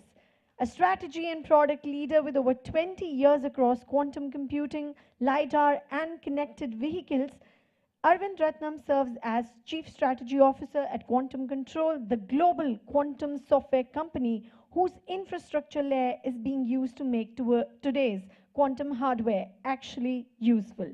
Please welcome him, who is a committed believer in India's place in the global quantum story. Mr. Arvind Ratnam for all of you.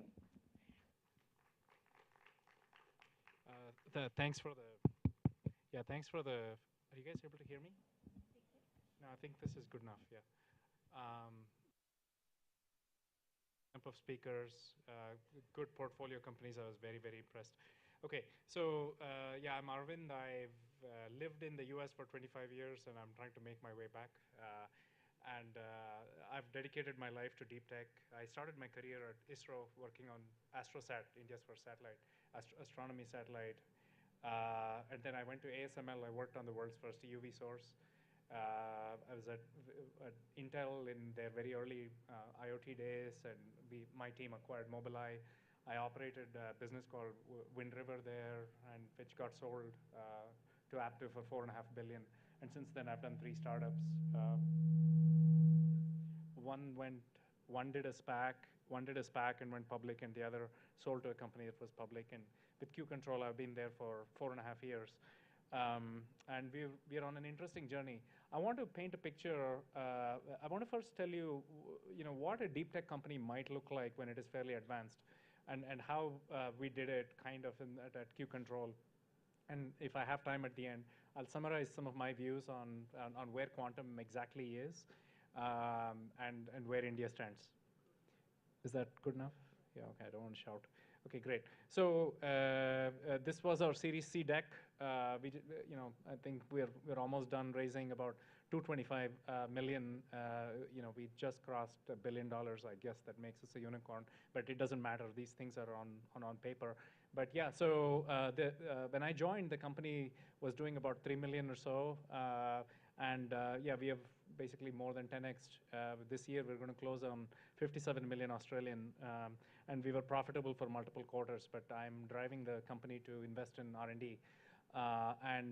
We have a number of world's firsts, which I'll walk you through. We were the first ISV on IBM. IBM is the world's leading quantum computing company, for those who don't know. I'm the Chief Strategy Officer. We are about 230 people. We're headquartered in Sydney, Australia. I live in California, but we have a team in Europe as well, and we have a large team in Santa Monica in California. Yeah, so we do 2 things. We build infrastructure software for quantum computing. Quantum computers are very, very noisy. There's a lot of hype in the sector. And I'm happy to talk offline if you guys want to are interested. But regardless of whatever type of quantum computer you're talking about, they all are noisy. And what we do is we reduce noise, and that's a huge problem. The second thing that we do is some very, very interesting things in quantum sensing. We are one of probably 3 companies in the world that have a full stack magnetic navigation solution.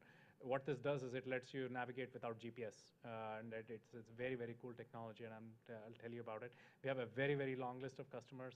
More than 35,000 people in the world use our learning platform to essentially learn how to program quantum computers, but our bread and butter is really tuning up quantum computers for maximum performance, and then the quantum sensing thing that I told you. And we are all over Bloomberg and YouTube and all of that. But let me walk you through the journey of how we built the company. So let us say you're in a new sector like quantum. How do you actually build a sustainable business? What we started off doing was we focused on building picks and shovels. We built quantum control software for R&D teams. We sold to labs. We sold to academia. University of Chicago is out there, Intel, NASA, JPL, and all those guys. And that was the first million or two in the company. Then we started developing serious hardware in quantum sensing, because we knew that technology, you see, as I was mentioning, there's some hype in quantum computing and perhaps even some scientific risk for those of you who are technologically astute. But when it comes to quantum sensing, it's a pure engineering problem. And there are certain breakthroughs that have happened in the last 4 or 5 years. They're fairly proprietary that I can't quite discuss here, but has made quantum sensing suddenly very, very tenable. So all major defenses across the world are interested in this, but it's all behind closed doors. You're not going to read about this on Google, etc.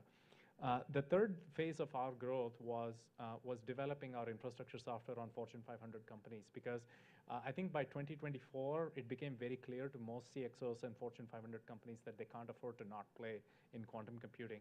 And yeah, so since we were integrated on all the leading platforms, IBM, Google, Rigetti, and all those guys, we started getting a whole bunch of customers. And now this year, 2026, I would say we have 31 Fortune 500s adopters in the first 5 months of this year. That was fantastic. The other big thing that has happened in the last 1 year is that I have closed contracts with Airbus and Lockheed Martin. So Airbus has decided to make our magnetic navigation solution common across all of their airplanes, and Lockheed and this company is really being run by one person who is a force of nature. For the lack of something better. His name is Mike Piersuk. He worked with the Nobel laureate at NIST. He's Penn Harvard, and then he went to Australia to build the Southern Hemisphere's most powerful quantum computer. And right before that, he was at DARPA funding most of the quantum programs here, and he probably works 20 hours a day, but he's fantastic. But he's been the driving force behind the company. As I was mentioning, we do two things. One is in quantum sensing for navigation. About 1,000 flights are disrupted, have GPS disrupted on them, and if your level of GNSS denial is bad enough, you cannot land, essentially.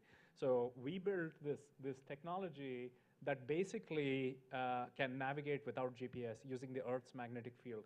When we think of the magnetic field of the Earth, we think of north and south, but the reality is there's a second magnetic field that comes very, very close to the crust of the Earth. It's a few kilometers below the surface of the Earth. It's caused by mineral deposits, and those mineral deposits create this unique magnetic signature across the world. And with that, it turns out that you can navigate, right? GPS is very vulnerable. You can go on eBay and buy a jammer for a few $100, and that can basically take down the GPS of a plane. And when your GPS is spoofed, you may be flying over Delhi, but now your GPS is telling you that you're flying over Rawalpindi or something. And that is huge. There have been instances where top political leaders across the world have had their GPSs denied while they were flying because some of their flights are public domain knowledge, and they've not been able to land for hours. And this is all you'll hear about it if you look deeply enough. You'll hear about it in the news. And yeah, as I was mentioning, I don't have time to go through all this, but we did the world's first public demonstration of quantum navigation. And yeah, today's backup methods to GPS that use an inertial navigation system suffer from drift. So and over time they don't work at all. And yeah, since then, Anduril, the U.S. Navy, and a bunch of guys. One single regret I have is that this quantum navigation thing I cannot bring to India, just because India believes in this Atmanirbhar Viksit Bharat. The issue is they want to build everything in-house here, so we obviously cannot. So we're going to have to wait a few years until India develops its own technology. And yeah, everyone wants it. USV, UAV, UUV, anything that is autonomous is going to need magnetic navigation in the future. I just came from Japan last week, and Japan is going to put $10 billion in autonomous technology, and the Ministry of Defense there wants this technology ASAP because they don't have the same Atmanirbhar thing. Atmanirbhar is fantastic, but my personal belief is that in parallel, the best-in-breed technologies need to be brought in. People need to see what good looks like. So anyway, that was our quantum sensing business. In quantum computing, we are the world. This is Jensen Huang highlighting us.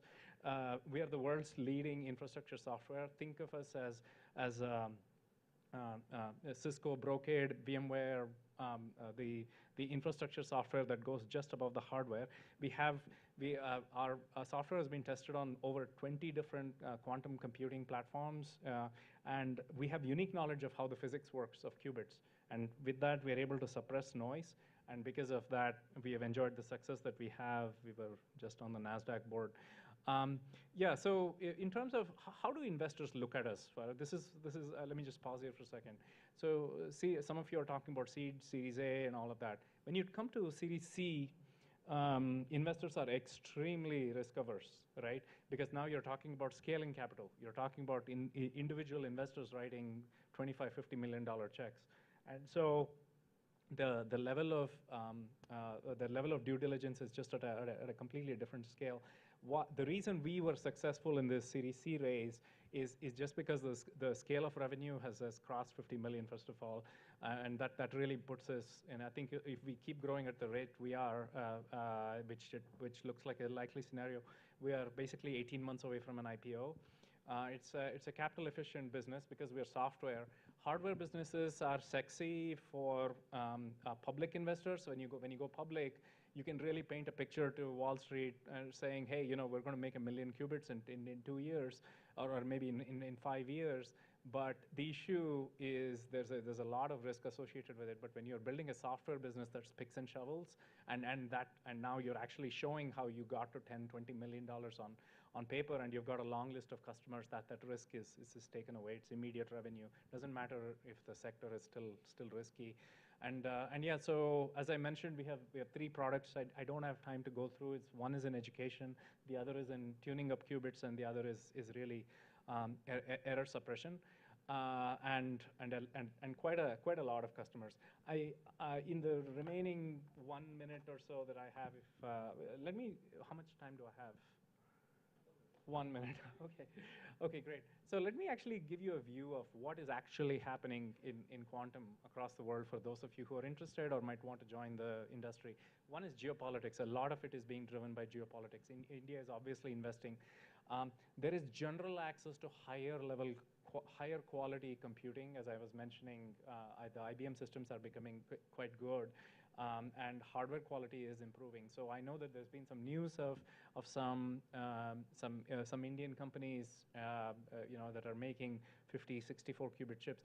But what I would say is, yes, those news are good. They're uplifting. They're very encouraging. But the thing is, focus has to be paid on the quality.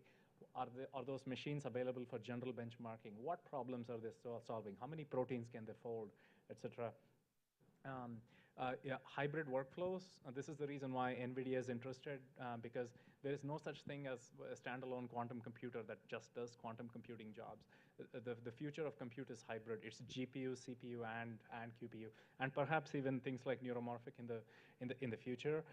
There is anything that is quantum inspired, etc., has limitations. There is a war that is being waged on error. Error is the #1 enemy for the adoption of quantum computing.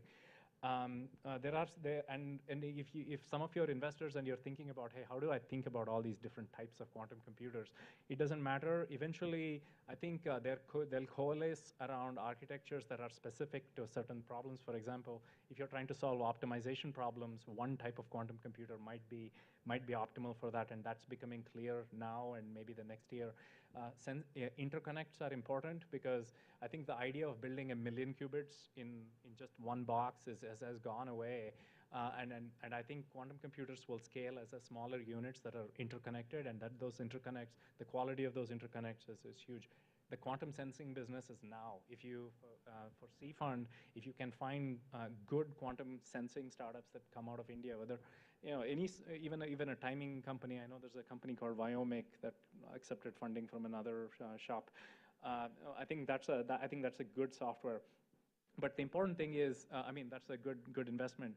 The other thing I wanted to say is software is important, right? I know hardware has gotten a lot of attention, but if you combine software like what we did, if you combine the right software with hardware, you can unleash a lot of latent performance, and you can essentially that's how you push the frontiers. In terms of leaderboard, I think if that whole NQM funding comes, will be number 12 in the world in terms of the amount of public funding. But I think the fact remains that private funding is insufficient. Right? Private funding will be needed, and hopefully the ANRF fund can help. And those of you who are building quantum companies, look, Indians are at the top at most leading quantum companies. Use your networks wisely, and we're happy to help. There's no shortage of quantum startups here, but really the focus needs to be on quality rather than quantity. And yeah, I would say put a maniacal amount of focus on chip performance. It's not the number of qubits, but it's really the quality of the qubits and what problems they're showing.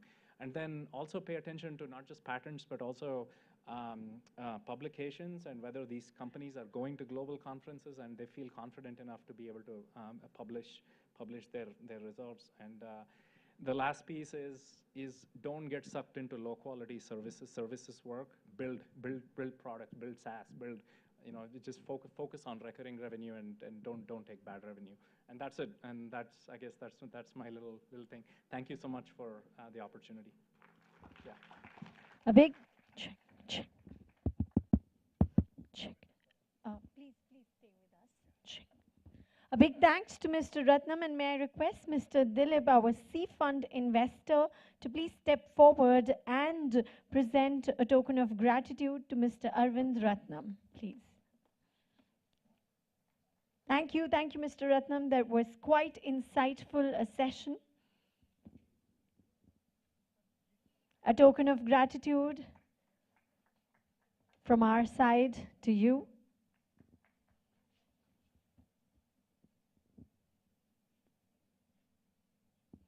Thank you very much, gentlemen.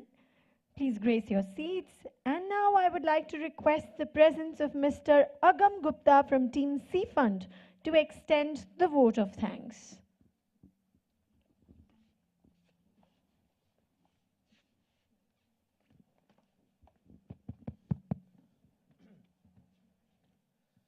All right, perfect. I've been given the hardest job of keeping you guys in the room for 5 more minutes.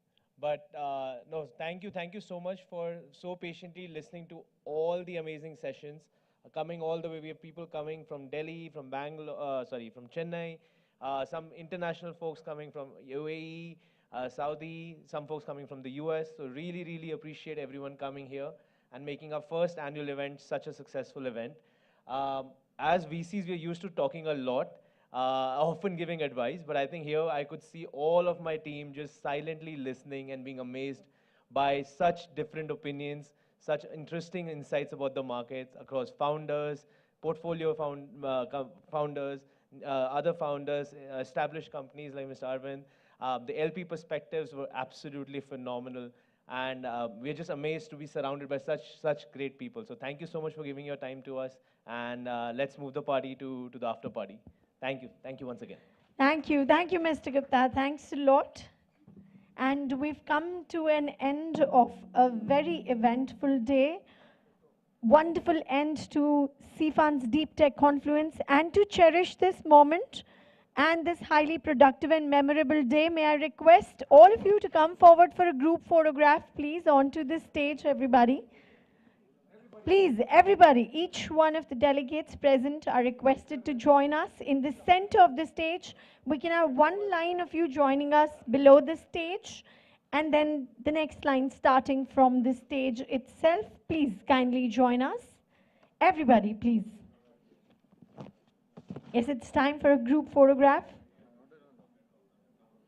And a big thanks to all the speakers, founders, investors, and each one of you for joining us today at Seafund Deep Tech Confluence. We've had a great day filled with learnings and sharings.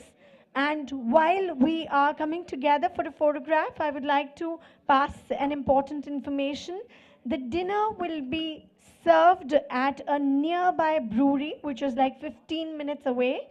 So we've arranged vehicles for all of you for the commute. So once you reach the reception at the ground floor, we will head you to the vehicles and we'll head to the brewery together for a lovely dinner. So please, let's have the photograph, everybody. Not just the dinner. You can get high. And yes, there are drinks as well. So please, no missing out on the dinner for sure. So I'd like to retain the announcement that for dinner, we'll be heading to a venue 10 to 15 minutes away. So we've arranged vehicles for the commute. Once you reach the reception area, we can get into the vehicles. And for now, it's photo time. So please, everybody.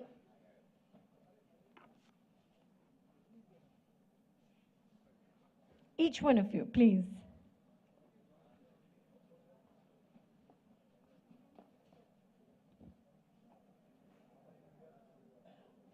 It's been a great day filled with learnings and sharings.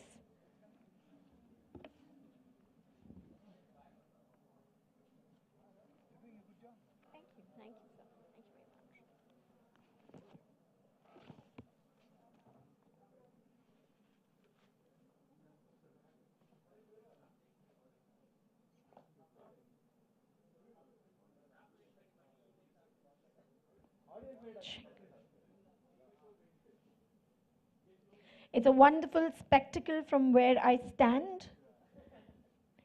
Everybody, please, look into the camera.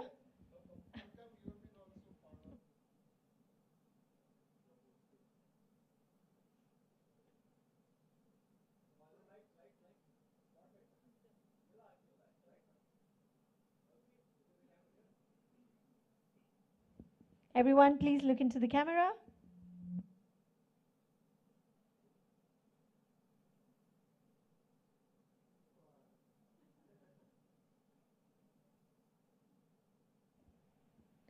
Are we doing a video as well? Can we do a video?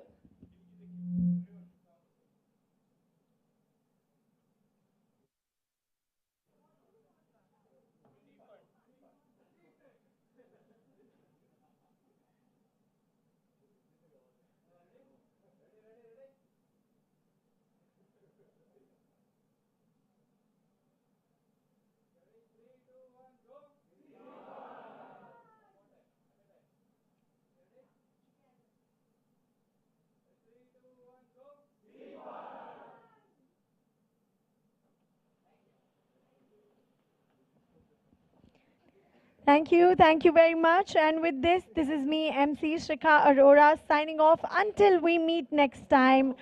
Take care, Godspeed, see you.